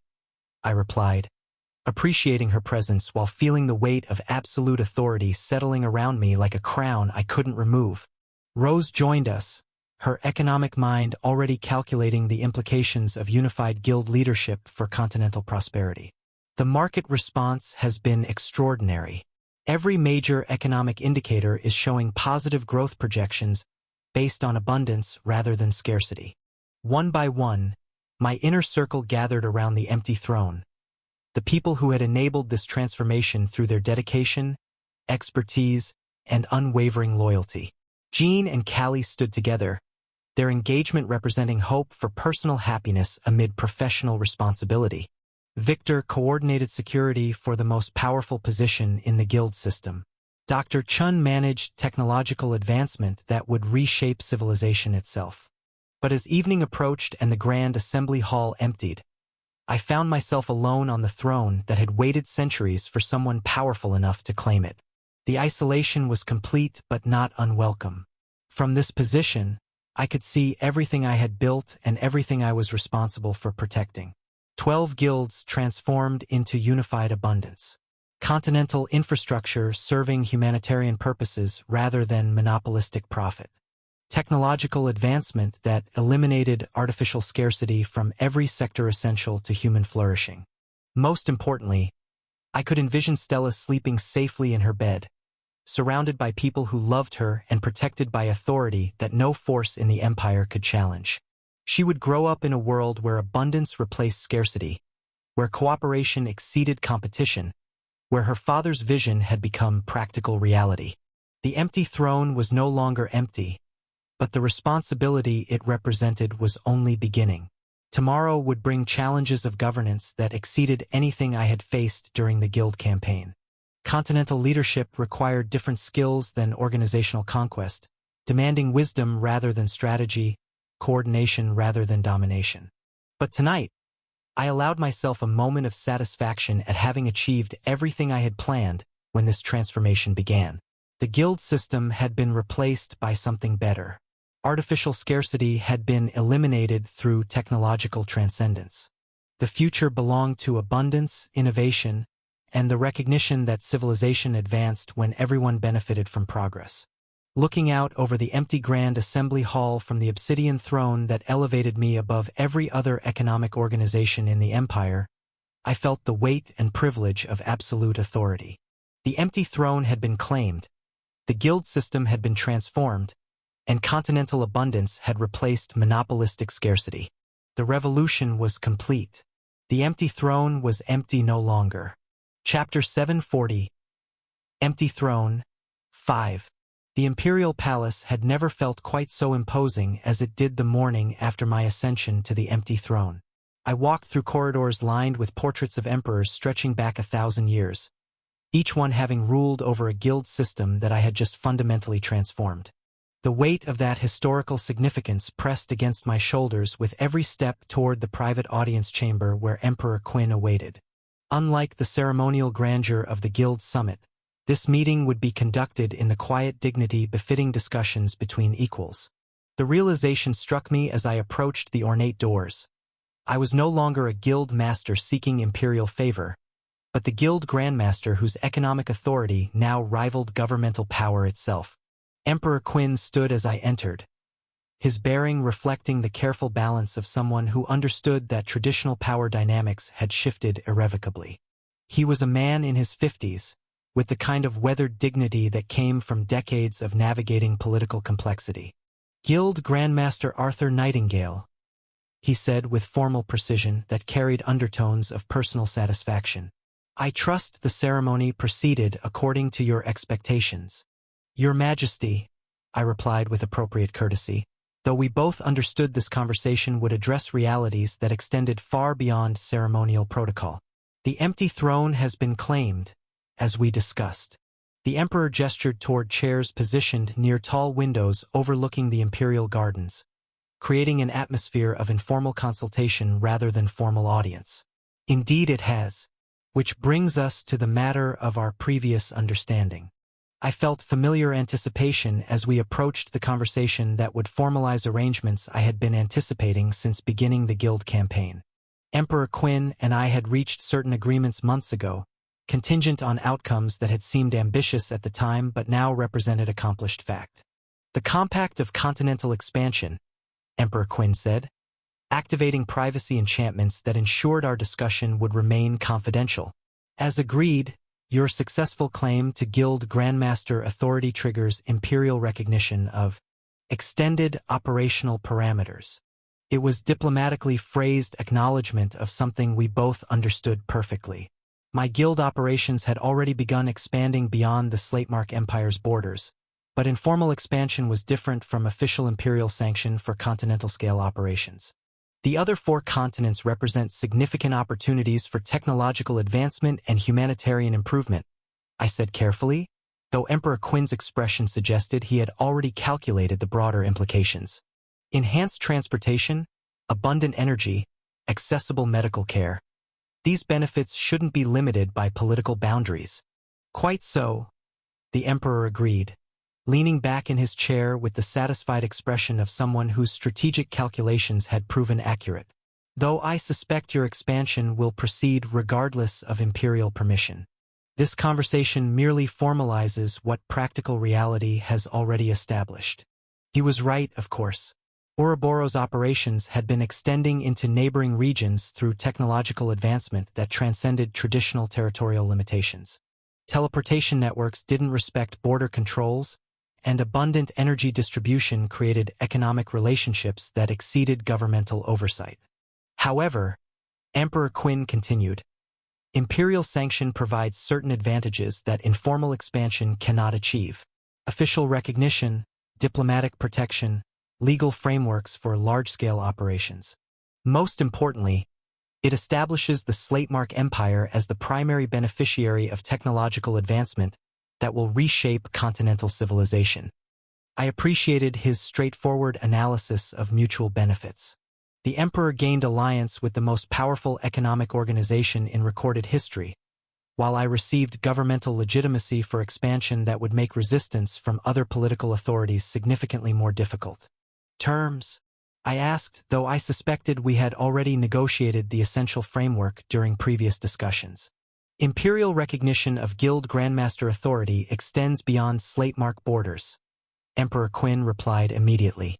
Ouroboros' operations receive full diplomatic protection as representatives of imperial interests. In exchange, the Slatemark Empire maintains preferred status for technological advancement and economic partnership. It was exactly the kind of mutually beneficial arrangement I had hoped to achieve.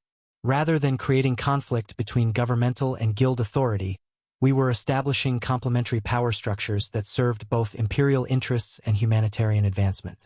Acceptable, I confirmed, feeling satisfaction at formal resolution of potential political complications, though I should note that expansion timelines may be gradual. Recent operations have required significant resource expenditure. Emperor Qin's expression showed understanding that went beyond mere diplomatic acknowledgement. Indeed, reports suggest the alliance campaign demanded considerable personal involvement. Such intensive leadership naturally requires appropriate recovery periods. He was politely acknowledging something I had been reluctant to admit even to myself. The systematic guild absorption had taken a greater toll than I had initially recognized. 6 months of strategic planning, military coordination, and personal combat against immortal rank opponents had pushed my capabilities to their limits in ways that were only becoming apparent now that immediate threats had been eliminated.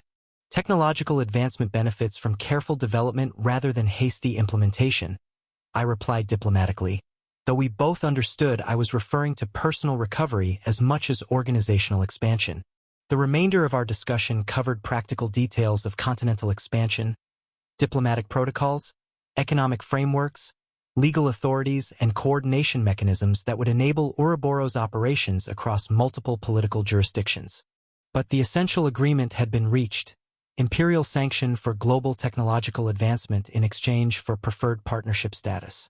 After concluding the imperial audience, I found myself back in my car that would return me home, contemplating the scope of what had been formalized through our conversation. Official authority for global expansion, governmental protection for continental operations, and legal frameworks that would make technological advancement unstoppable across all 5 continents. But the most significant realization was personal rather than political. For the first time since beginning the guild campaign, I had time to acknowledge the accumulated fatigue that months of intensive operations had created. The stagnation in my strength progression wasn't just about hitting natural limits. It was about damage and exhaustion that required healing rather than additional pressure. Bahamut's dragon heart, I thought as I leaned back. Time to explore what that ancient power can teach about 8-circle magic development and personal recovery. The dragon heart had been waiting in secure storage since the Ferroclism absorption, its massive crystalline structure containing knowledge that could potentially solve both my magical advancement and physical recovery challenges. But properly studying such an artifact would require time and focus that had been impossible during active guild warfare. I walked into the apartment complex, feeling the weight of Guild Grandmaster authority falling away with each step. Here, I wasn't the controller of all guilds in the Empire or the architect of continental transformation. I was Arthur, the person who had chosen to build something better than what existed before. The front door opened before I could reach it, revealing Stella in a blue dress that made her violet eyes shine with excitement. At 9 years old, she had grown taller and more confident, but her face still lit up with the pure joy that made every challenge worthwhile. "Daddy!" she called out, launching herself into my arms with the complete trust of someone who had never doubted she was loved and protected. "You're home. Did you really sit on the empty throne?" Reika said you looked like a real emperor. I caught her easily, lifting her up while feeling the familiar warmth that came from unconditional love offered without calculation or agenda. This was what I had been fighting for, not power or authority, but the safety and happiness of the family we had chosen to create together. "I did sit on the empty throne," I confirmed, holding her close while appreciating the simple perfection of this moment. "But the most important throne is right here at home with you." Stella giggled at the sentiment, but her arms tightened around my neck with the fierce affection of someone who understood that love was the most powerful force in any world.